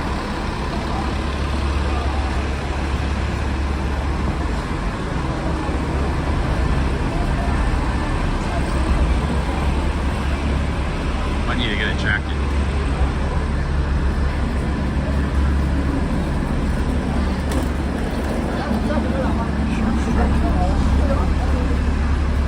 Hello. Hi. Sure, okay. Good, how are you?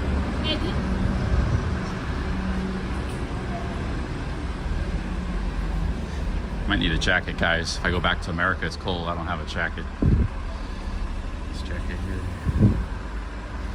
Hello.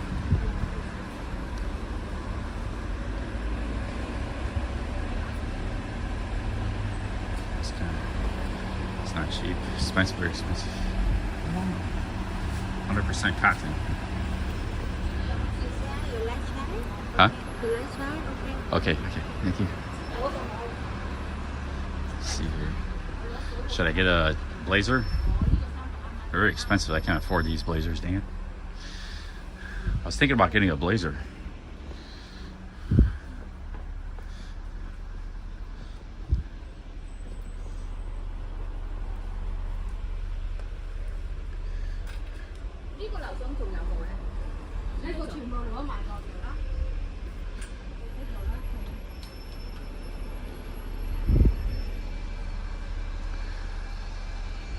You have anything discount?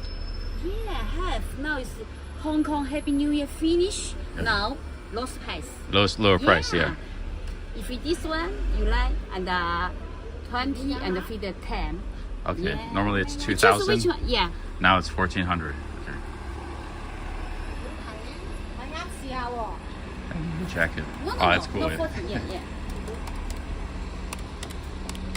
And this one, and the more, this one, now. Oh, now 1,100. Yeah. Okay.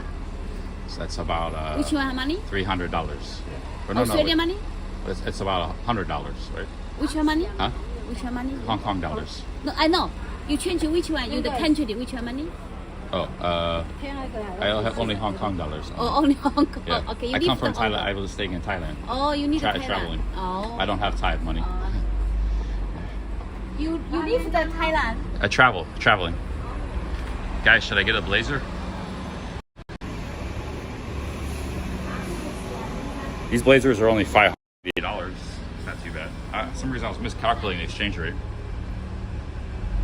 Maybe I can negotiate at a lower price. This one also $4.99. Yeah, I'm looking for a blazer. Bracelet. Blazer, yeah, like this, like that. Yeah, please. It's too hot for a blazer now, but I sort of need one. Like this? Oh, no, like that, yeah, like something like that. Not like that, like maybe like something like this, yeah. Oh, you choose which one you ask me. Okay. Skip the impulse buy. What about this one? Oh, this is really heavy, wow. Ooh, very heavy. Pants, everything. Okay, thank you. Oh, they got nice clothes here, man.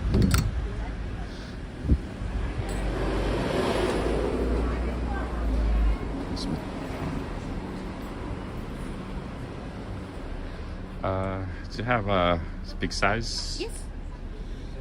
我揾件 size 俾佢，佢試呢隻。For you. How much this one? 4.99 on sale. 4.99. Yeah, sale. 你嗰個56喎，係啊。咪咯，佢一 Original for this, now it's sale. Original 3,000. 100% wool. Wow. It's very good. Try. You try first. Sorry. Please. Inside?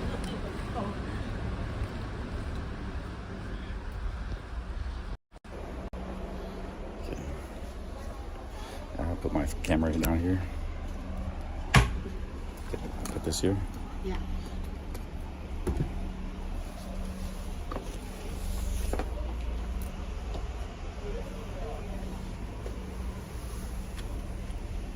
Size good? Oh. Pretty good. Perfect fit. Yes. Nice. Yeah. Nice, huh? Waiting for you, this one, yeah. Maybe a little bit fat still. A little No, bit too fat. it's good body. It's tall. It's very, Mm. very good body. Yeah. Nice body. Yeah. 佢係泰國住啊。 You guys think? Should I get this? I'm gonna make going to some cold countries, guys. 我幫你攞住。你睇到咩？ Okay. Okay. Yeah. It's good. Very hot though. Very hot. Very hot. Yeah, very hot. 你影唔到 You said this one very hot. Yeah. That's You need warm. 攞件薄嗰個俾佢啊！佢話好熱啊，呢個唔使理佢啦。The other one? You have like a lighter one? Light. It's light.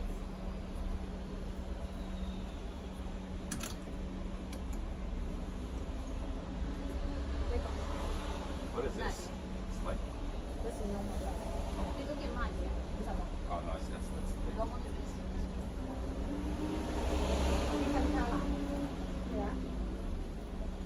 Blue and the green. It's really nice. maybe too small. 你攞錯咗嘛？56啊？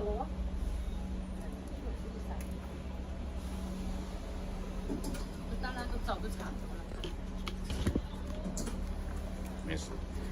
I like this one. You have a little bit more big. A little 好 more 似有 big. 抹白。 You have this color, black. two color I think this size, but this one you see is very big cannot. It's too small, yeah? This is not small. Size okay.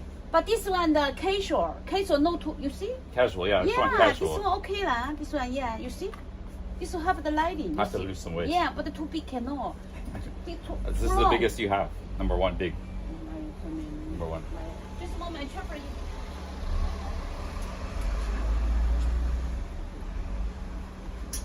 Just a moment, chop. Okay. How much is this shirt? 399. You need the black color? Just any shirts, yeah. No. This you need the black color. Yeah, I like the black color. Yeah. Okay.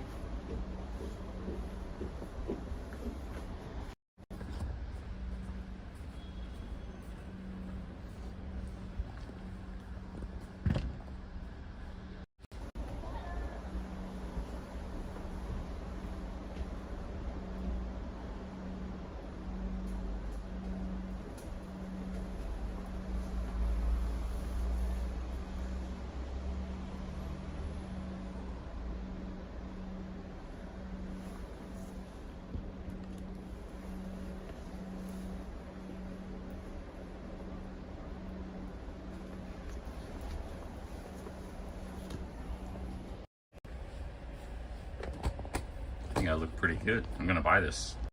I shouldn't say that. You might hear me. Gotta negotiate down more.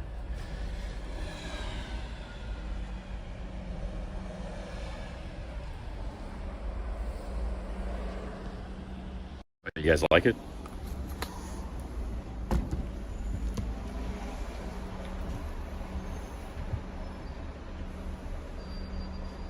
You need one more bigger? Yeah, you have? One more bigger? I just I want think to this see. size okay lah. You think it's okay? Yeah, but could be the hands very longer. If you long is too big, the hands too long. But this is not true. You see?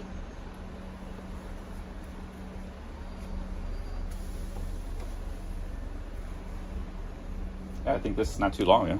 Yeah, way longer cannot. My stomach's too big. I mean, I can button it, but it needs to be a little more slim. What do you like better, black or gray?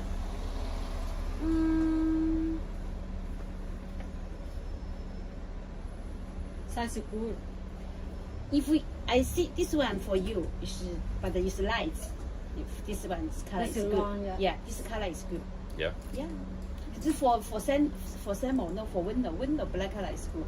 But for Samuel, this light color is good. You have this, is this the same size? More big? This check color? for you. I like the black color. Yeah. Black color, okay. I double check it. Okay.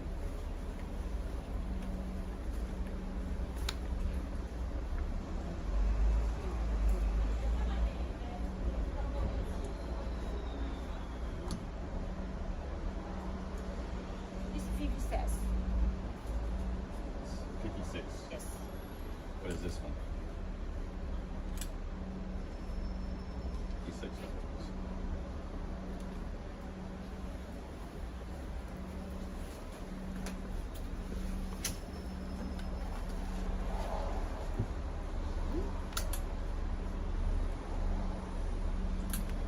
Okay, I'll buy it, yeah. Okay, yeah, very good. Yeah, it's good body, yeah.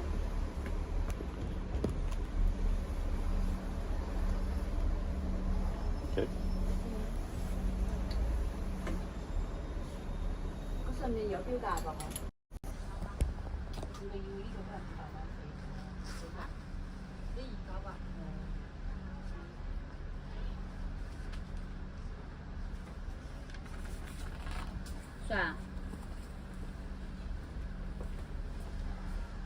This one, the price different. Huh? Different price. 500, yeah. No, this one no 500. But this one on sale 500. Before first one you try this one 500. It's the same though, right? No same. So you come here see. So this one new. This one no.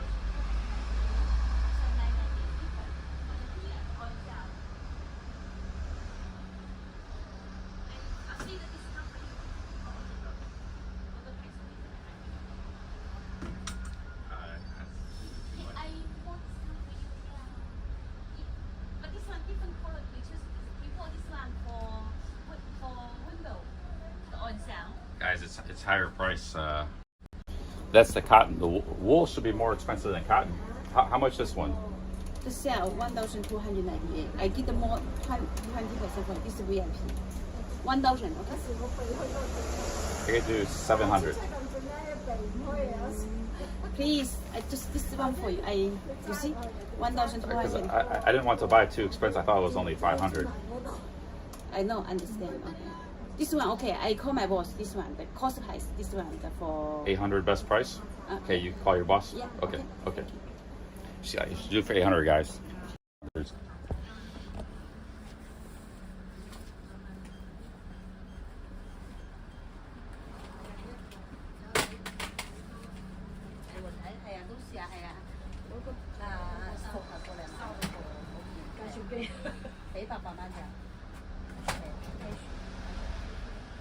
Okay, thank you. You happy is okay? Okay. You should happy is good. Yeah. Can you take off all the tag? Okay. Let me try to make sure. Try to move. Okay, I cut this off. Hey guys, I needed a jacket. I'm going to cold countries, you know. Hope you need a jacket. Hey, Papa, thank you, sir. You happy? Thank you. Yeah. Good. Thank you. You good body, yeah? Oh, thank you. Yeah. Nice. Okay. You now try? Yeah. Oh, yeah. I'll wear it now. Yeah. Yeah, I'll wear it one now. now. Outside need to be cold. Outside. This one, the pocket, you need to open. Huh? The pocket? You Oh, need that's fine. Yeah. No need? Oh, what do you mean? The pocket, this one, I cover it. Oh, okay. Sure. Yeah. Yeah. 開埋個袋俾佢啦，一陣間個塞。 Some nice clothes this year, guys. Nice clothes.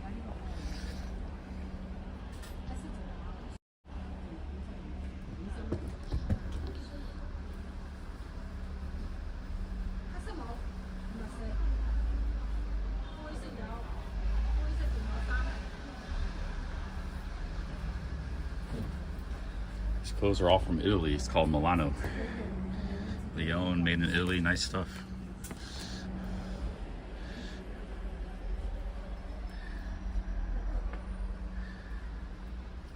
It's called Milano.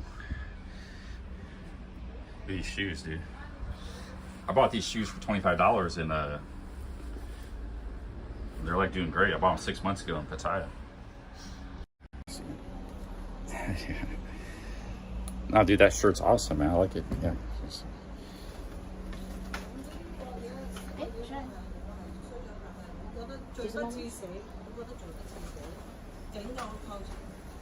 Yeah, perfect. Yeah, I like it. I think not too long. I like it a little bit longer. You like it a little bit longer? Yeah. Perfect, like too long. You think it's too long? I think it's perfect. Yeah. Perfect. Yeah. 100% perfect. Yes. Okay. Okay, thank you guys. Thank you. Thank you. Thank you. You first time come Hong Kong? First time, yeah. I just come 2 days ago. Today. Yeah. Oh, you live in Thailand. I travel there a lot, yeah. Oh. I go to Thailand a lot. Okay. But this I don't need for Thailand, but I like for America. For oh, it's good. for yeah. Hong Kong, yeah. Ah. Okay. Thank you. Thank you, Okay, sir. bye. Thank you. Bye. Armani, Corey Armani.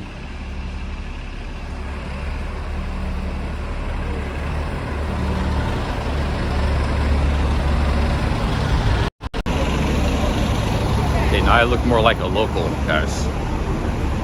So I like this shirt, jacket, man.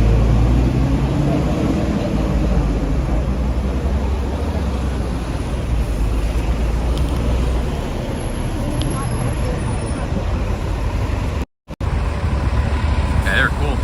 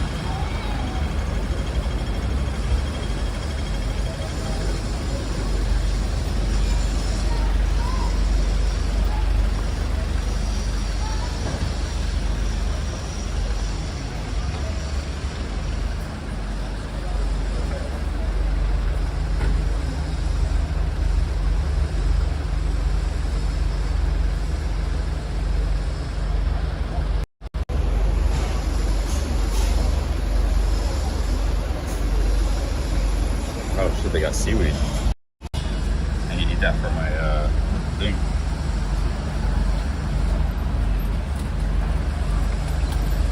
Interesting prices here.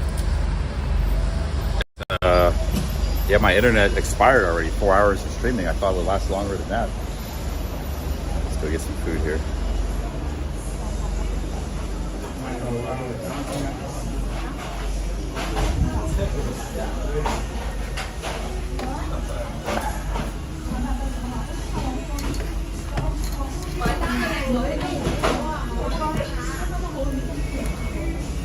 So I got a new internet plan. It only works in Hong Kong. The other place was China Mobile. Would have worked everywhere. China everywhere. This plan cost me $6. So if it doesn't work, let me know. I'll have to get another one, another SIM card, a second SIM card.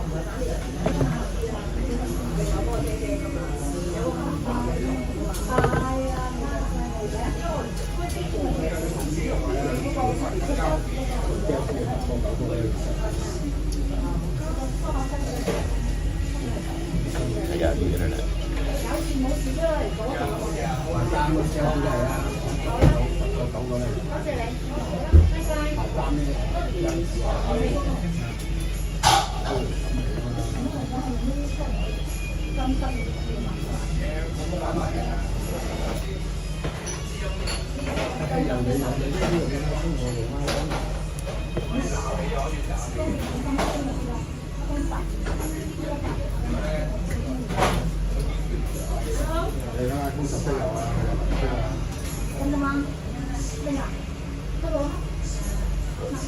Hi, can I get Wan Chai? One time? Yeah. 5 and 3? Okay, 3. 3. Okay. The Chinese kale. No. Legit? And this one, yes. This one, no. Okay, water spinach. This one. Okay. Okay, and then what do you drink? Iced tea. Iced lemon tea. Milk, iced lemon tea. Okay.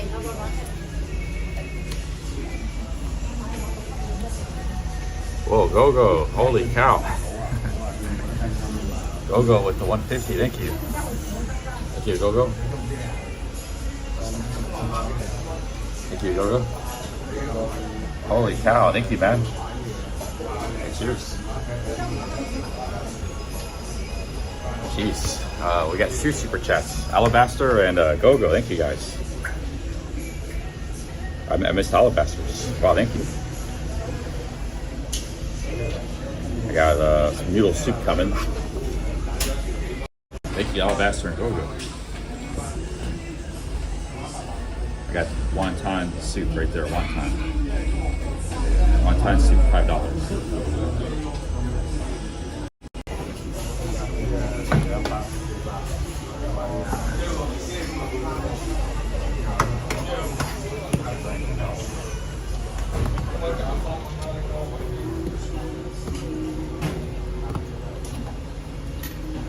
Thank you very much, Go-Go. And Alabaster.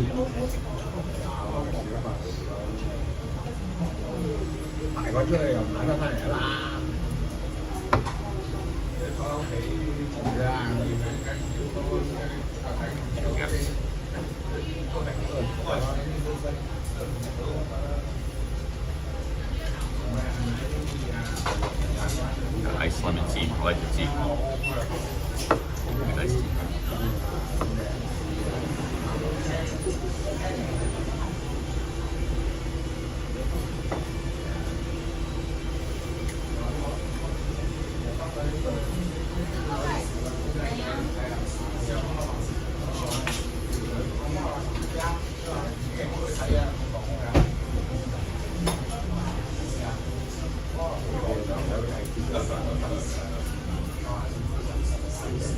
Thank you very much, Go-Go. Alabaster. Wow, Bobby, thank you, Bobby. Holy cow, thank you guys.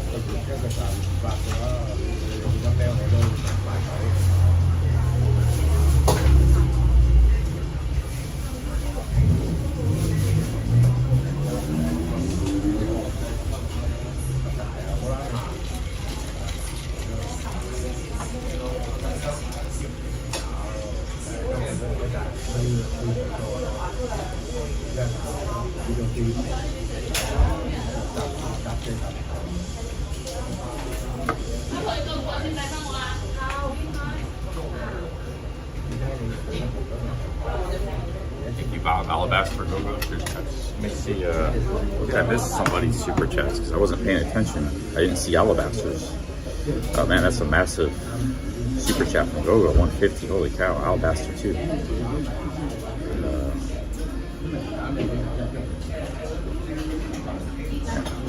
I'm glad you guys are enjoying it. Jeez.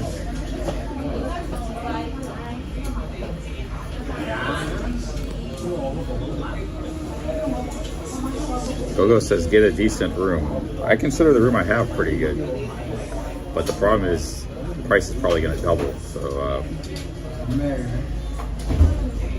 there's a place called the Spanish Hotel nearby. Might check that out. Looks pretty rough. The rough places would be do a hotel review there, man.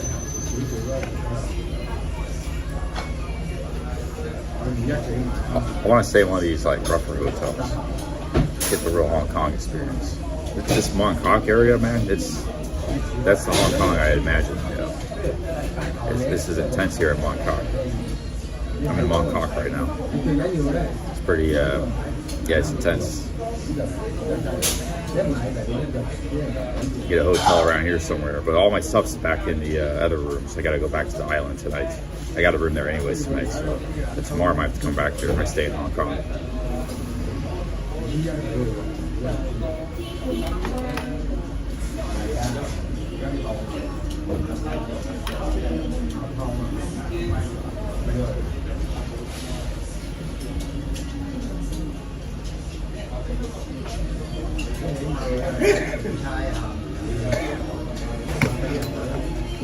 Nigel, what do you think about this blazer, man? You like it?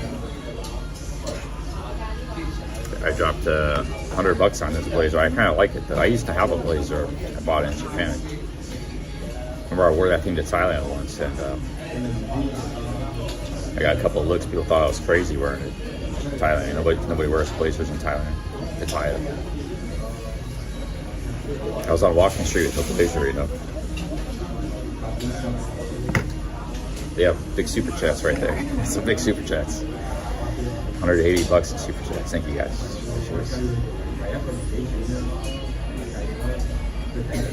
All right, guys, that's soup. Wonton soup.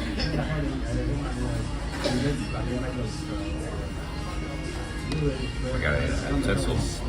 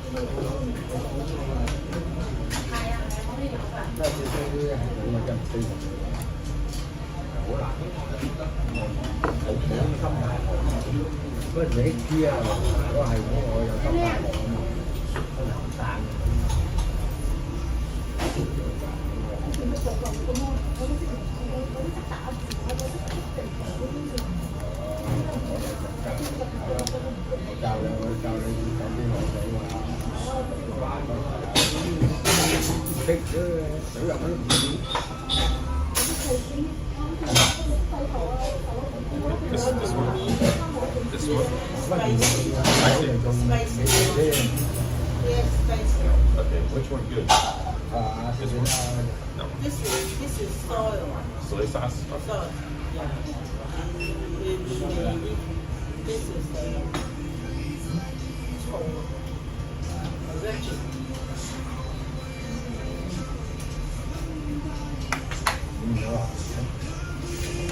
You add some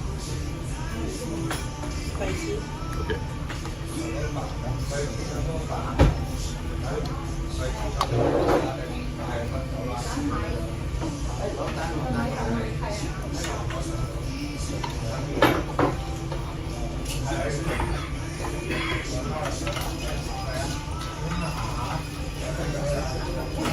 Got some kale too.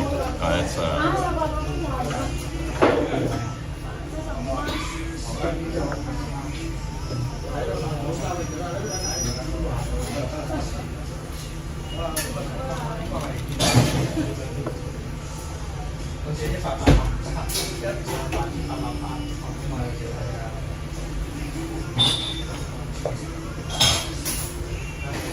image is cropped.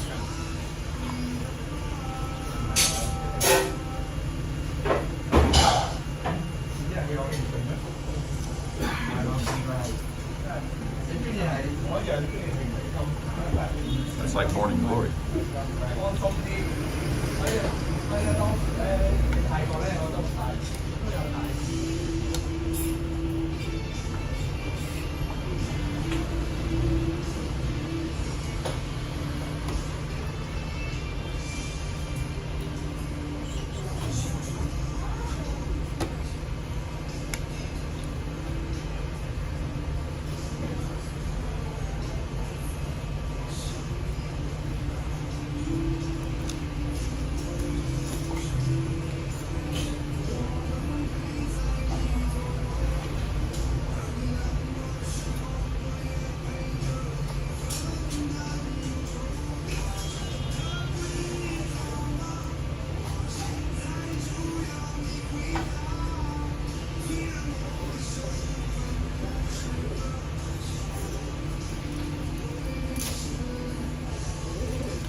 Egg noodles, good.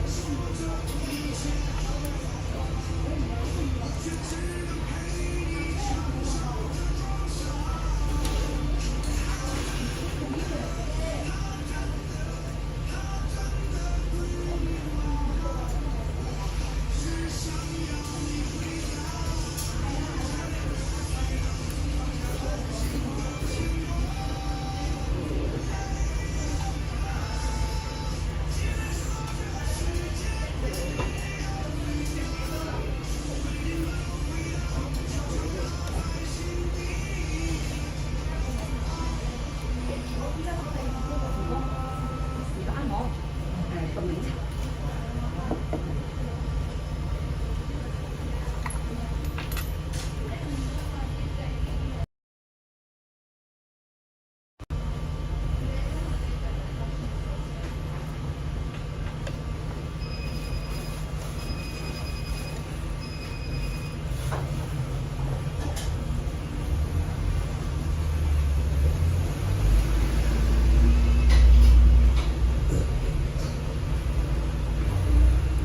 Shrimp wontons, I think.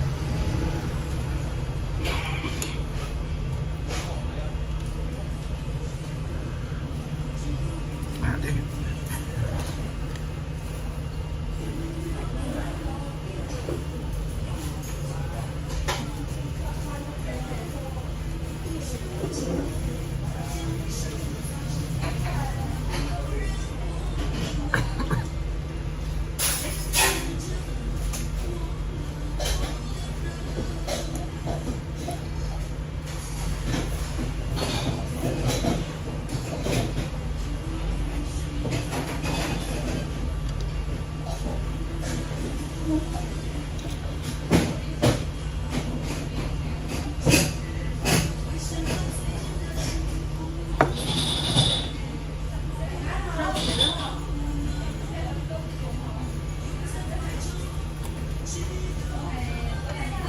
Is the picture working better? I don't know what happened.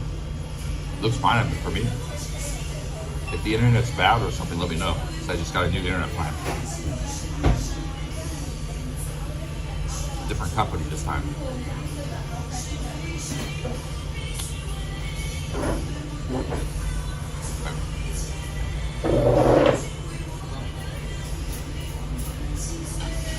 You got like 20 different cell phone companies, SIM cards, so it's like kind of rolling the dice, you know. The guy said it's unlimited. We'll see how it goes.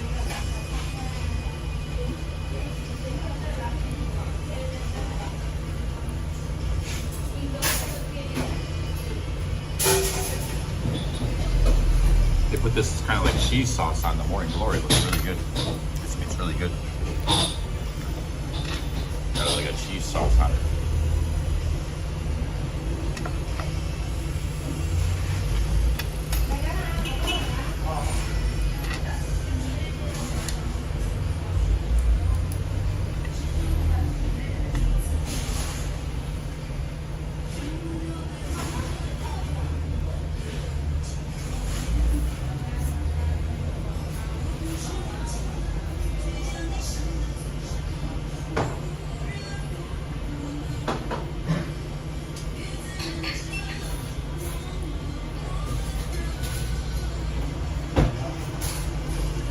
Shrimp wontons. Yesterday I had pork wontons. These are shrimp. Got shrimp inside. 2 shrimps in each one.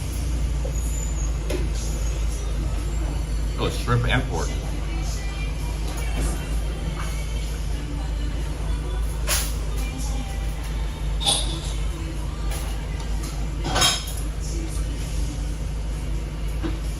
Shrimp and pork.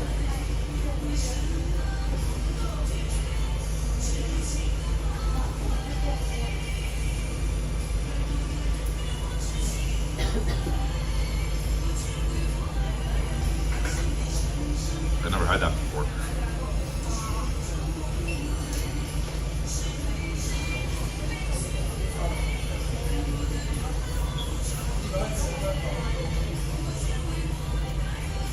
This meal with the noodles, the vegetables, and the tea is only be like $5-6. Pretty good deal.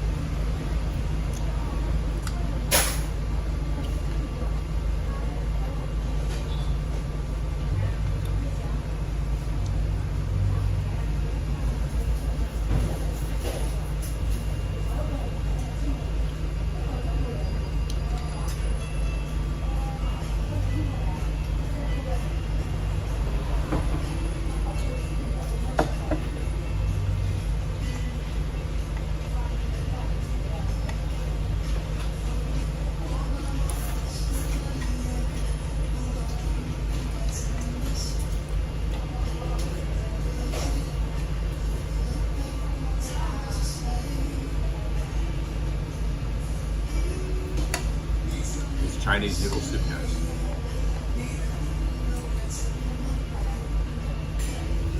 Noodles spaghetti came from China. The Marco Polo in 1300.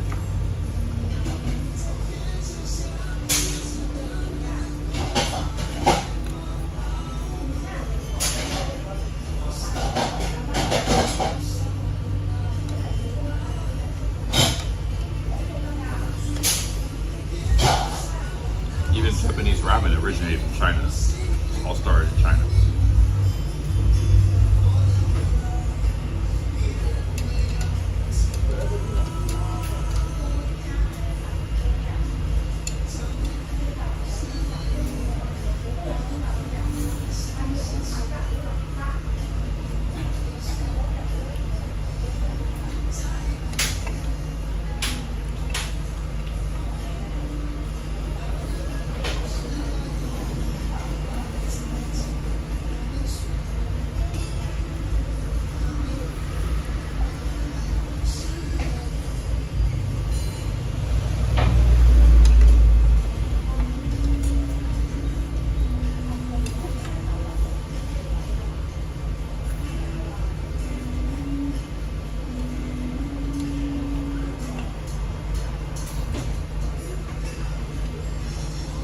Yeah, but he said, I bought this internet. The guy said it only works in Hong Kong. It doesn't work in China or Macau. This internet, it's a $6 internet plan. It's only 4G, not even 5G. But he said it was really good, so just use this.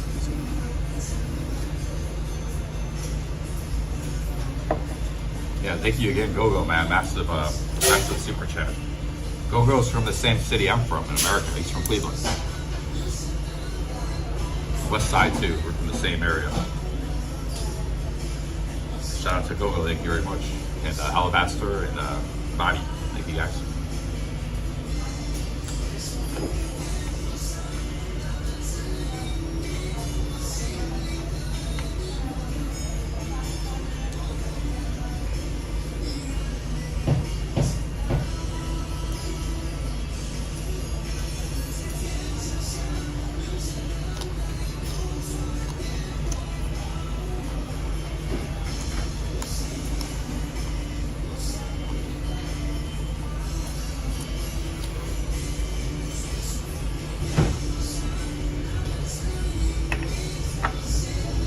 What's up, hierarchy?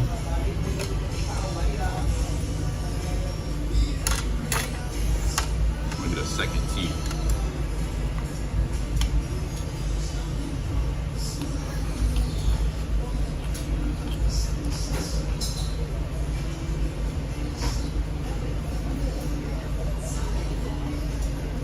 And they really give you a lot of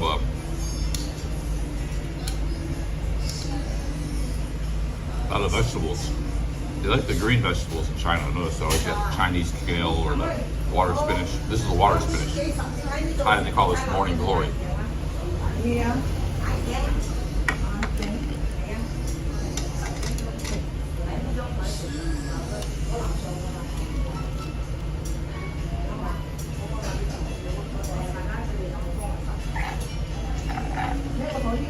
Oh, the budget bill didn't pass in the House? I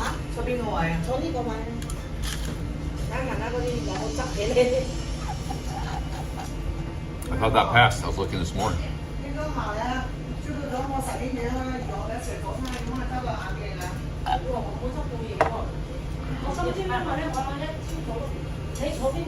thought the budget bill passed.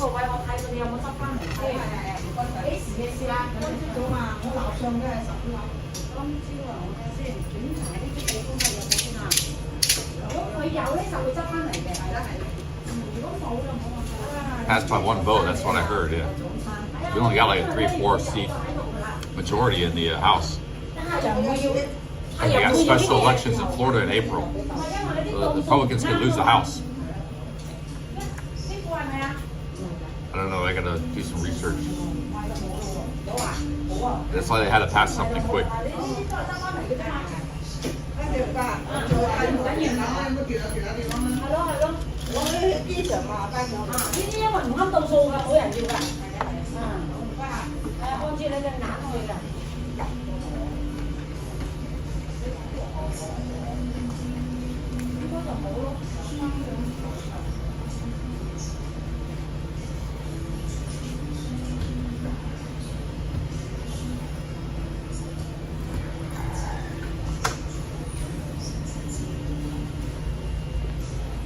Turkish.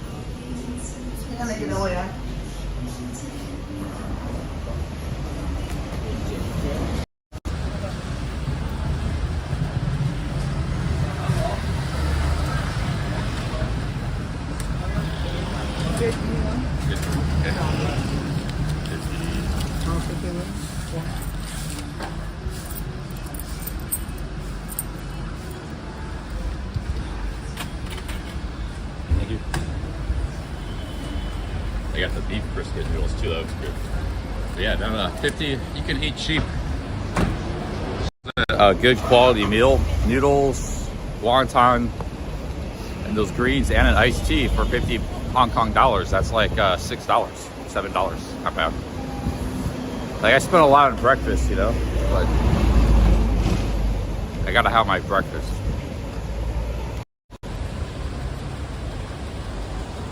And this place is intense, Mong Kok.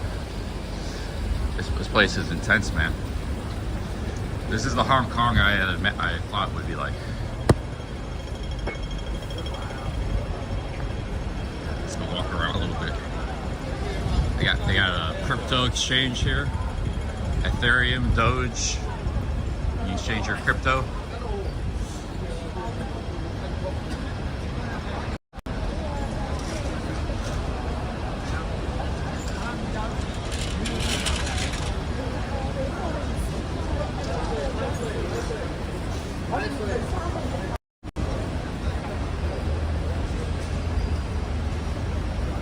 I gotta go to the bathroom.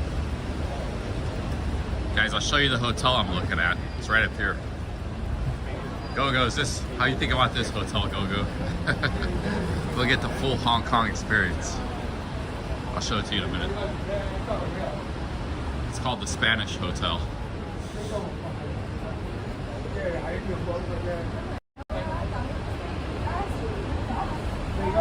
Might stay here.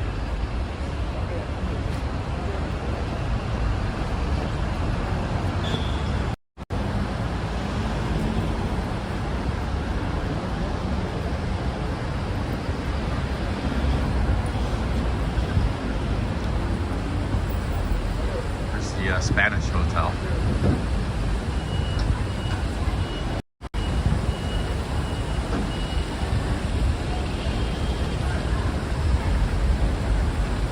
Hourly, daily, monthly.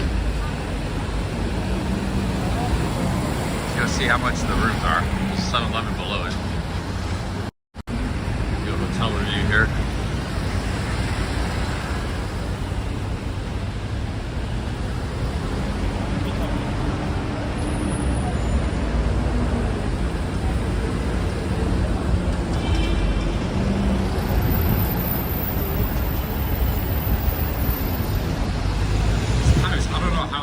Where's the entrance? How are you supposed to get up to the hotel? I can't figure out. So this might be it right here. Here's the entrance. Shit, this might be like a short time place. This is the Xing Hotel.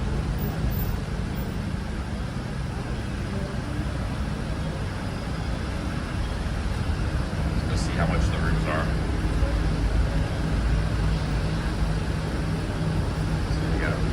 Oh yeah, some ladies coming down and asking how much the hotel rooms are.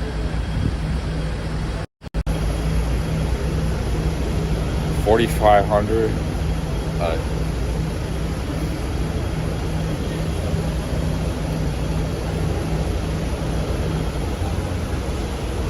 You know how much the hotel rooms here are? Sorry, honey? Do you know how much the hotel rooms are? There's one for girls and one for boys. The boys is empty. Oh, the boys? The toilet. You guys can do the toilet. How much is the hotel room? It's a hotel, right? Oh, Yeah. no, this is not a hotel room. Oh, it's not? Oh. No, it's just a bathroom. Oh, it's just a bathroom. Yeah, Okay. it's just a bathroom. Oh, okay. Yeah. I thought I said a hotel right there. Okay. No, I don't really know because you have an entry to McDonald's and then an entry for the bathroom and then I think there's an entry for hotel, but we didn't actually see a I think reception. there's a hotel On the left. maybe. Yeah, I'll go check it out. Yeah. Okay.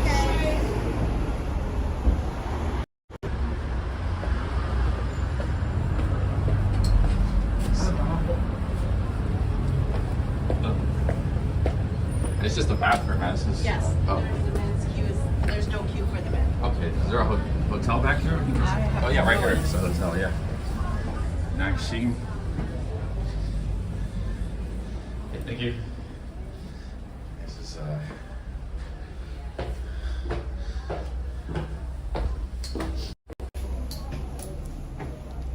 Hey, what was her accent? Australian? Damn, dude. Call me honey.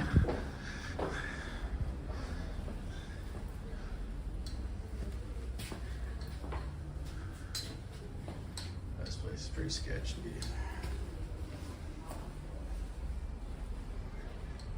I don't know what's going on here. Every time I get into these buildings, it's freaky looking, dude. I get out of here. Oh, what's up? Another flight of stairs.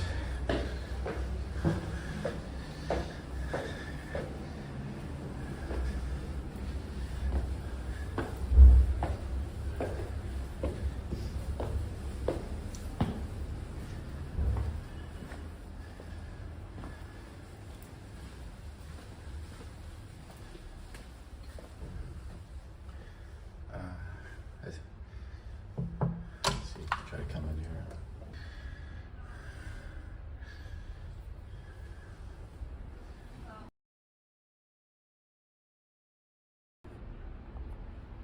That's broken.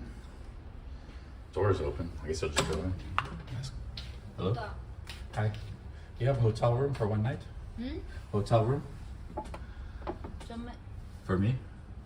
English, I don't know. Oh, no, English. How much Hong Kong dollar one night stay here? For me? Oh, okay. Don't speak English. Let's see here.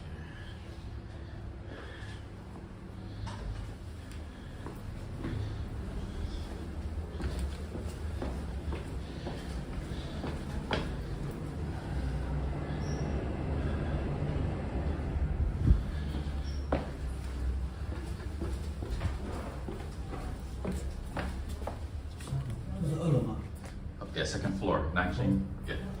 How much, you know how much hotel? You speak English? English? Hotel, yeah, upstairs. Okay. Yeah, he's looking for a hotel too, dude. I don't speak Chinese.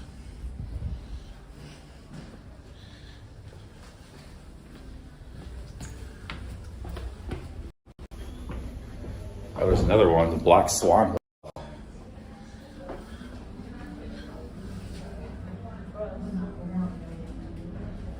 That was pretty nice right there.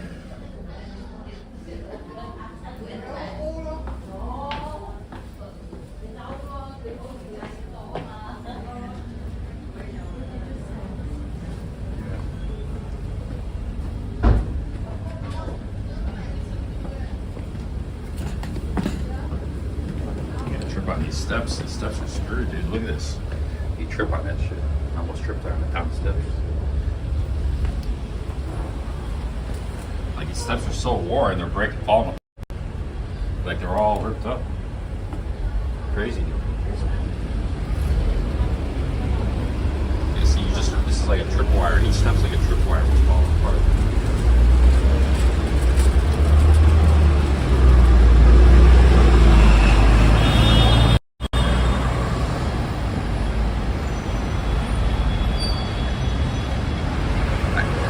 I want to see what the cheap hotels are like, but they're really like hard to access. They're like you gotta go through a labyrinth, and because if they have a hotel that's $10 a night, like a fan room, but it's just a bed to sleep in, it's all right. I might take it, you know. But I can't get into these places because they're not easily accessible.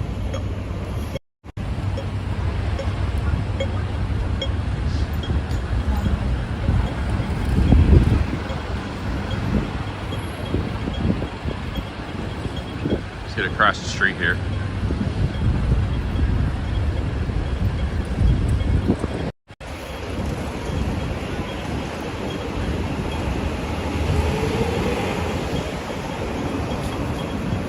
I don't know how much it would be. I mean, it might be 50 a night or something, because the The hostel was $30 a night, so who knows? But they might have $15, $20 a night hotels. Maybe not 10, but I'm trying to find out. 'Cause a lot of the cheap places aren't listed online, you know?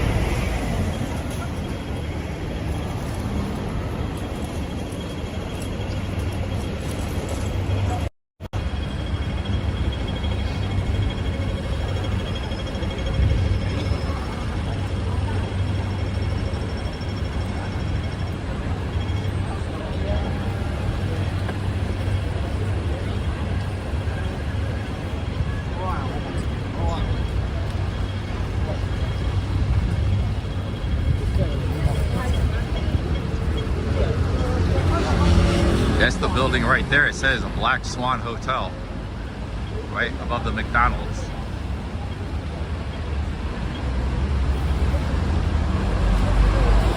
There's two, the Nanjing Hotel.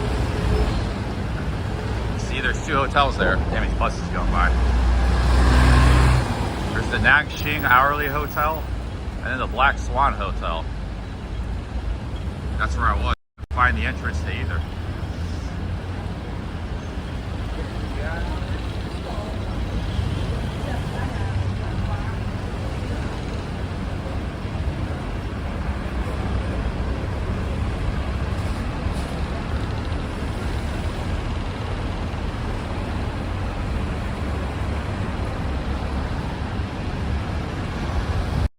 Canal, thank you for the 200 Thai baht. Thank you, man. I got a hotel tonight. The place, if you look at the live stream from this morning, that was my hotel room. It was 38 bucks a night. It wasn't a bad deal. That's on the Hong Kong island. I'm in Kowloon now. But the problem was, yeah, there's a Spanish hotel right there. The problem was, I wanted to check out some of these cheaper places, see what kind of deals I can get. But they're really hard to access.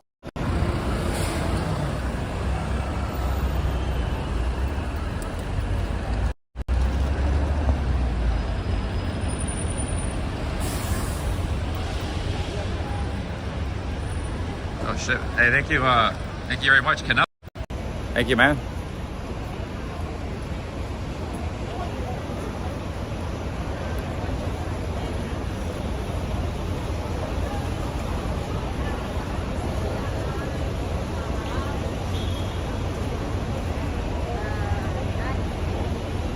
Guys, Hong Kong isn't about beaches and mountains. This is Hong Kong, you know, this is Hong Kong. That's what I came to see, you know.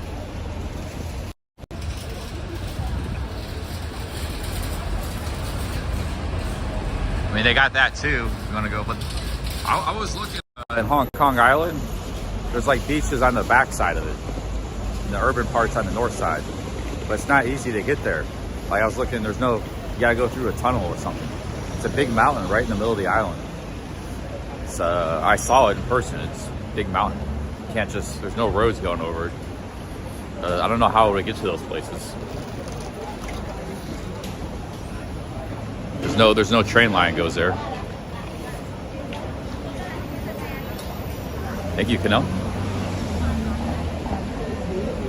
Maybe I'll look up a trail. We'll do that tomorrow. If I can find a good hotel deal, I'll stay in Hong Kong for a while. Depends, you know, I want to pay $70 a night, so. Even though I know GoGo sent me a big super chat, I'd rather get a cheaper hotel and keep that money, you know, instead of spending it on a hotel room.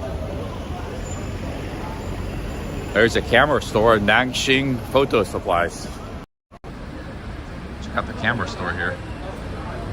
Nikon.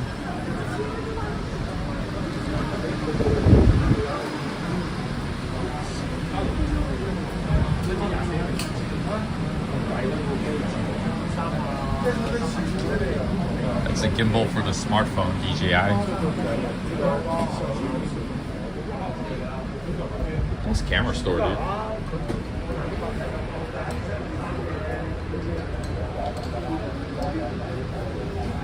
We got lens filters.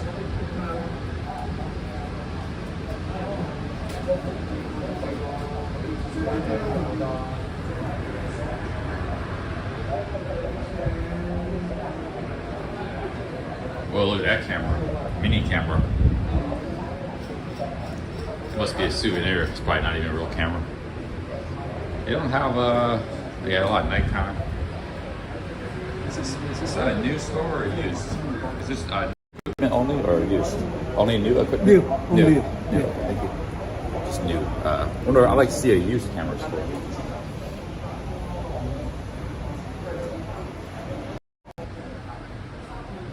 Oh, this bag is $400 for that bag. Camera bag. Damn, dude, this should be expensive. I guess. Got some money in Hong Kong. Sony Alpha, that's 30. It's like a $6,000 camera. Alright guys, let's get out of here.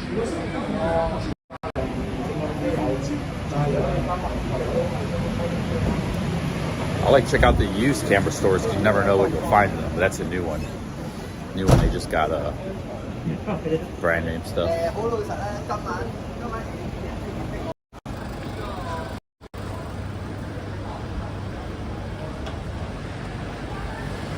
He, she, eat.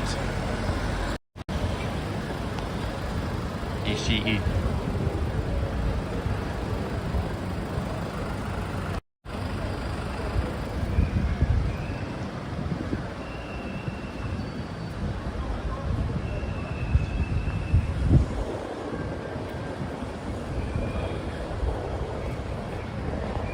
What he called me? Oh, she called me honey. Yeah, but it was that was like you guys didn't see her. Where do you think she was from? I don't know if she was from Hong Kong, guys. Where do you think she was from? You guys are on the ball. Maybe it's this blazer, you know. Tell you what, man, just looking a little different, whatever it is, whether you got a, you know, blazer or something, it works. It's like we're in a shopping area. Hey, where do you think she was from, man? You guys didn't see her, what she looked like, so you got guys just going how she sounded.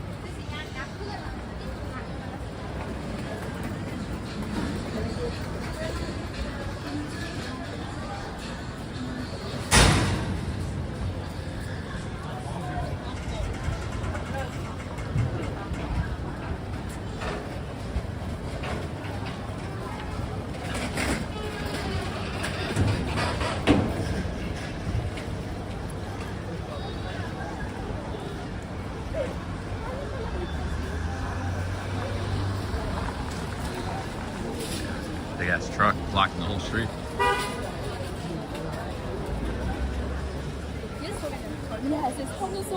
She sounded Australian? Is that what you guys think? I was just curious, like what you guys think. I don't know where she's from.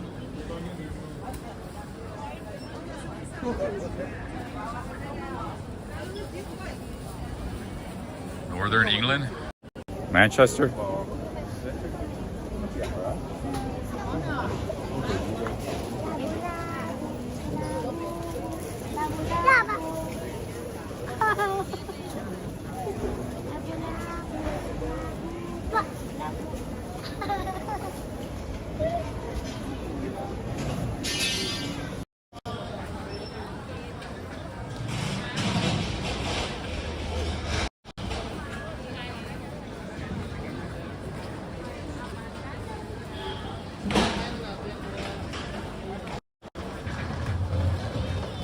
She was, there was two ladies there.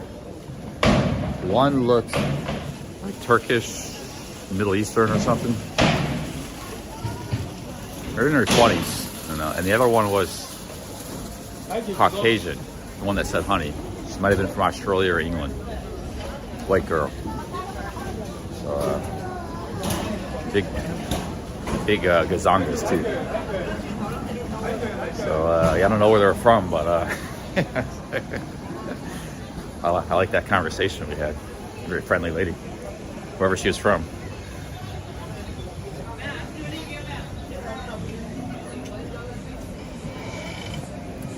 Might have been from Australia or something, but I don't know. I guess they're tourists. I don't know.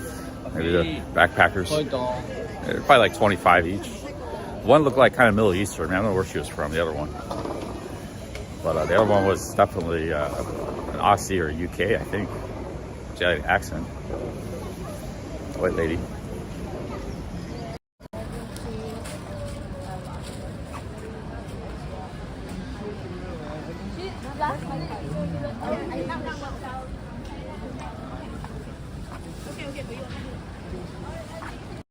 It's a pretty dense market here. Get out of here. This market's too crowded.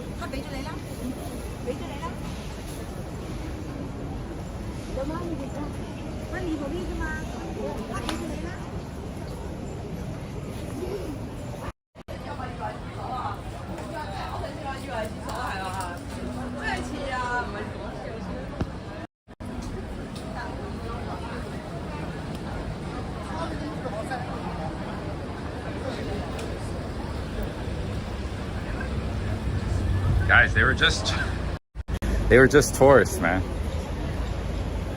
You guys have wild imagination. Here's the whole situation. I didn't film them, but they didn't mind my camera. But there was a McDonald's right below those hotels. They were that was the bathroom for the McDonald's. So I was asking them. I thought they were coming from the hotel. I didn't know there was and they were like, "That's just a toilet up there," you know. So that was if you're going to McDonald's and you use a toilet, that's where you had to go. They were probably just eating a burger at McDonald's. They're tourists. You guys, your imagination's running wild, you know.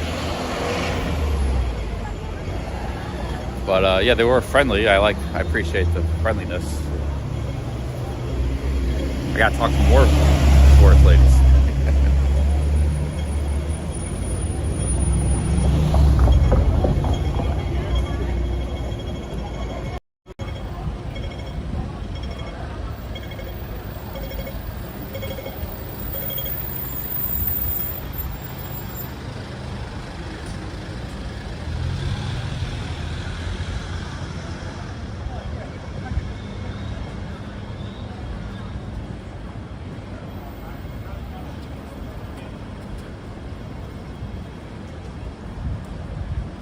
Here's that duck. I think this animal they always see, it's not duck, it's goose. Because I had that yesterday. It looks, it's a little different, you know.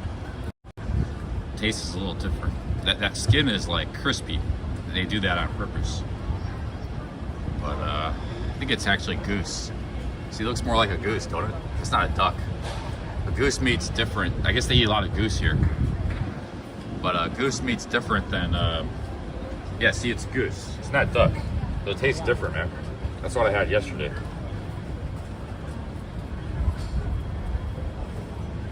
Roast goose.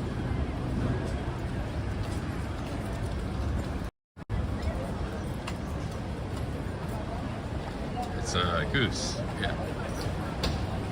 It's different. Goose and duck are two different things. We got a lot of geese in America. We don't eat them though.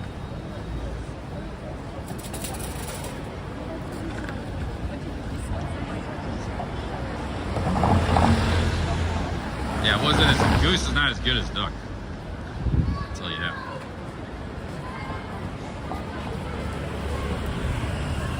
Here's another hotel, the Rajang Hotel. You wanna try this place?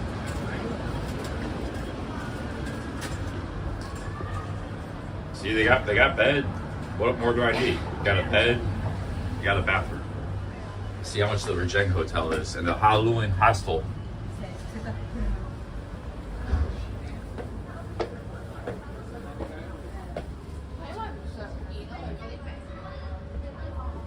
Damn electrical hazards here.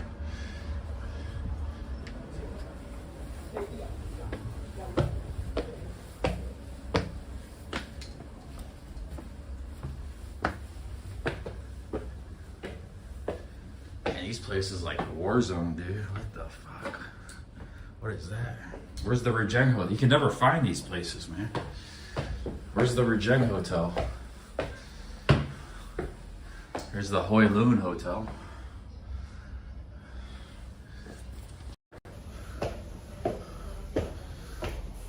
All right, this is like my 5th time going to these buildings trying to find a hotel. The best I gotten was 30 for a hostel. Oh, sorry, Kat? Oh, hello, I said sorry. Hey, how much hotel room? One night? You have a hotel? How much? Hong Kong? One night, yeah. One night 50. 53? Yeah. Oh, 530? Yeah. Oh, 530. Oh, okay, thank you. Yeah, 2 hours, 120, 7 hours, 350. Yeah. Okay, so it's 530, very high, man. It's like that's like $70 a night. They were actually selling it hourly. It was 120 for 2 hours, which is $15 for just 2 hours.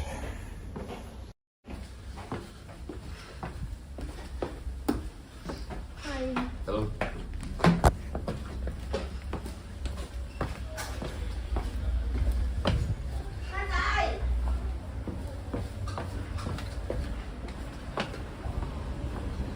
So I guess I think we're better off looking online because I got a good. That place was $70 a night. And the hostel that was like that was 30 a night for a hostel room, dormitory. So I'll just look online and find something. Because you go in these places, there's no value, no deals. I thought like they'd be like $15 a night or something, you know. Different ball game here in Hong Kong, I guess. I don't know.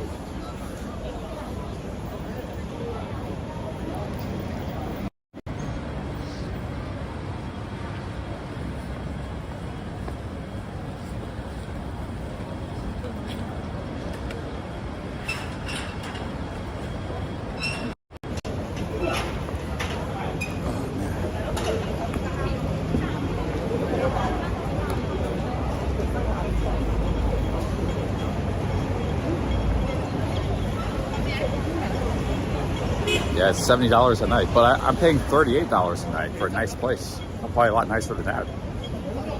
It's a respectable, modern hotel, you know. I'm staying now. It's small, but it's got my own shower, and it's great.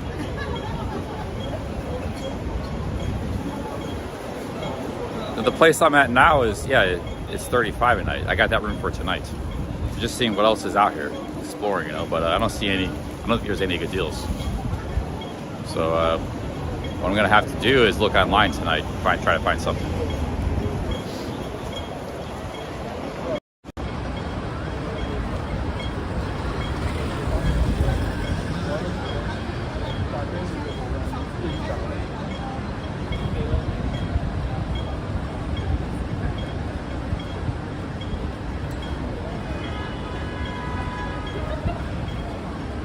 Looks like we're in the camera section. They got any used camera shops?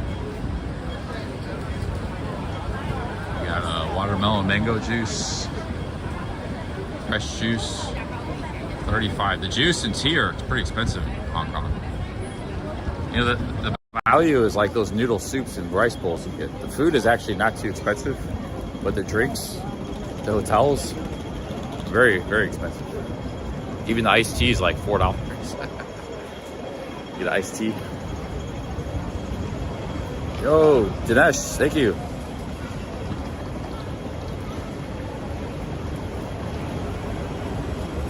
Dude, I don't know what it is, man. I've never been here before. I just thought they might have a cheap hotel.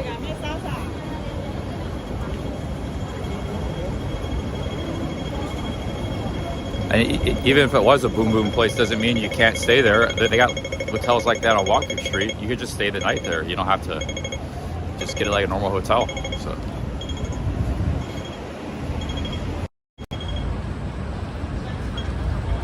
Yeah, I might have to go to the Chungking Mansions.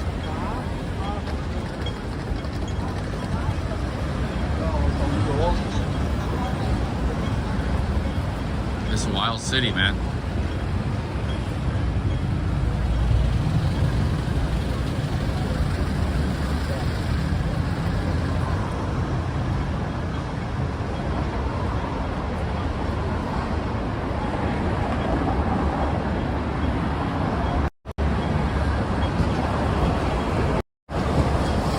It's like, if you think about it, You know, in America, you might have a big city, but you got like suburbs and stuff. You get out in the country, you take a day trip. Here, they can't do that. They're just, this is all they got here. It's a wild city. But like, yeah, it's the longest, it looks dystopian, you know, but they've gotten rich and they're the longest life expectancy in the world. So we use our Western values. We look at things like, oh man, couldn't imagine living here, but you know, it works. A lot of people live here, millions, 9 million. I think there's a lot of undocumented immigrants here. I can just tell. So they're all living here too, you know.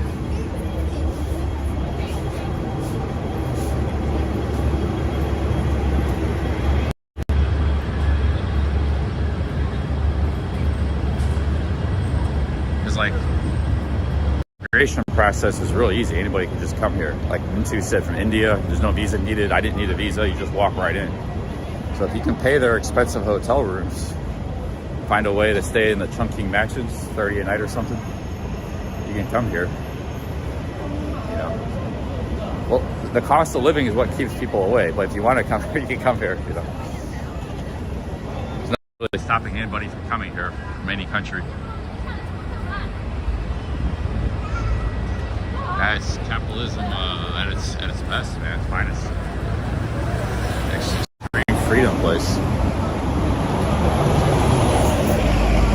One country, two systems.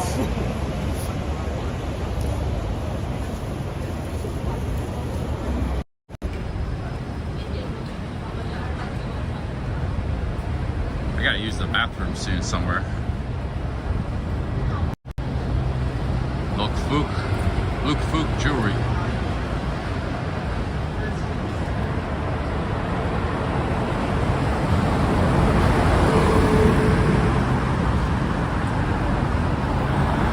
Dinesh for the 40 rupees.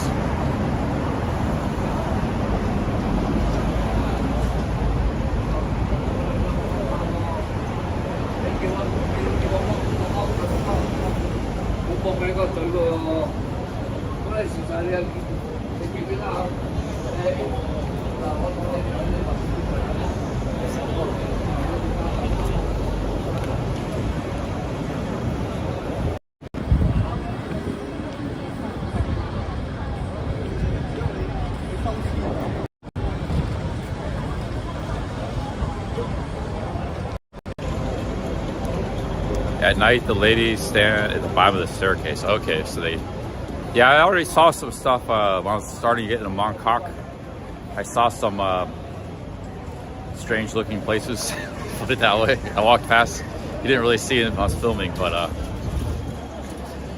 so yeah, there's a lot of stuff going on here. A lot of stuff going on.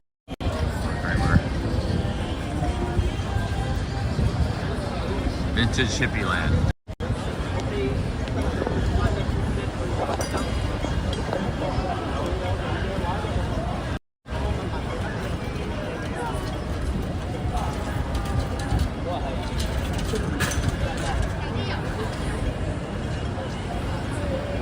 Let's go to this vintage hippie land store.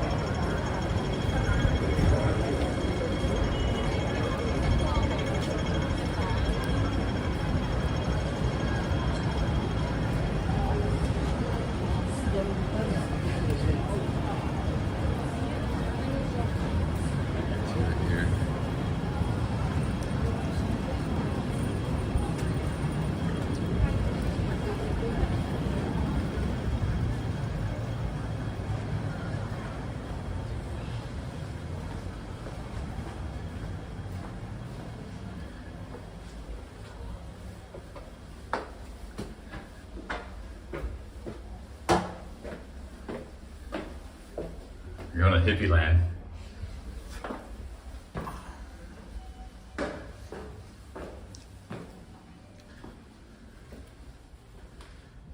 Sushi.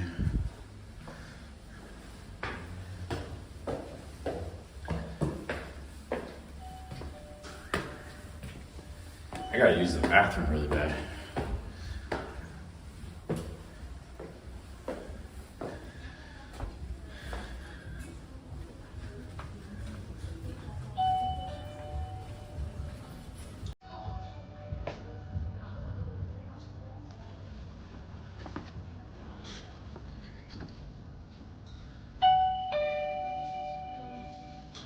This is here's what I look like now. Got the blazer.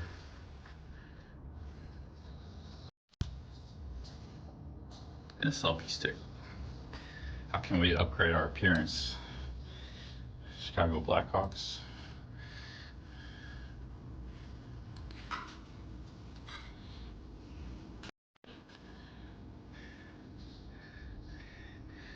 Mintu with 1,000 rupees. Thank you, Mintu. Thank you, man. Pick up some Mintu. 1,000 rupees. Thank you. Thank you, Mintu. Oh, look at this jacket. Cheerios.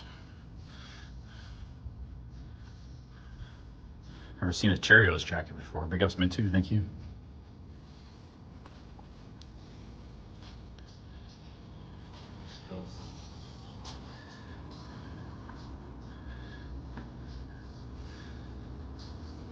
Telephone booth. This pretty wild store.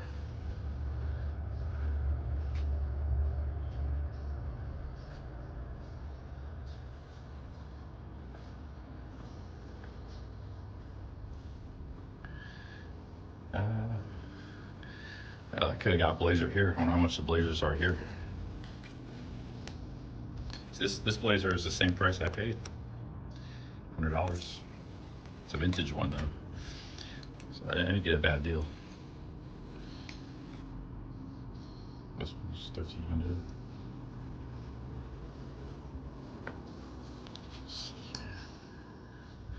Kind of want that Cheerios jacket, but just for like a souvenir of Toronto Blue Jays. Cool hats. Arkansas Razorbacks. Wonder if they need some clothes. They need clothes. I can bring them a lot of that kind of stuff. Like, you go to the thrift stores in Ohio, get all that kind of stuff for $1 each. Bring bags of that stuff for them.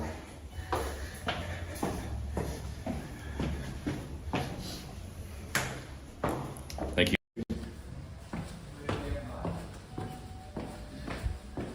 Actually, I know they got the same thing. They got like old clothes like that. They're like a novelty. Like people pay a lot of money for that in Japan. Maybe they do here too, I guess. You look, that store is very fancy, you know. But like, they still got thrift stores in America all over the place, all over Ohio. You get racks of those kind of clothes for like $2-3 per. And that's the retail price. If you're buying a bunch, they'll sell it to you for like almost give them to you. Like they're the Goodwill stores. Maybe you bring them here, sell them for like, they're selling them for like $50 a pop. You can sell it to them maybe for $10. So you bring a suitcase full of old clothes.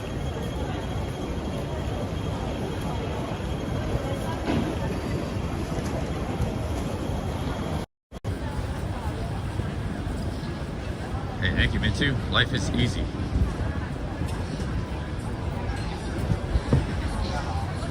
Hey, it depends, you know, you gotta, like, when I was talking to Ricky Drama the other day at lunch, he was like, why don't you get a job? You're like, dude, this is what I'm doing. This is what I got into. You know, I don't have a college education. I don't have work experience in certain fields that people would want. Oh, I'm doing what I've gotten into, you know, this is what I fell into. So you got to kind of do what you're into. I don't know why it bothers people that some guys make, you know, a little bit of money live streaming.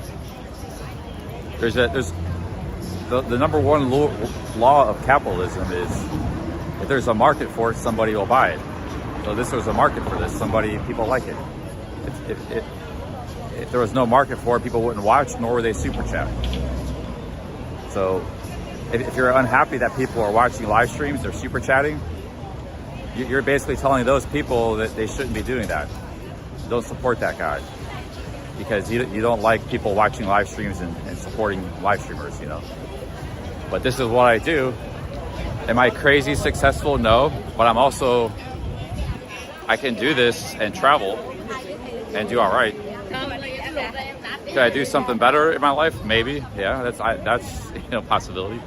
But this works for me so far, so it is what it is, you know. That's what that saying. People say that I hate that saying. It is what it is. Well, in this case, it's appropriate. A streamer walking around the world, Hong Kong, wherever, Thailand, making a little bit of money.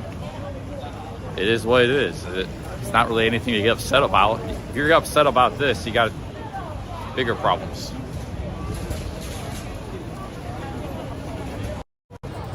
So,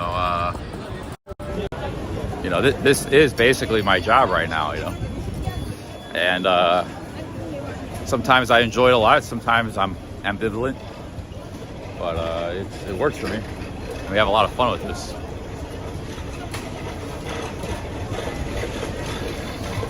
I'm not the best at it, nor I'm the worst, but you know, it works. It all works for me, so.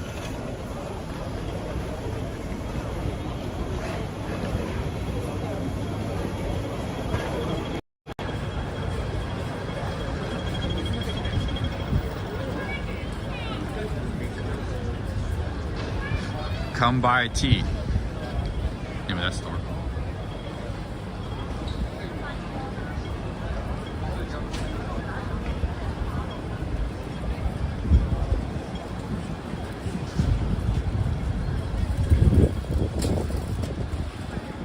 I wonder where we can use the bathroom. This is a very crowded neighborhood. We can use the bathroom. Do I have any savings? No, I showed my bank statement the other day. I got like $3,500. It's my name. That's all the money I got. I got a few possessions here and there I can sell. Camping gear, some camera gear, camera lenses. I got some odds and ends. But yeah, I got like $3,500 in my name. That's all I got. So no savings. Money goes up and down. You know, there was time, like I said yesterday, when I was a pro poker player, my bankroll was up to about 80 grand. I think that was the all-time high, peak. But it fluctuated. There's times I was at 20,000, times at 30, times at 40, times at 10. I was doing bad. 10 was low. Eventually I went broke. So, you know, money fluctuates, comes and goes. Same with YouTube. There's times when I was doing YouTube, I had 20,000 in the bank account.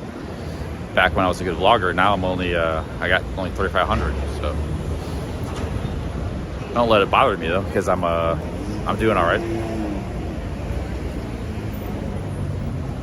French toast here.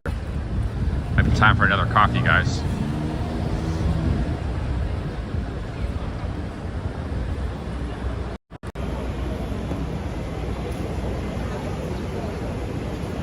Yeah, there's a real possibility 2-3 years from now I could have $500,000 in the bank account.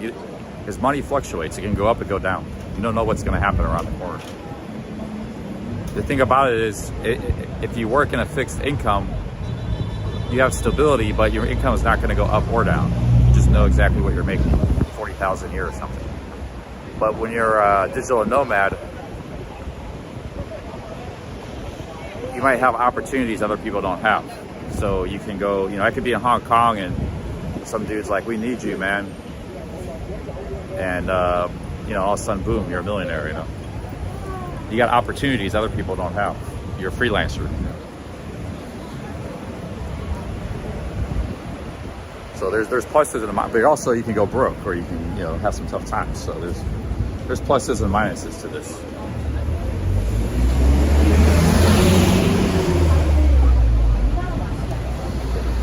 Egg tart. It's a nice restaurant here. I might go get a coffee.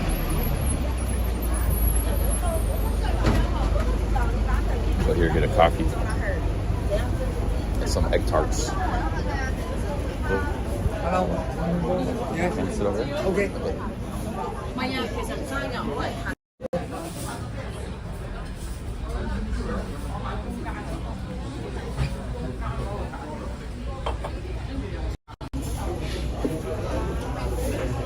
Like a diner style place. nice restaurant here.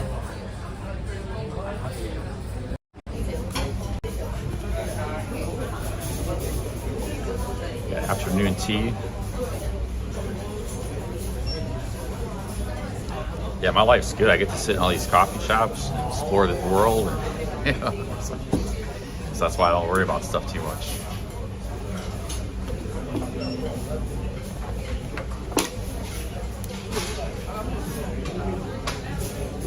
Look at that. Baked coconut bread. Yes, wild stuff here.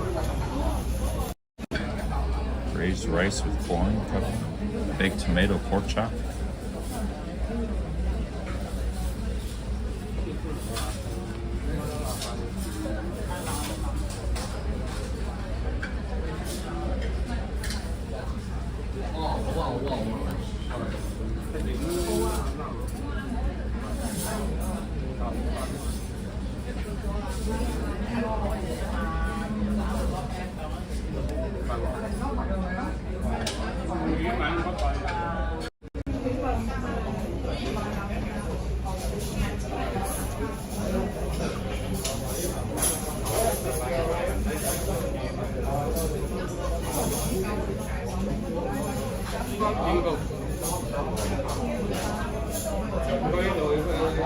Their coffee's cheap, 21. We needed a couple things. The coffee, the Ovaltine, and some Portuguese egg tarts.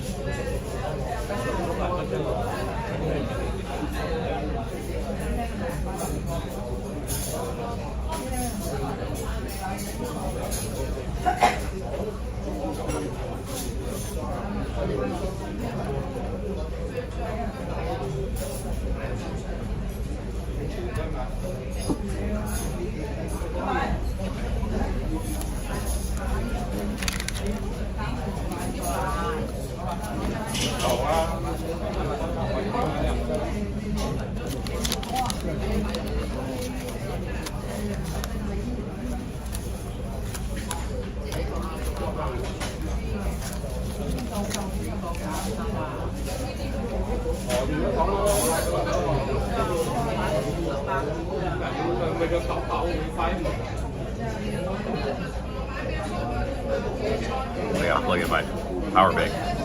Forgot about it.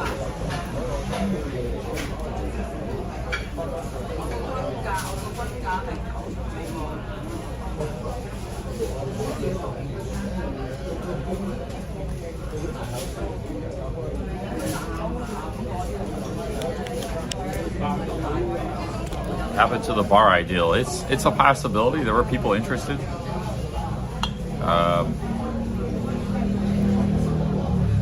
I'm not sure I like the bar ideal though. I had people talk me out of it, and I'm not sure it's a good idea. I didn't want to have a typical beer bar. I wanted more like a hangout place. You know?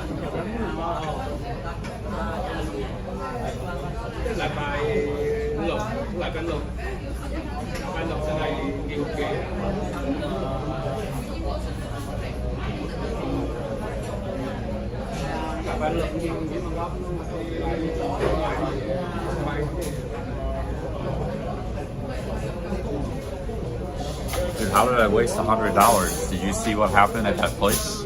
I had an English girl call me honey. That probably wouldn't have happened if I didn't have this jacket. She was a good-looking lady too. Big gazongas. English or Australian. So the jacket's already paying dividends. That was on Livestream.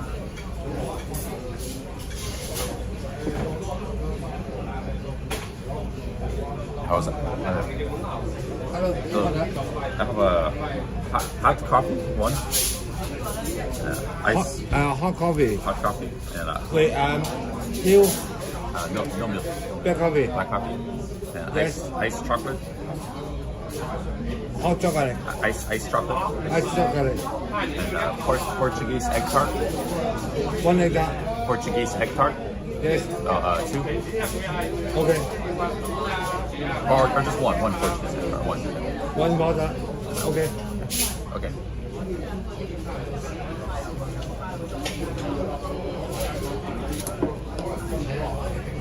Okay, I use the bathroom. Guys, hang on a second.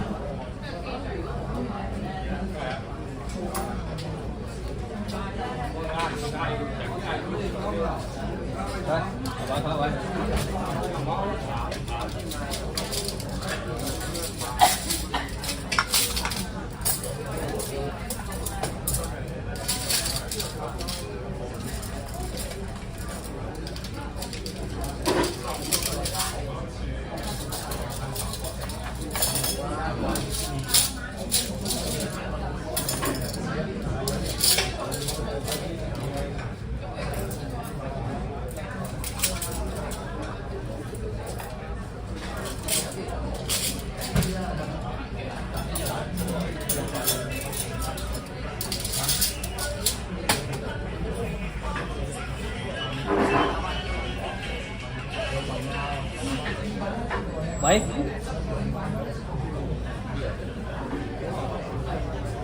干嘛？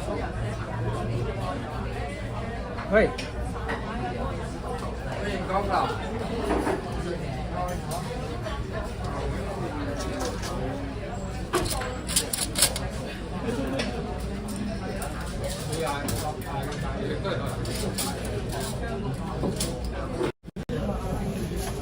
，Guys, I got a tart. These are only $1. I got coffee, iced chocolate, and egg tart.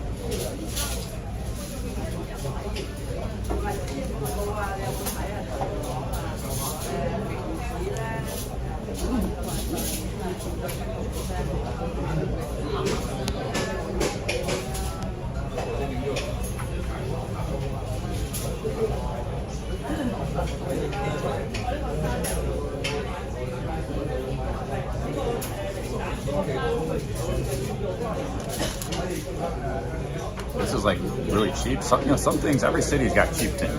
Like New York City pizza is cheap. Yeah, these are cheaper than Thailand. They're cheap. Ooh, look at this. I like coffee. This is the best coffee shop, man. I wish I was staying here. Thank you. Look at this. I got an ice, and a black coffee, and an egg tart. Yeah, if I was staying here, I'd be going. I got an iced chocolate too.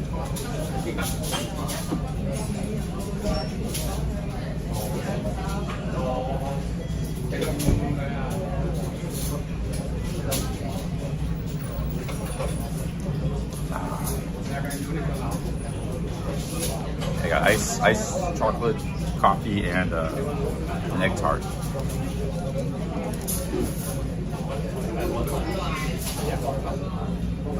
Damn, these are good. Only $1, 8 Hong Kong dollars.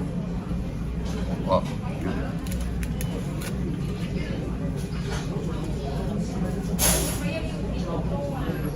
The thing I noticed about Hong Kong, there's never napkins on the bed. Never had napkins.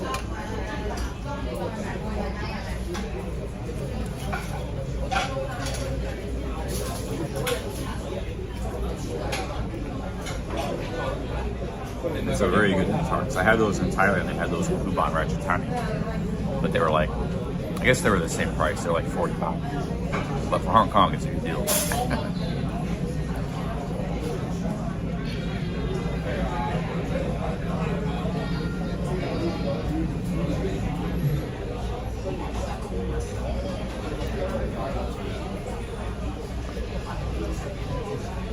This girl says, ask them for their used camera lenses. Well, there's nothing I need or want to buy for myself, but I would go to a used camera shop just to see if there's anything I can take back to America and sell for a profit. Like maybe I can find that Sony action cam that you might be able to get for $300 to sell for $1,000 on eBay. So you used to be able to find those in Thailand, but you can't find it anymore. So maybe if you go to the camera shops here, you can find something. You know. Oh, this is like $6, $5. I got an iced drink, a coffee, and an egg tart.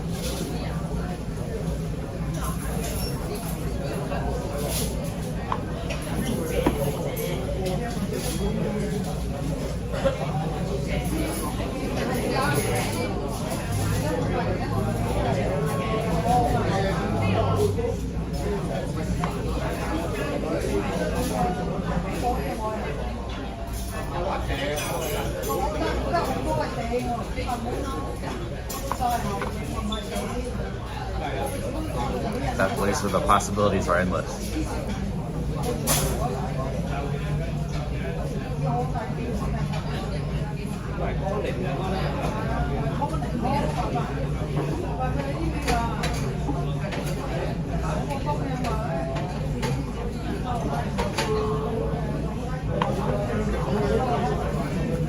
Oh, you guys are actually giving me a lot of nice compliments. That means I think I look good.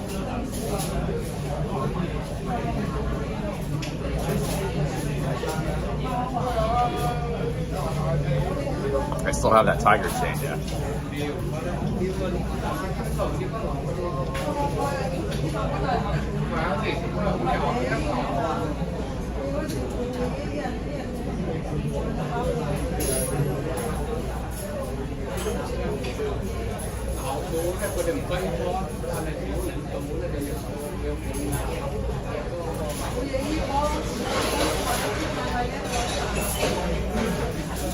I actually really like this jacket. I'm glad I bought it.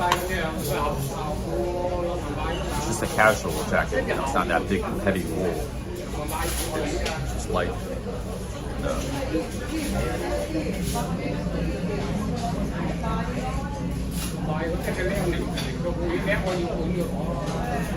Yeah, the Ghost Resurrected Live, thank you.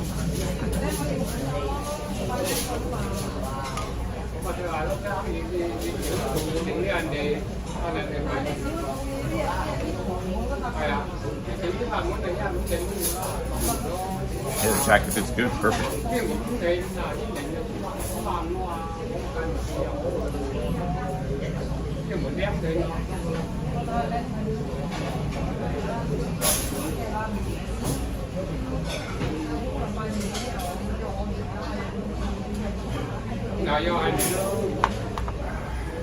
Pretty good coffee here.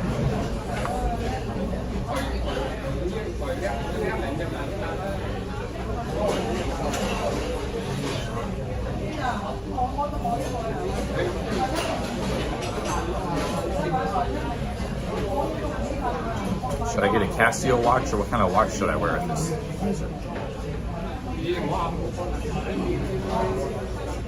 think a Casio watch wouldn't look good with this blazer.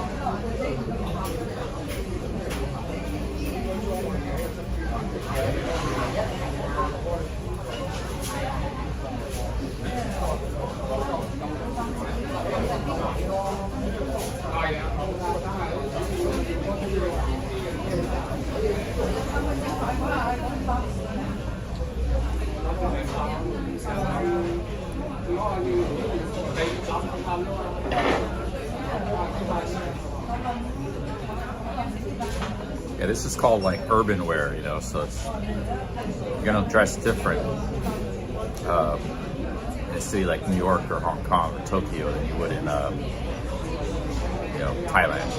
You look different, you know.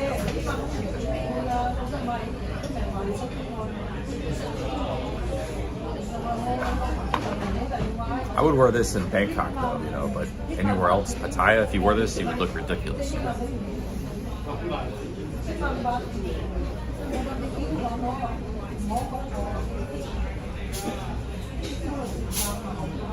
And most of the people I see, the foreigners that are here, dress like this. They're not dressed like, you know, backpacker bums or something, you know. They're dressed like this. So. Now I kind of blend in. It was $100 exactly. 800 Hong Kong dollars.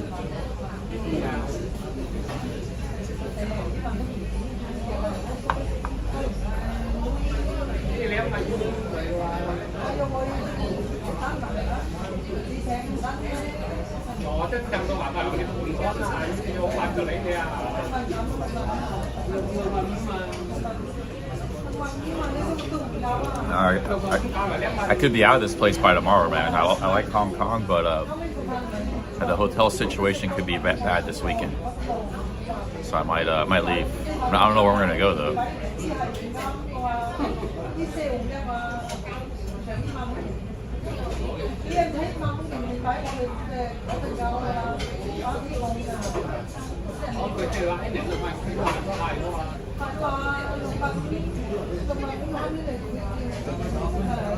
I'm not going back to Thailand right now. I'm gonna go to maybe Taiwan or Korea. I could go to Japan. I bought this jacket because I was gonna go to somewhere else.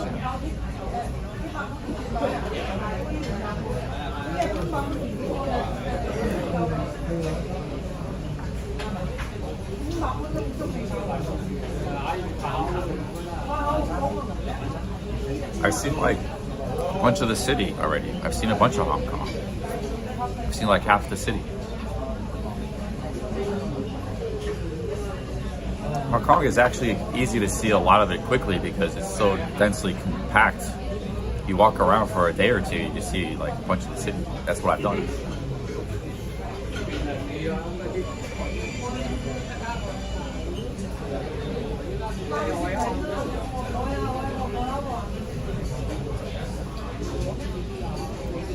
Hey, Omega Slots, thank you. Thanks for the $5.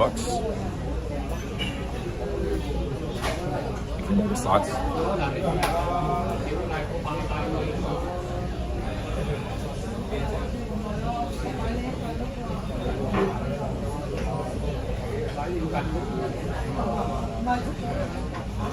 Hey, what's up, DC?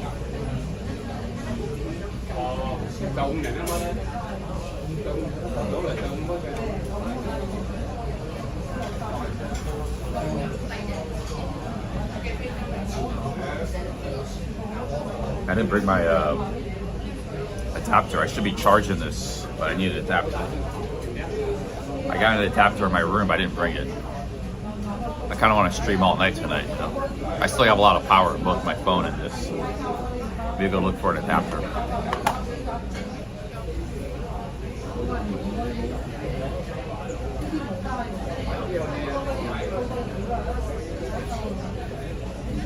I've seen the city and the culture. I've seen a lot. Now, the more I stay here, the more I'll see and learn and know. But I got a good grasp of the city now.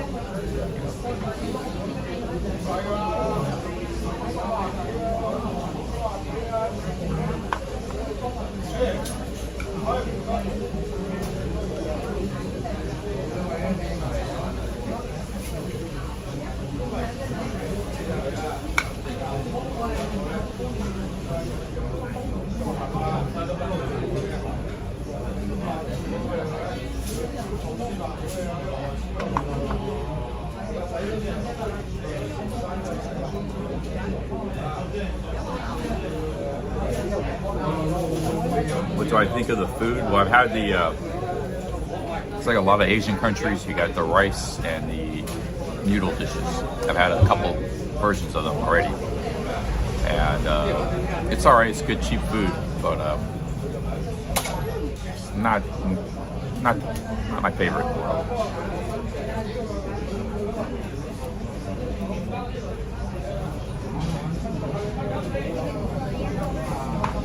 I didn't say I saw a lot of it. I said I've seen enough to have a grasp of the city, a feel for it. Well, I'm not an expert in Hong Kong or anything like that. I've seen the city, you know. Like I was in Chicago for 2 days. This trip started in Chicago, the world trip. I only spent 2 days there, but I had a good grasp of it, good feel for it. What I saw there, because I hadn't been to Chicago in a long time, didn't know much about the city. I got a good grasp of that city too. When you're walking around for like 10, 15 miles a day, even in a big city, you can really learn a lot about it. In London, I walked 200 miles because I was there for like almost 3 weeks. I was in London for about 18 days, so I walked an average of like 14 miles a day. So I walked almost 300 miles in London, and that was like, I felt like there was nothing left for me to see there. It took me about 3 weeks to cover that city. This city properly, maybe like 10 days, a week. So I admit I haven't seen a lot. If I were to leave tomorrow, I feel like I got a good sense of the city.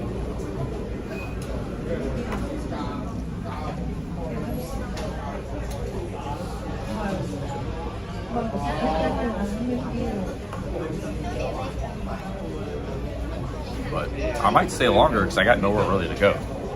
I can't go to mainland China. I can't go back to Thailand. I can't go to Vietnam because I don't got a visa. I don't want to go to Cambodia. I don't want to go to Malaysia. Where can I go? It's either like, you tell me, you know. So I'll probably end up staying here for a while.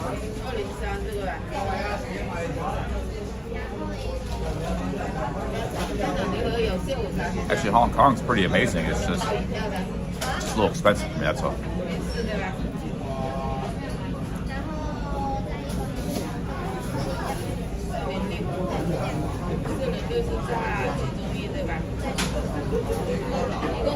I like Vietnam, but I just don't have a visa to go there.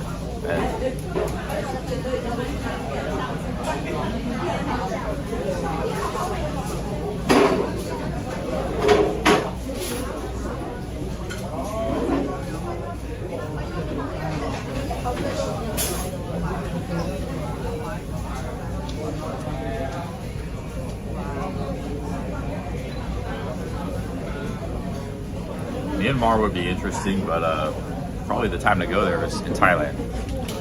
You go across the border from Thailand. You can actually get a visa for Burma in Bangkok.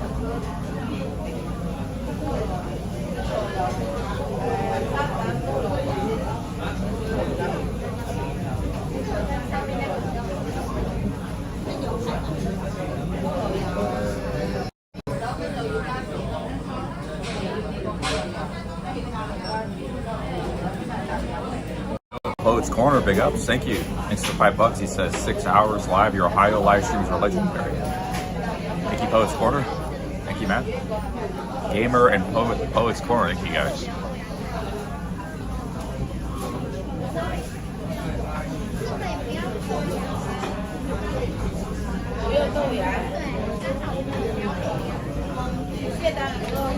What is the point of going anywhere?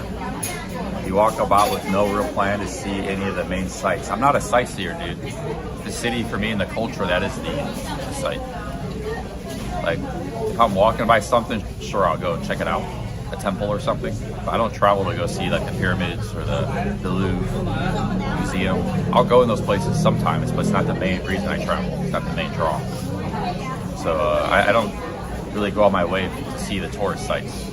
I like seeing just the city and the culture and the people and the environment, the architecture and stuff. That's what I try, and the food too. That's what I travel for. If you travel to see the tourist sites, good for you. Everybody travels differently.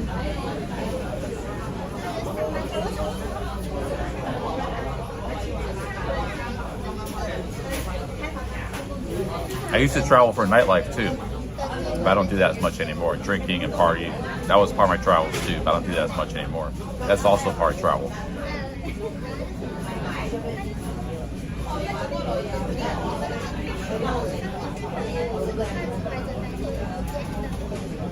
Yo, Nigel with the 20 British pounds. Thank you, Nigel. Yes, Nigel. Can we go to the financial district? Need some traders. I could maybe go to some pubs in the financial district. I don't know if they'll like my tripod, my selfie stick. But I see some of those dudes, because where my hotel is right by the financial district. You saw this morning. So I've seen some of those dudes, and they seem pretty chill about the selfie stick and stuff.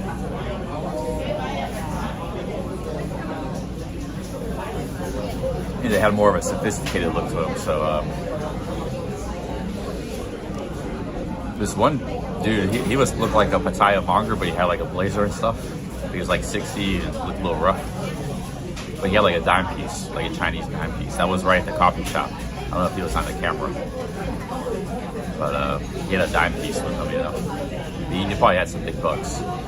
Big money trader, financial trader or something.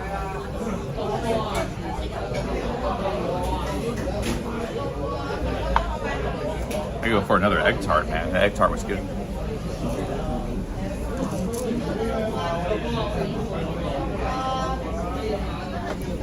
I got 2 drinks here. I got thank you, Nigel. Very generous super chat. I got iced chocolate, very good coffee, and an egg tart, which is gone. I might need to get another one.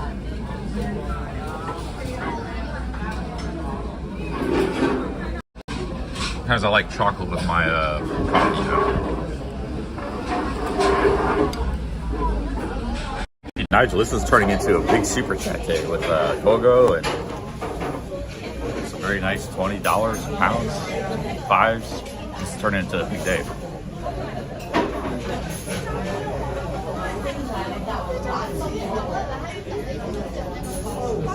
You think that lady was from Manchester? I've been meeting a lot of people from Manchester and Liverpool, Pattaya. A lot of dudes. At M&M Bar, they all hang out at M&M Bar.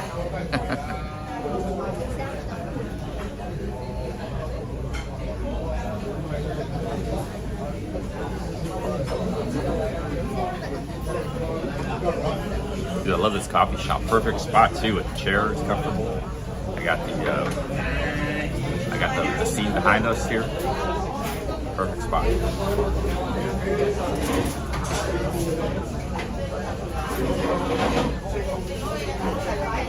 Am I going out tonight? Well, maybe a little bit. I don't know.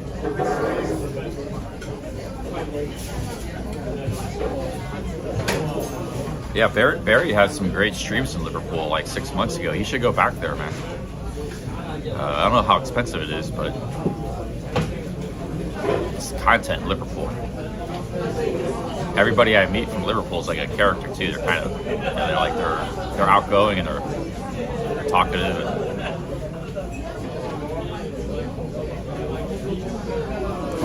And he's got content there in England, you know. London, the problem with London is it's too cosmopolitan, so like it's not local. So like everybody's like tourists or like they're, you know, they're like money set. They're, you know, it's a cosmopolitan city. And you don't interact with people that much. But you go to Liverpool, it's a local place. People are from there. Their family's from there. Their grandfather's from there, and people want to talk to you, interact with you. It's just like streaming in Ohio.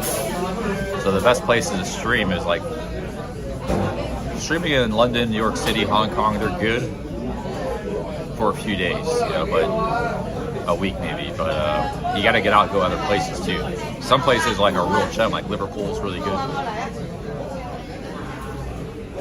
So I'd probably go to Liverpool and Birmingham and all those places if I was back in England. I get one more egg tart. Egg tart. Huh? Portuguese egg tart. Egg tart. Egg tart, one more. One more. Okay. Okay. Okay.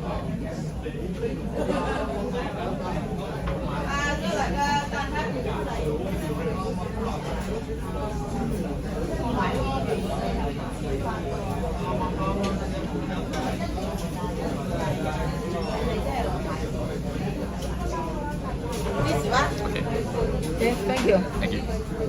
Got another egg tart here.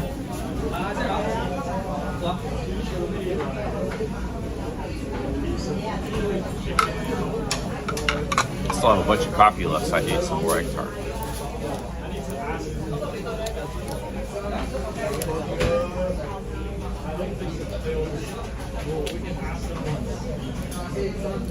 I could go to Ukraine, but I don't have internet there. They're using Starlink.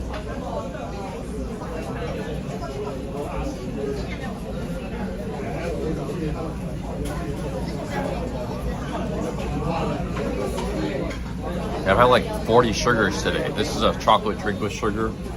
I had an iced tea at that noodle shop that put 3 sugars in it. I had 10 sugars in that coffee, that iced latte, 2 egg tarts. I probably had like 30 sugars. And I'm not dying. Am I dying?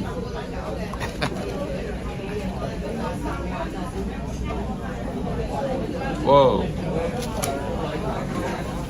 Damn. Oh, it's corner. Sawadee Kap. Thank you very much. Wow, $50. Thank you, man. Thank you very much. Thank you very much, Poets Corner. Jeez. Hey, cheers, guys. Yeah, thank you, Nigel, too, man. You guys, wow, you really... I had some expenses today, but, you know, nothing like the super chats I'm making. No, thank you so much, everybody.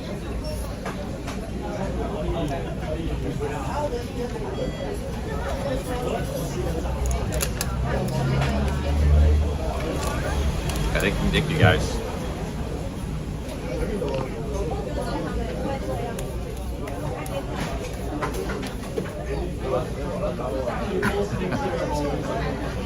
It's called a tinfoil hat.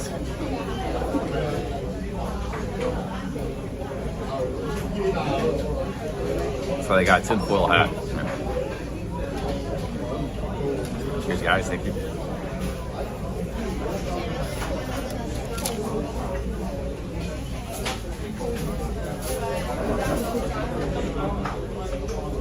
Wow, Post Corner, Nigel, thank you guys very much.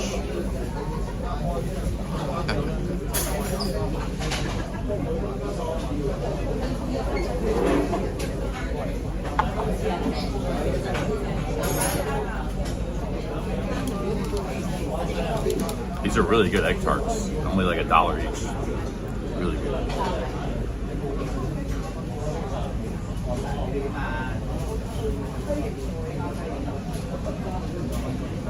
No, I haven't had Snickers in a long time. They got Snickers, they're expensive. They're at 7-Eleven, they're like 15 Hong Kong dollars, $2 US dollars each. So they're like 3 times the price of Thailand. And I was burnt out on Snickers anyways. I had tons of them in Thailand, so. They got a lot of good pastries and stuff here. I'll just have that. A little more expensive. The pastries are like 30 Hong Kong dollars. They're kind of expensive.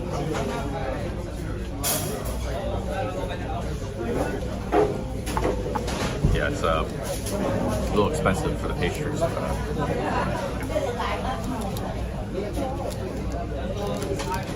We're gonna go to the Temple Night Market, and then we're gonna go back to the bay. Go back across the ocean, back to the main island.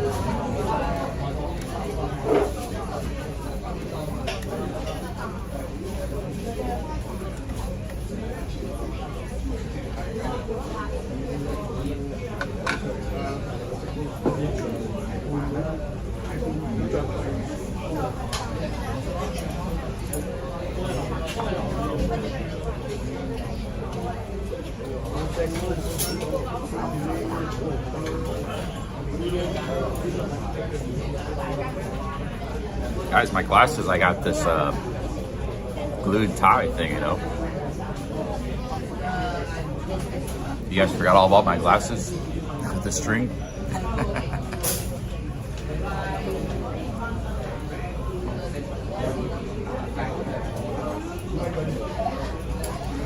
I've already been in Temple Street.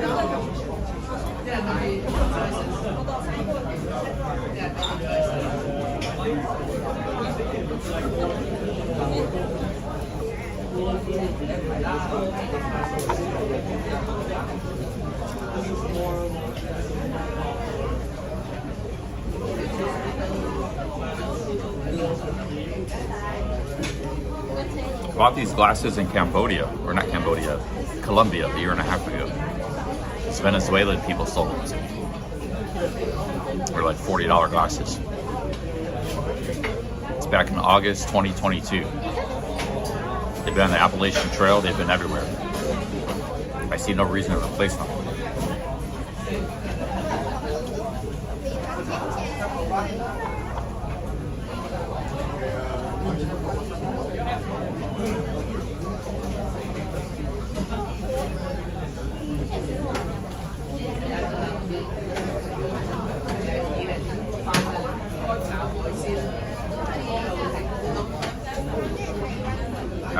I just had some affordable ramen. It was like 33 ringgit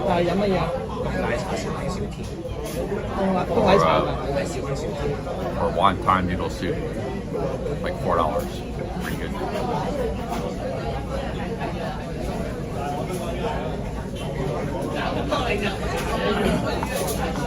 Lucky Luke, that's where my hotel is Wan Chai. That's where I'm staying. We're visiting Kowloon here. This is called Mong Kok.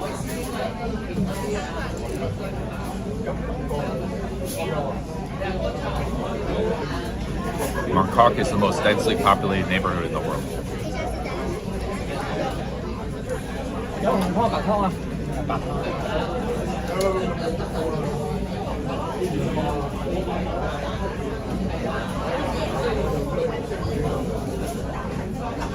Wan Chai is where my hotel is. That's where I'm staying last few nights.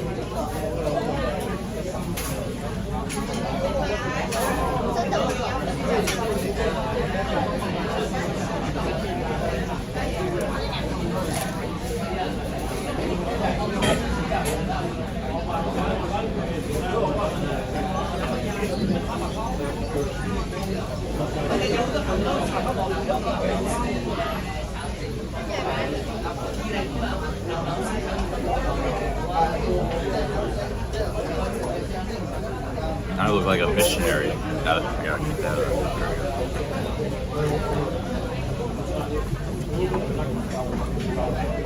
We're going for the hitman look.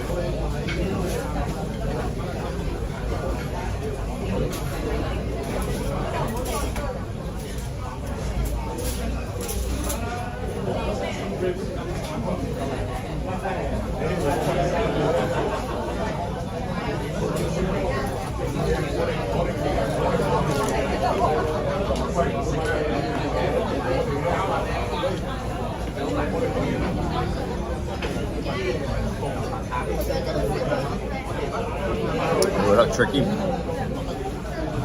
Yo, Soy Faring, would I visit Hong Kong again? Absolutely, yeah. I like Hong Kong. Thank you, Soy Faring. It's the 2 Aussies. Yeah, because Hong Kong is like a logistical hub. It's a logistical hub, so if you're traveling in Asia, it's very likely you're going to come through here.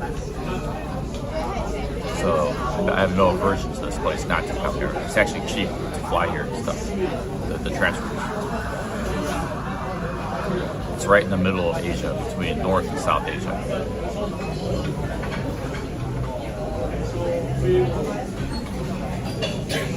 Yeah, this is all Mong Kok back here, the name of this neighborhood.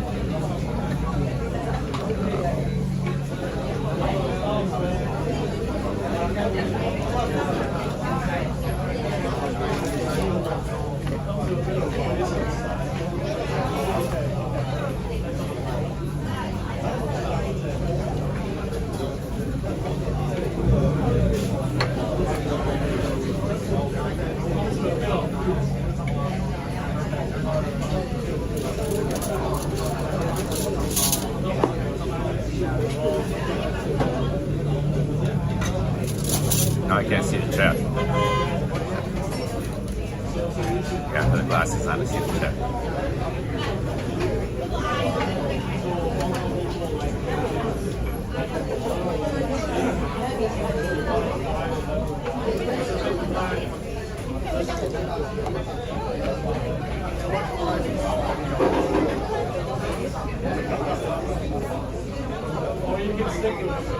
It's turning in at nighttime. Let's go see the view by the bay. We'll go walk back to the ocean. See the nighttime view. Take a boat back. Is there anything I should see around here before I leave? Let's go maybe walk around some more.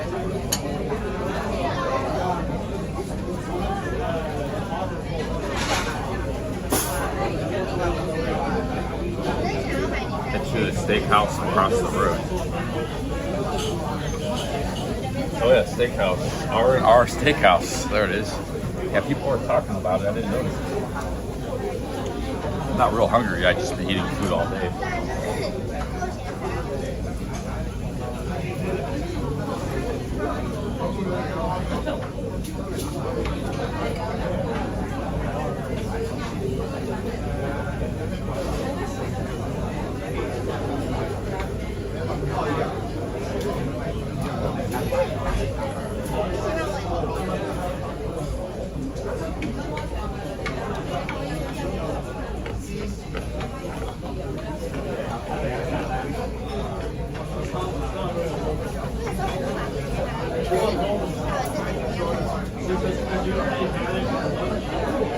Shout out again to Poets Corner and Nigel and Bogo, everybody.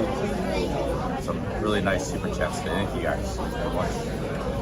So faring. Alright guys, I guess we get going here. Walk around some. This is my third coffee of the day.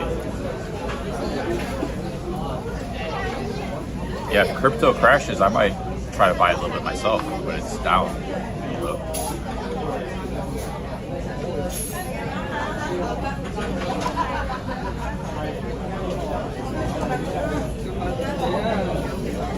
I think the era of easy money is over, you know, the inflationary economy. It's going to be a good thing, but it could be a little rough in some aspects. The thing is, that money is still out there. A whole bunch of money was printed, so that's why everything is so expensive, especially in the West. But that wealth is still around, but it's in the hands of a few. It's going to get more spread around everybody, and the cost of living is going to go down. So we'll all be richer probably.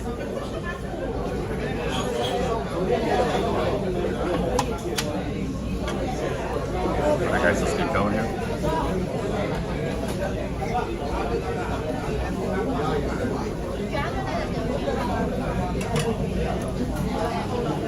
Here's the thing, when you have a good economy that everybody does well, it's like the wealthy still do very well in those economies. But it's better than the economy where they only the wealthy do well, you know. So we're trying to make it an economy where everybody can do well, which isn't like that now. You gotta like own stocks and stuff, real estate, crypto to do well. Thank you.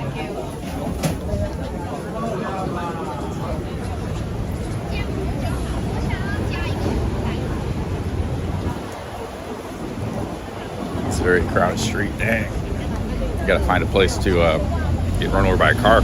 I'm used to walking in the streets in Thailand, but here you get run over by a car or bus.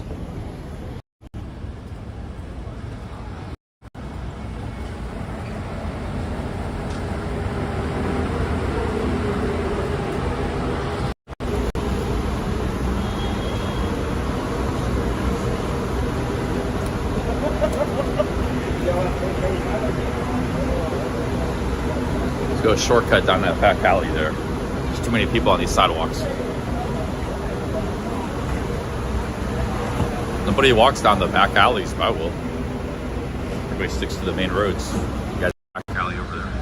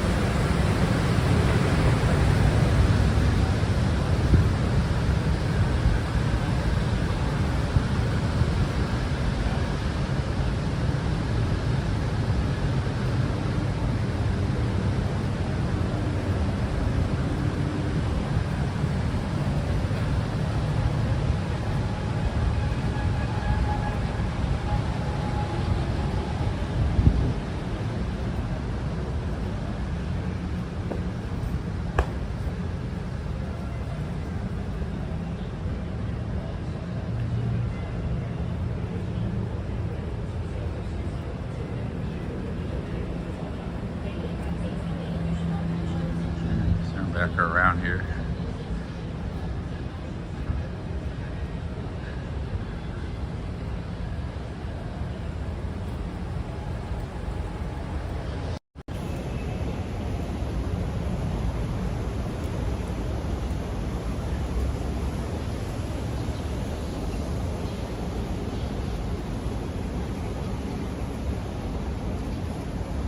Tell you what, those alleyways are way better than it was in Malaysia. They got alleyways like that in Kuala Lumpur, but they're disgusting. There's rats running all over the place. That looks perfectly clean. No rats, clean, tidy. I don't know why people don't walk down those alleyways. But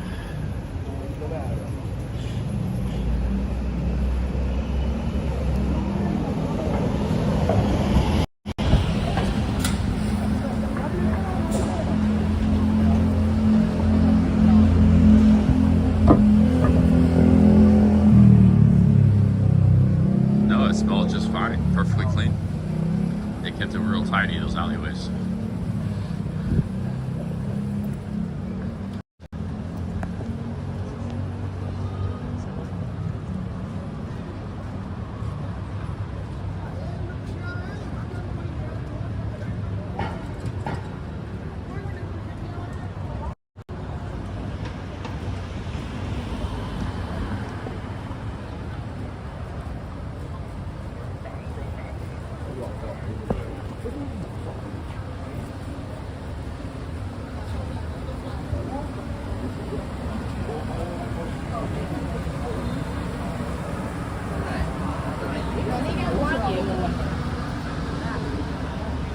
Guys, I kind of want to hang out tonight, you know, like maybe I will go to some bars and stuff.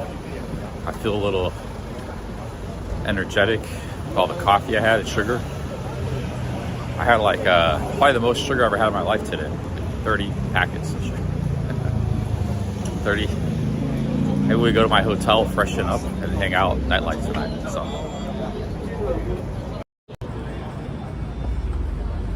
Shit, they got sugarcane juice. That's pretty good price. Sugarcane juice.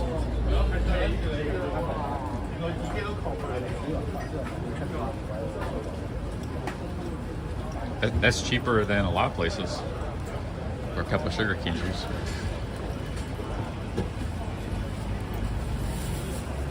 Dude, Mong Kok is cool, man. I could live here.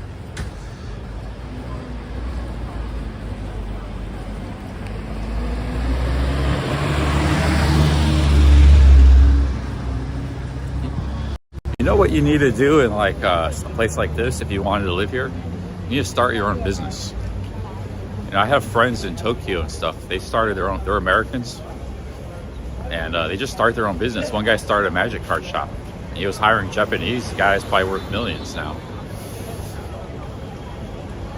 So, yes, it's more expensive to live here, but you start your own business, you can make a lot of money.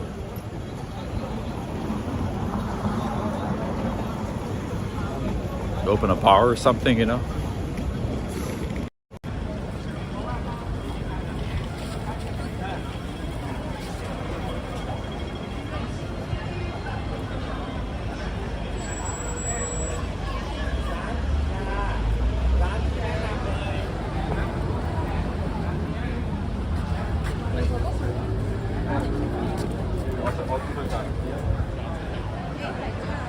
More yogurt.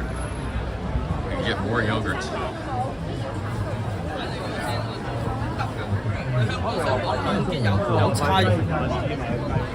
Hey guys, I like Hong Kong, man. I might stay here a while. I don't know. I'm thinking about it. I gotta find a cheap hotel though. I don't want to pay a bunch of money for a hotel.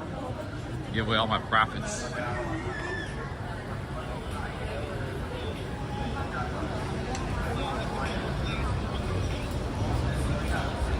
It's the red tea place.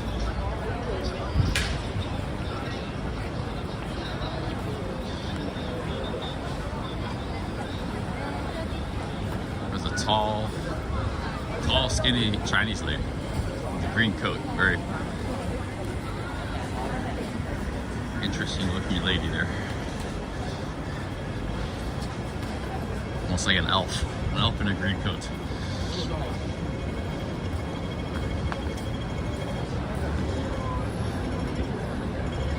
Okay, where are we at, my dudes?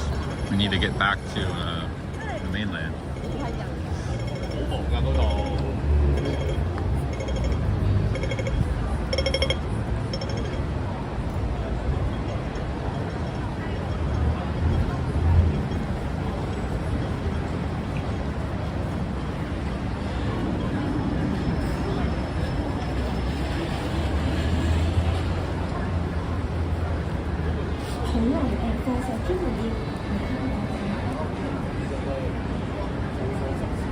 Wonder if I can get internet in the subway. It's the subway. I haven't rode the subway yet. Let's try see if we can.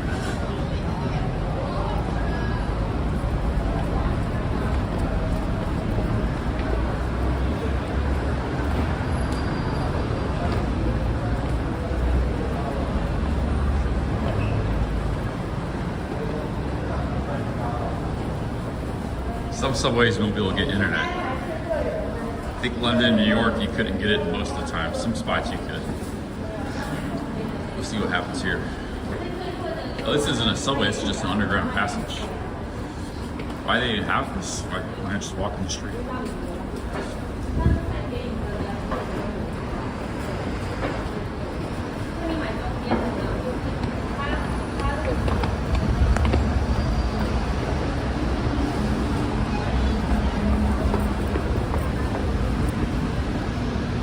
It's just like a pointless underground passage. You could have just walked the street. People are just... I was just following everybody. I thought they were going to the subway. There was nothing there.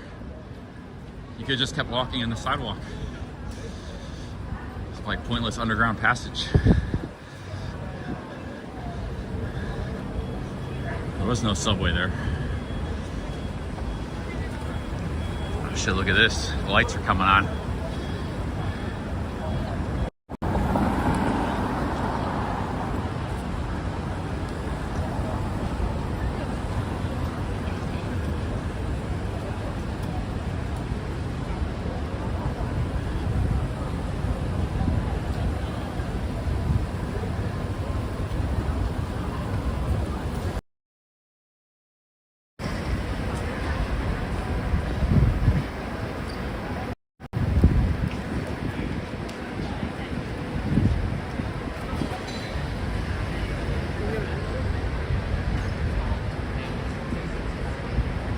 I haven't really seen much of Hong Kong at night. It's actually, I think, more interesting at night than the daytime. Traditional Chinese noodle shop. Because now they're lighting. See, this is the Hong Kong I imagine. All the lights and stuff. So let's just walk around for a while, my dudes.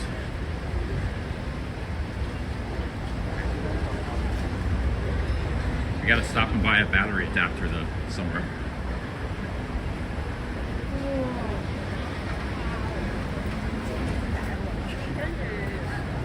You got it.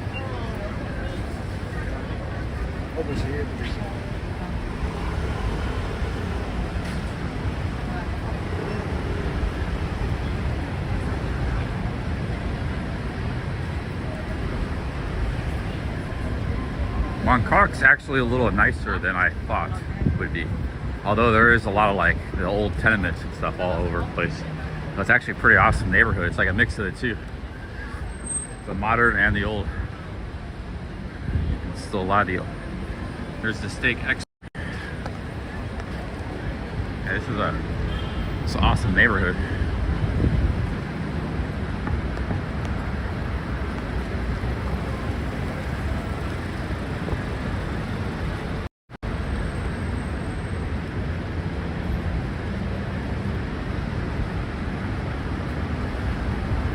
There's like a mall, some big mall.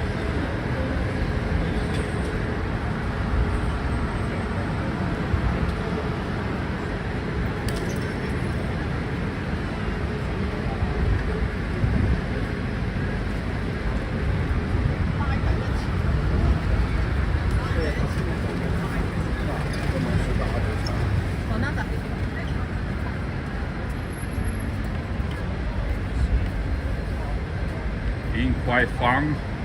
Yeah, what is that? People keep mentioning that. I don't know what that is. heard people mention that before. Yeah, Big Us Mintu, thanks for that 1,000 rupees super chat. Not sure what that is.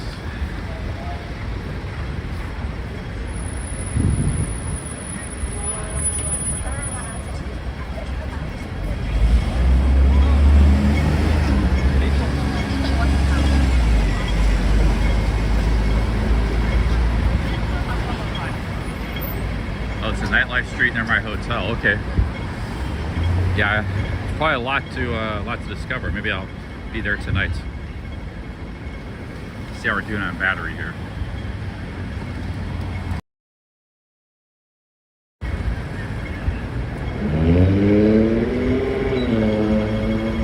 Okay, maybe we head back to my hotel. Get a shower, brush my teeth, keep the stream going tonight for a while. We can charge while I'm there. Well, I like this part of Hong Kong. I would kind of want to stay here. Maybe I move here in the future. Come here tomorrow.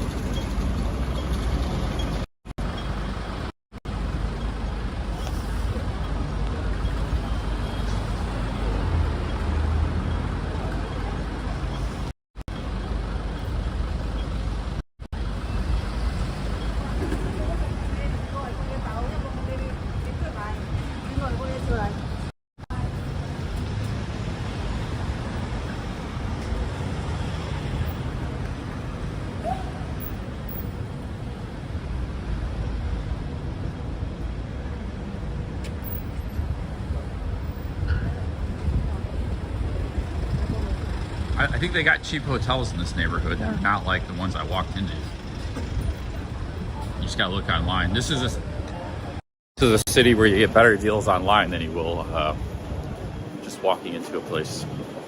Every country's like, in Mexico, you can sometimes find cheaper hotels aren't listed online. Like the cheapest hotel could be like 30 a night and you'll find something for 15, you know. Wouldn't that be real nice, but it's cheaper than, way cheaper than online. But here, it seems to be one of those cities where it's cheaper to go online. Because you get like hotels just trying to sell the room whatever they can get for, trying to get any money they can for.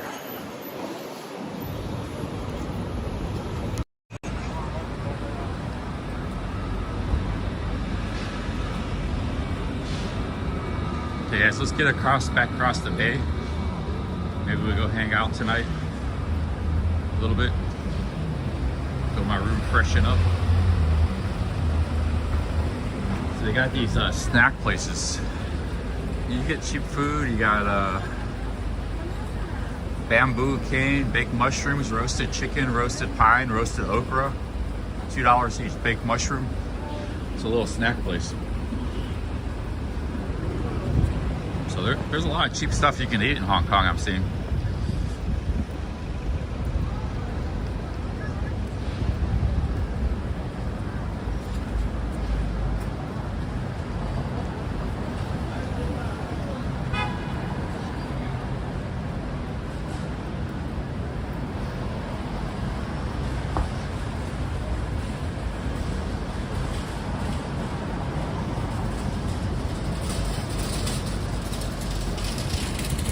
Like Kwai Fong.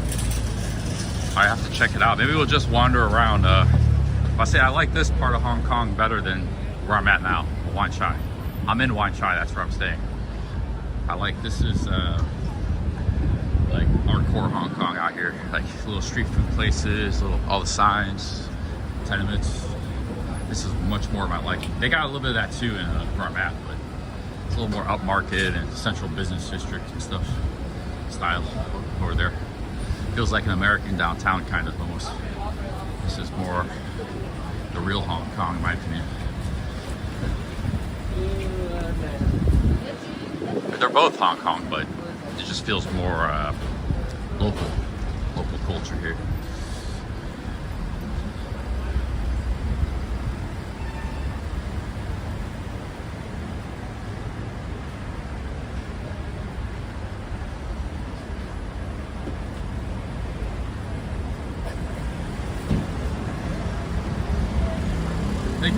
I wonder if Wander's ever been here. I think Wander would like this city a lot. Wonder if he's ever been here before. Probably has. He's been everywhere, especially Asia.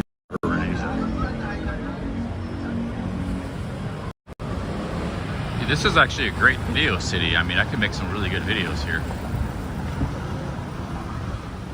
I think I used to get a lot of views from Hong Kong, like Singapore and Hong Kong and Malaysia.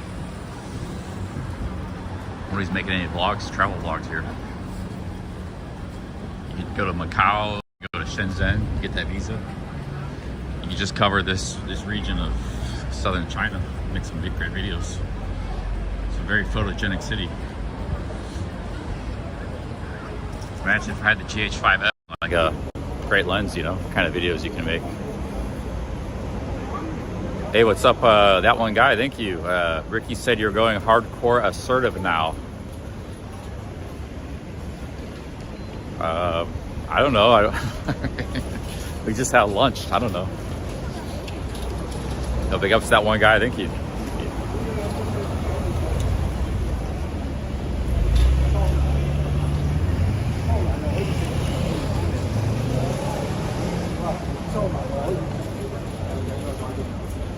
Thank you, that one guy. Your barbecue freedom, man.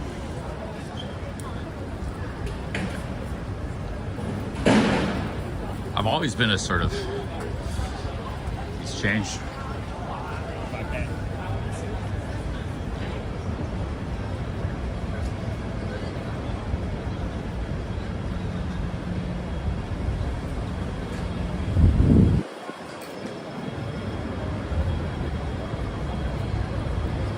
Does Hong Kong have a Chinatown? Yeah, it's just like one big Chinatown, I guess.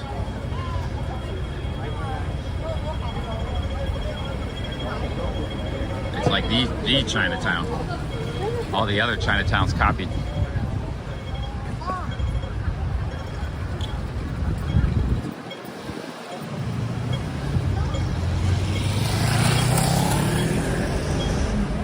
Like a Blade Runner city.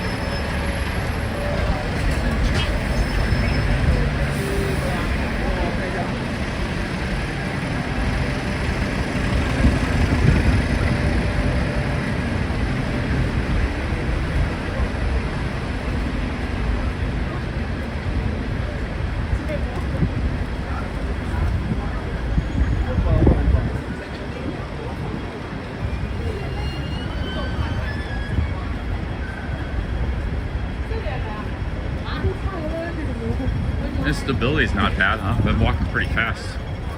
Stability seems like it's pretty good.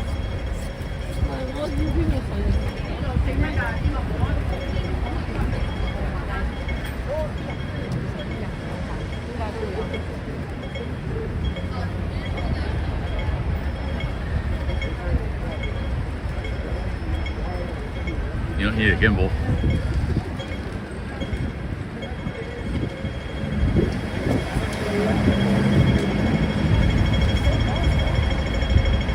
I think the ding dings are only in where I'm at. They're only in Hong Kong Island. I don't think they have ding dings here. And they should have them.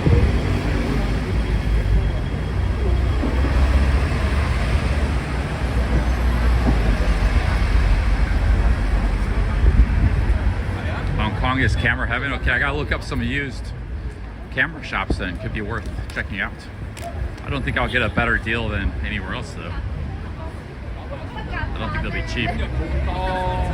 But you might find something, really the only thing I know to look for is the, that's like discontinued and bring a lot of money, is that Sony camera that Earl Balder uses. Nobody can get it anymore. Otherwise, I don't know what to look for. Maybe like the Fuji X, what's that really expensive Fuji camera everybody wants? 100F or something. It was like $800, but it was going double that on the market because nobody could buy it. Everybody wanted it.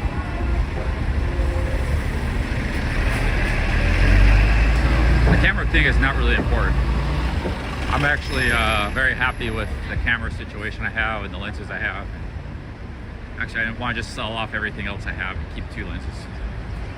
Sell it all off. I do have a Fuji 16 1.4.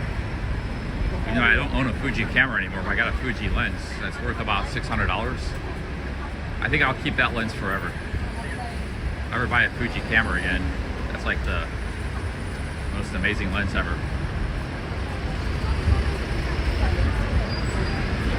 It's like a miracle lens. The angry photographer would like talk about it for 30 minutes. I bought it used on eBay. It was in mint shape. Nobody ever used it before. But then the funny thing was, last year, I took 2 years ago, I took my Fuji X-T3 that I bought used, took it to Thailand. I didn't bring that lens. So I don't know. I make bad choices, my travel choices. So I never got to use that lens ever. I still got it though. I think it's my last Fuji lens. I sold off everything else.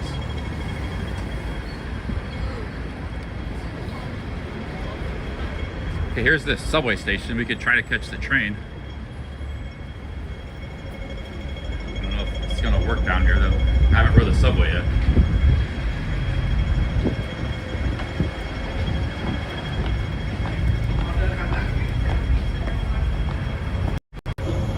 Probably if I'm doing good financially down the road, or I'm just living somewhere, I would have like a couple different cameras. Just like a camera enthusiast.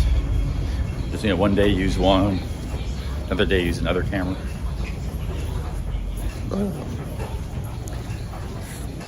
We're going deep underground here. We're gonna get internet reception.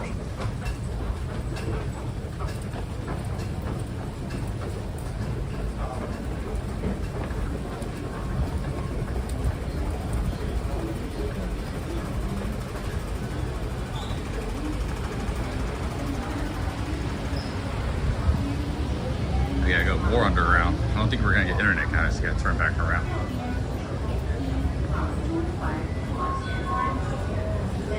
Oh, really, Christopher Lee? Yeah, Christopher Lee knows Chinese. Wow, Christopher, thank you.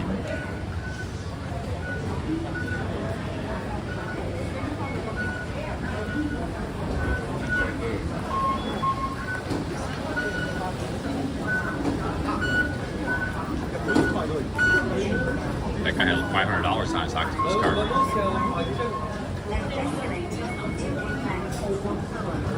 Right escalator for Central Option 1. 左邊扶手電梯往兆景嶺。右邊扶手電梯往新南環站。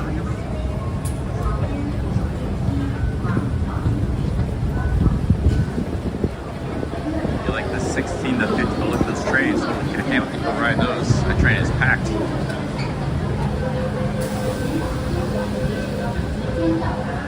Actually, it might not be too packed because we're going to Central. That's where we're going. We're only going like 2 stops. We're going here. We could take this all the way to the island, but I want to show you guys the bay. We're going to take the boat again. I only have to go 2 stops.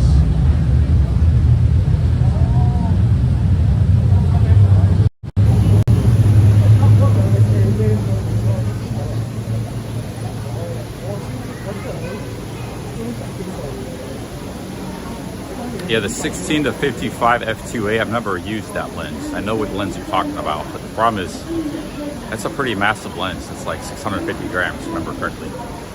It's got a nice zoom 2.8. It's probably a really good lens, but it's pretty big. It's not insanely big, but it's on the bigger side of things. But it is nice to have a zoom. The 16 1.4 is a faster aperture, but it's fixed focal length. There's no zoom on it. It's about 200 grams lighter than the 16 to 55. It's not as crowded on this side of the train.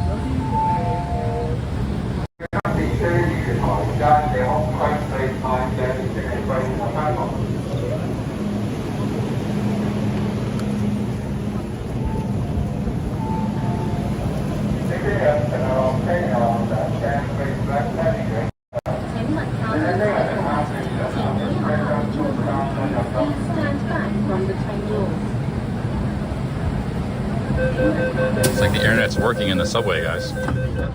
Pretty good. In New York and London didn't work too much.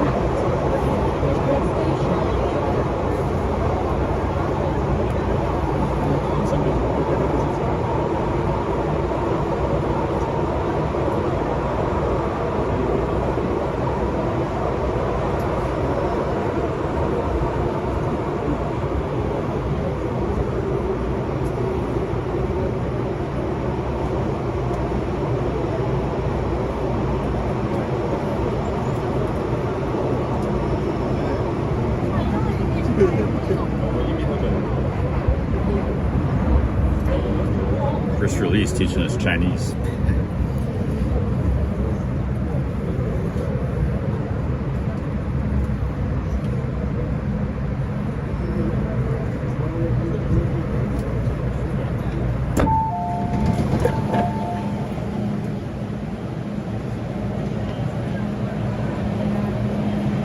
Oh, Cantonese.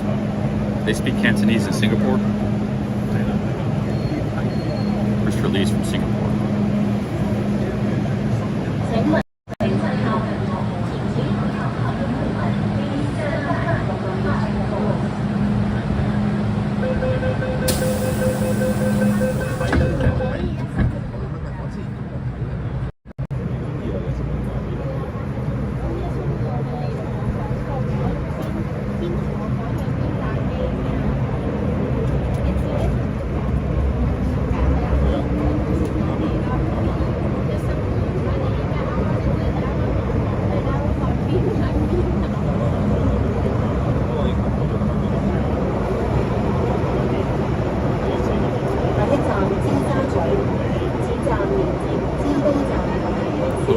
Cantonese and Mandarin.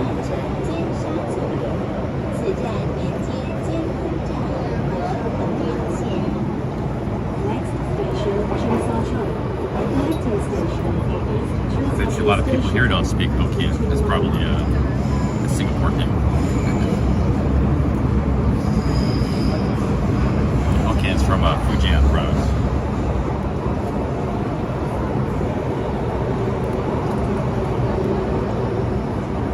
For some reason, a lot of the migrants to Singapore were from Fujian. Spoke Hokkien.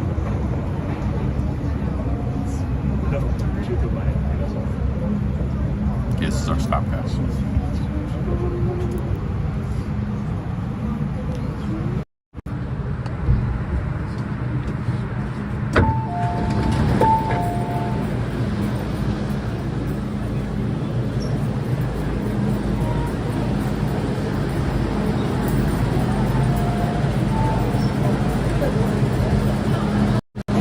Yeah, I always liked Chinese culture and Chinese people. I think I was like, if we had other lives, I think I was Chinese in another life.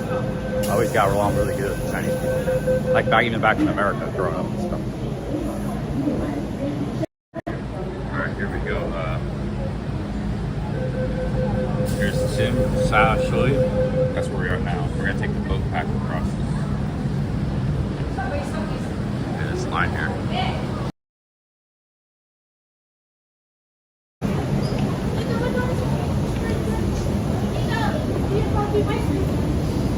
Wait for everybody to come in there.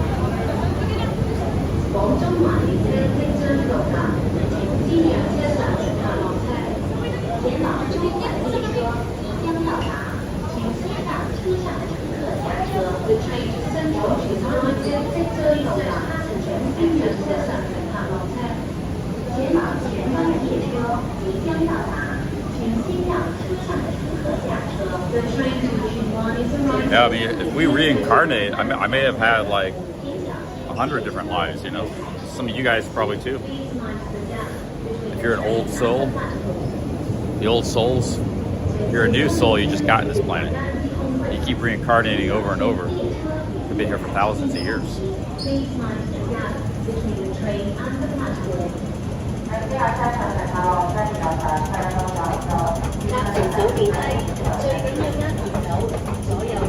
I was telling Kelly Caldwell, I used to know a lot about Egyptian stuff. Maybe I was Egyptian one time too, 2,000, 3,000 years ago. Because I used to study Egyptian hieroglyphics and stuff when I was a kid. Anything Egyptian, mythology. Maybe I was Egyptian and Chinese. Now I'm American.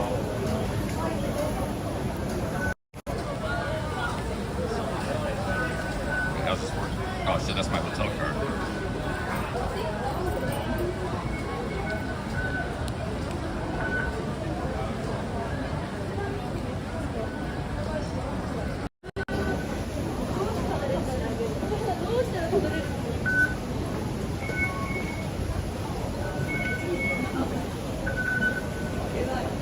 Yeah, ancient Egypt.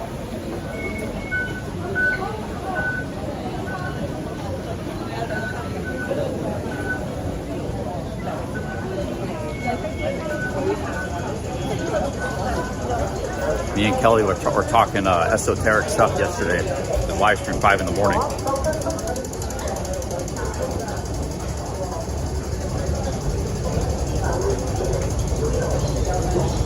Pyramid slave. Maybe I'm just building the pyramids.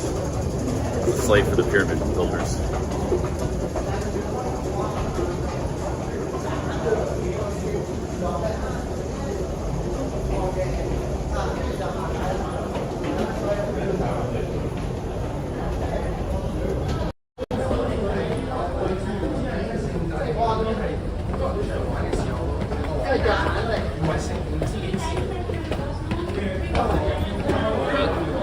I don't know if I believe in reincarnation. I think, who knows?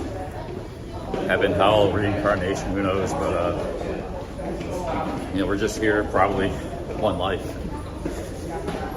End of it, that's it. There's also another theory, is the extra dimension theory. So, like, when we leave this dimension, we go to another dimension. This could be like a scheme, like sort of like a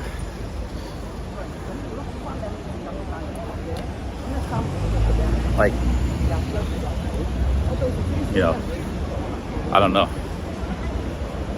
like a scam. This could be a big scam. Where are we at here? Yeah, it's the Chungking Mansions. I gotta go across the boat. Hey, Truth Warrior. Truth Warrior membership. Thank you, Truth Warrior. Enjoy Hong Kong. Thank you. Thank you very much.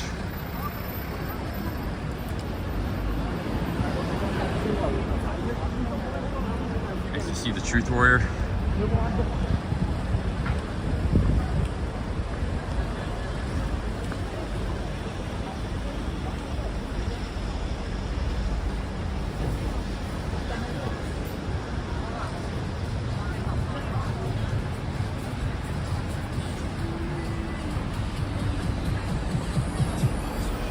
Yeah, Callie's into a lot of new age, mystical kind of things. I'm not, but like Kelly was talking about witches and stuff in America and witch doctors. There's a lot of that stuff in America. Remember the Salem, the burning at the stake of the witches? There's always been a lot of witches in America. So people don't know that in other countries. There's a lot of that stuff going on. Me and Kelly were talking about it. I'm aware of it, but I'm not, you know, a part of it or anything. Because Kelly said he went to a witch doctor to win money at the casino.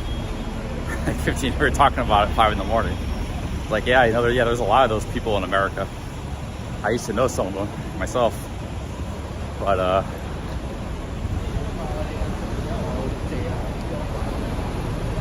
there's a lot of that stuff in America. Yeah, well, they weren't actually witches, but there are a lot in America. It's not just in the movies.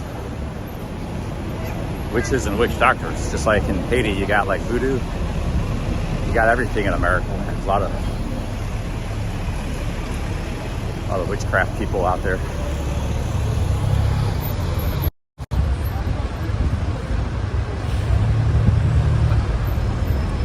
I've also had some pretty weird experiences over the years too, you know. Some interesting experiences.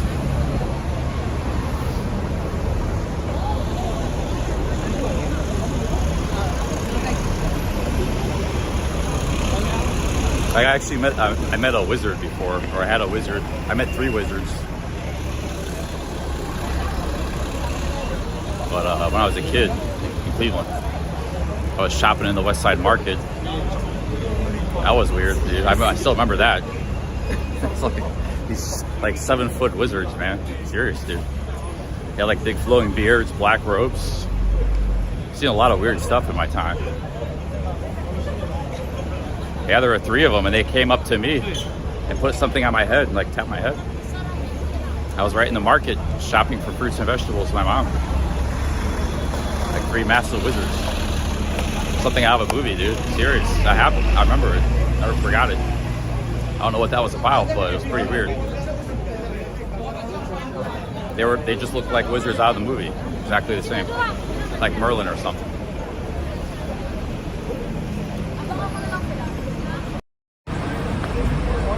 They came out of nowhere too.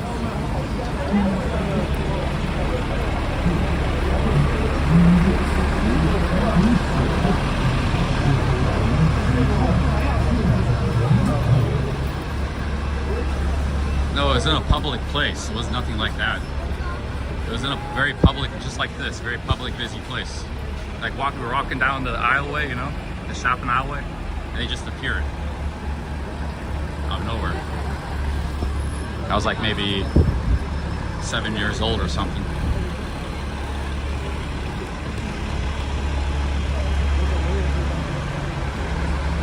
No, it wasn't Halloween. It was like, they looked more wizard-like than in a movie. They were like something you couldn't even imagine, dude. It was wild. Never forgot that. Okay, let's go across the river, dude.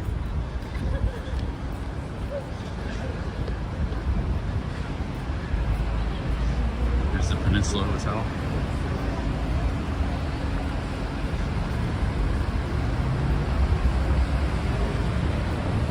Yeah, let's get across the boat.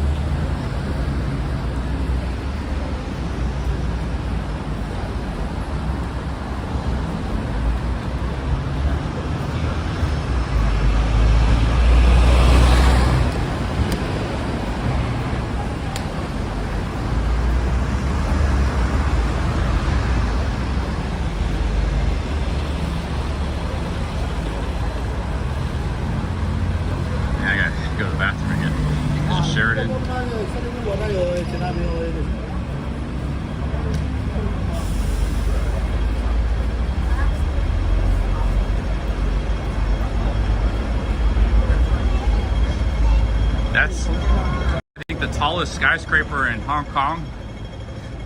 That's in Kowloon, but it's really far from here. I don't know where that's at. Probably not a lot to see over there. Walk over there now. Let's go. We gotta get across, back across the boat.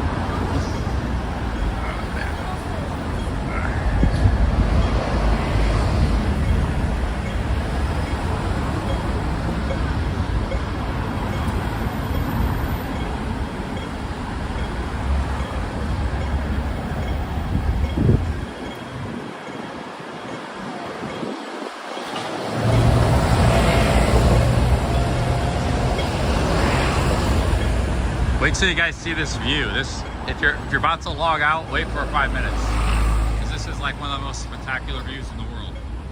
You're about to see it five minutes from now, once you get across the street. At nighttime, this is amazing. Wait till we get it to the harbor.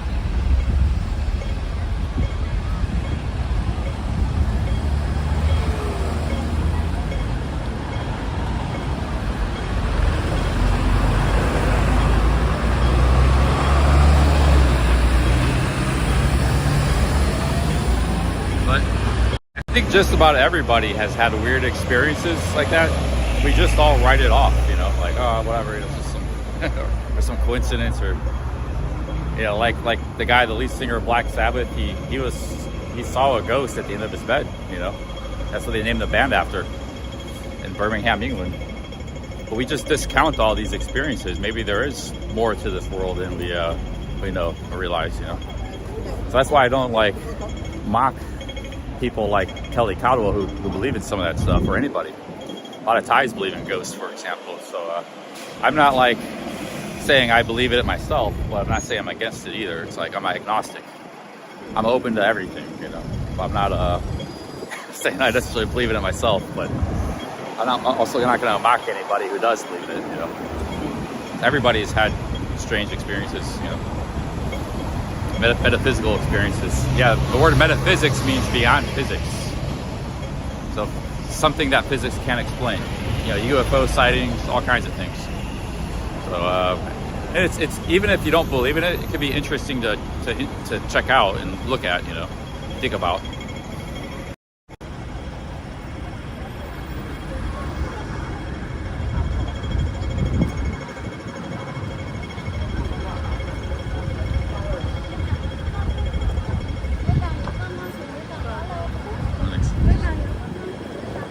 Hey guys, you gotta see this view of the harbor.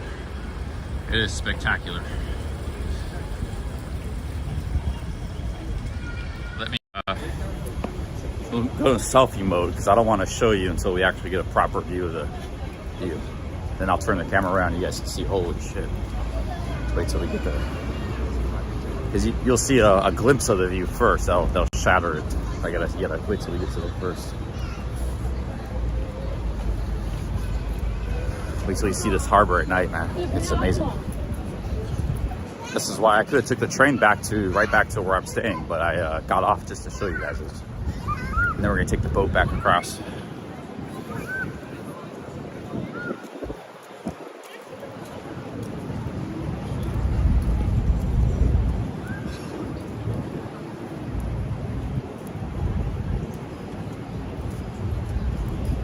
We got to think where we're going to go next when I do leave Hong Kong. So I don't know when I'm leaving. It could be tomorrow. It could be in a few days from now. Where I'm going to go next. Maybe I go to South Korea next. It's one of the reasons I bought this jacket, so I have a little more warmer clothing. Although this might not keep me too warm in South Korea. It's pretty cold there. To buy something more than that. All right, guys. You got to check it out here. This is absolutely amazing.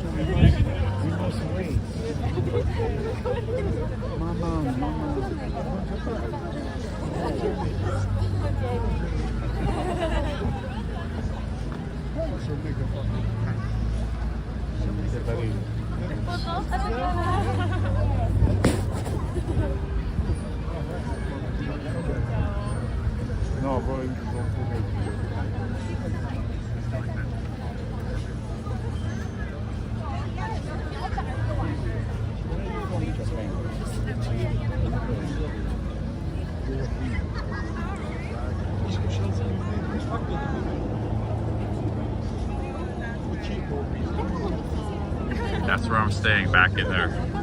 This is Kowloon behind me, and Hong Island in front of me.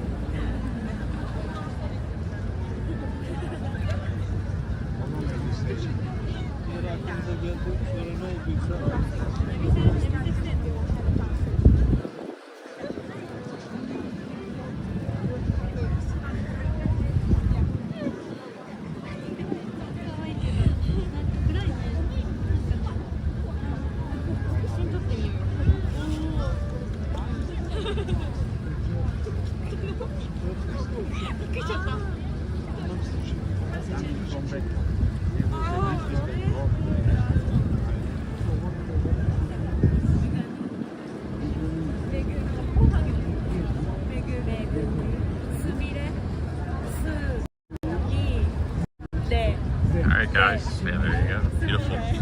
That's just like one side of the city, you know, all back in Hong Kong.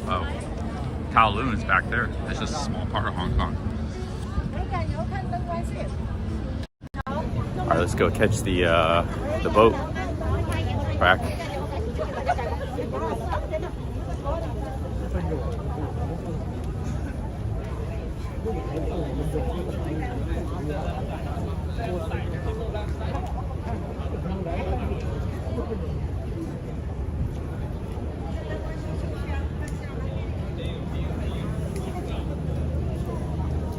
Hey, Rory the Rolling Robot, thank you. 2 British pounds, thank you, man.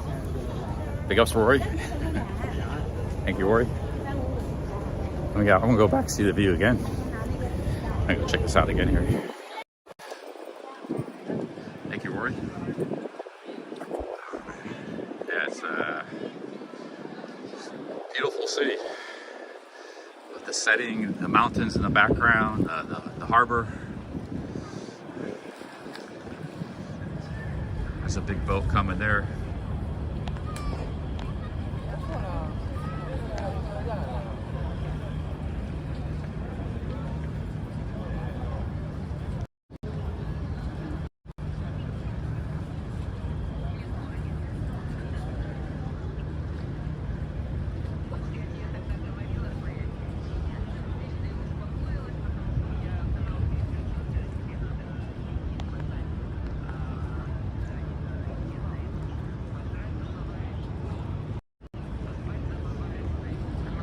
Hey, Mark Diesel, big ups. Mark with the 5 British pounds. Thank you. Thank you, Mark. Cheers, man. Thank you, Mark Diesel. Hey, this is a nice riverside here, Kowloon. The riverside in Kowloon is nicer than the riverside over there by the convention center. It wasn't that great, but it's a massive waterfront. So some parts are nice, some parts aren't. They're doing construction over there or something, but you got the view the whole way down, boats. And you catch the boat up here back to the other side of the island. And that boat only costs 50 cents to take you back on the other side. So it's actually, this is an awesome city. Like if you're a tourist, thank you, Mark. If you're a tourist, you know, this is what you come out to see, stuff like this. And Hong Kong's got all kinds of amazing stuff. I don't know why more tourists don't come here from like other countries. They were coming here and everybody stopped going to China. So everybody got scared of China for some reason. This is technically in China, although it's somewhat independent too. One country, two systems. But nobody wants to go to China anymore. They stopped going to Shanghai too. Shanghai's got a real beautiful riverside like this too. This isn't a river, this is actually the ocean. But it's a natural harbor. Where harbors where like ships can come and it's safe. They're not gonna hit rocks and capsize. That's a natural harbor.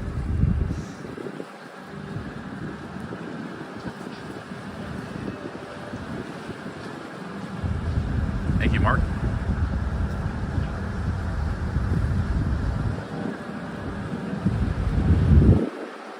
Okay, let's go.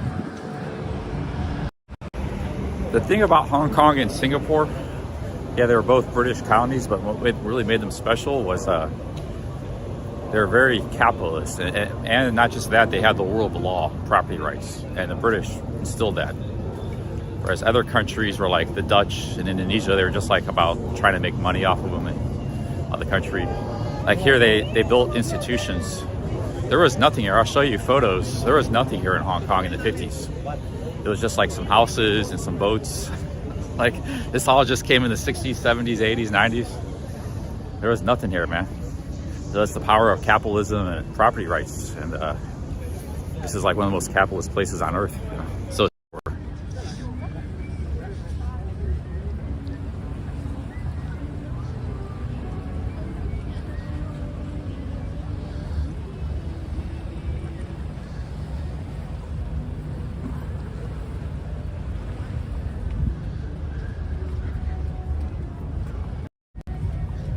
go catch the boat. Let me show you these pictures. You can see what it looked like here in the 50s.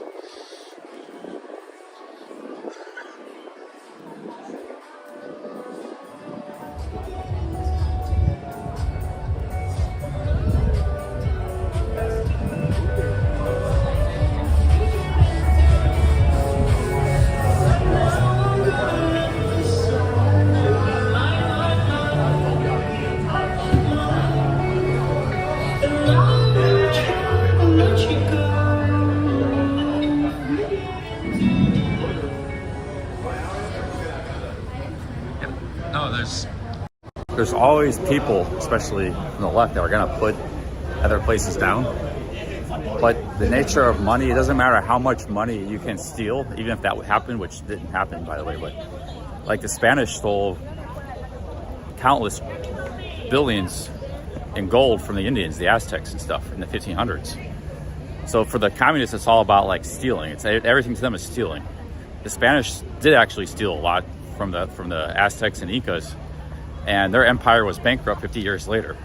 So money is an exponential thing. It can multiply, it can detract. It can lose it as fast as you can make it. So this was all created out of hard work and energy and capitalism and saving and thrift.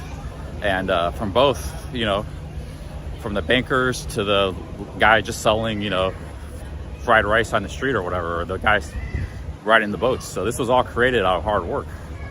But it had the foundation, the property rights, the rule of law, and the capitalism for this to happen. This stuff doesn't happen in, you know, there's countries where they've given countless billions of dollars in aid, and nothing ever is built or happens in those countries because they have a screwed up legal system and economic system and regulations. Nothing can ever grow like a tree, you know. This grew like a tree because it was well-watered soil, you know, that it was allowed to. There's no oil here, there's no mining, no industry. It's just a port with some mountains, and it grew into a powerhouse it became. There's no gold mines, you know. And Singapore did the same thing. So.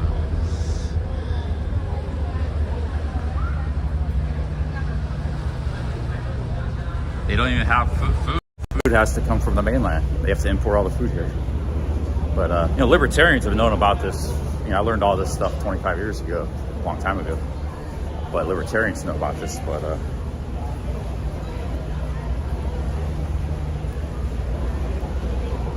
But see, too, like the leftists and the propagandists, everything is about theft. And like everything is a conspiracy. But even if there was theft, like playing the devil's advocate, theft doesn't automatically translate into wealth. That just can be, you know, what easy come, easy go. That happened to the Spanish Empire. They had all this gold they stole and nothing came of it. There's some old colonial cities, but they were bankrupt 50 years later and beaten empire, the sick man of Europe for hundreds of years. They didn't have a good institution to create value, you know. They were just about extracting and pillaging, plundering.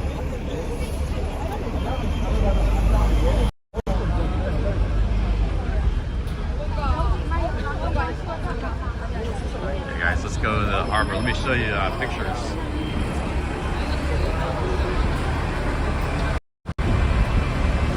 In the 50s, you see what this place looked like in the 50s.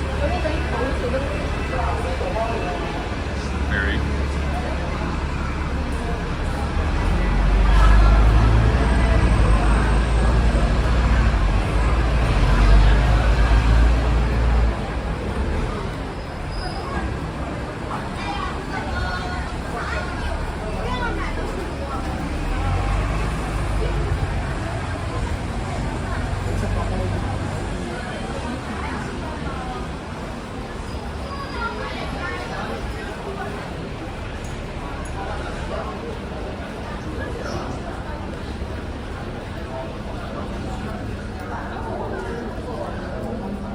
Show you guys the pictures here.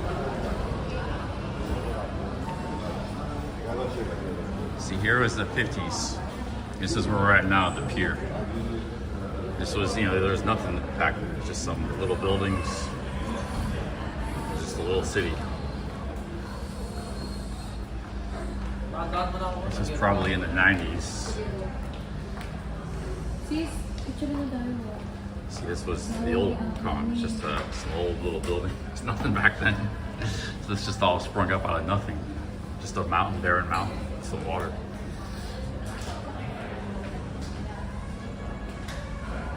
And this was when, you know, maybe the 90s when it was already coming along.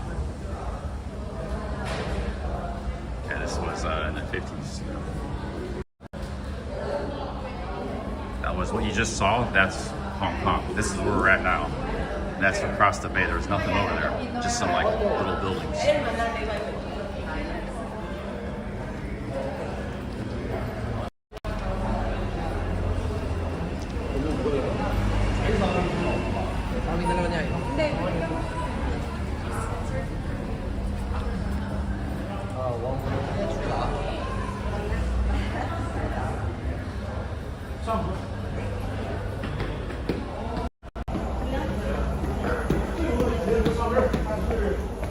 Kowloon, where we just were, was just like farmland back then.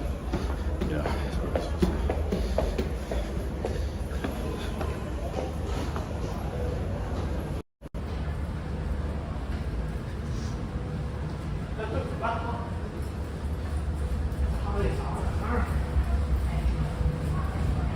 What time is it? 19:24 is the next ferry. It's like they're waiting. I gotta go to the bathroom pretty bad. I see the ferries here. Are we missing? Oh, everybody's waiting. So we're on time.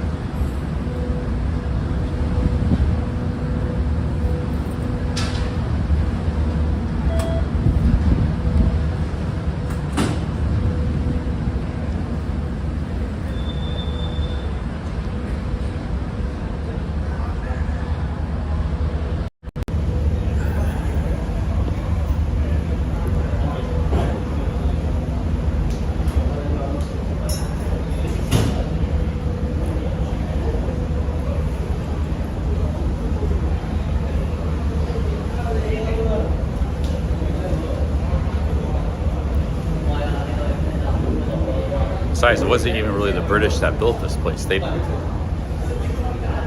only provided a framework, the institution, where there was the rule of law, property rights, that like a flower could grow. It was the Chinese, that people, locals, that built everything. They just provided where it was possible. You know, it's both Singapore and Hong Kong. that's what stops a lot of societies and people from moving up, is they're restricted. Like India is just completely restricted with bad regulations, and, lack of property rights and things like that. Everything is difficult in India. Here, everything is easy. Just want to open a business, you go open a business. It's like you want to build, those Chungking Mansions, that was just built by some Chinese Filipino guy who just built these massive apartment building.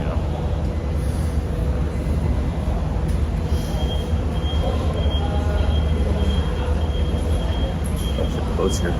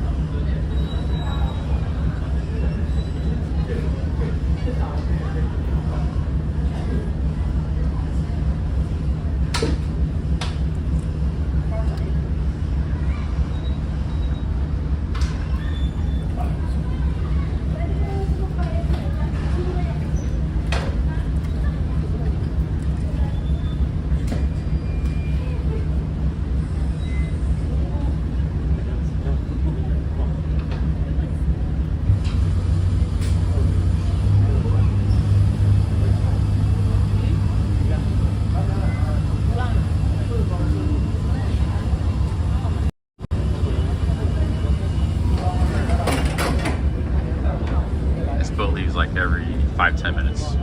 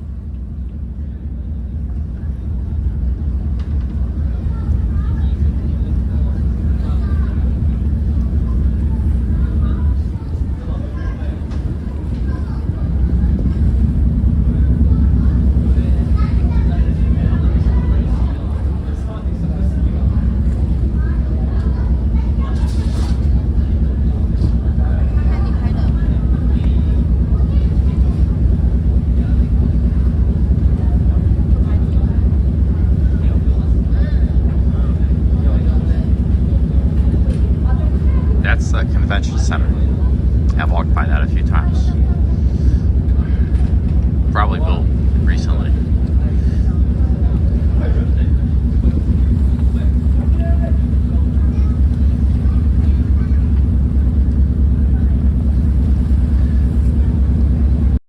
Alright guys, hope you enjoyed the stream. I'm out of here. Peace out. Have a good one. Thanks everybody for the super chats. Very nice super chats.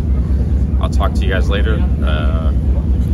See you tomorrow. I got to figure out what to do with the travel plans, hotels and stuff. See you guys. Have a good one.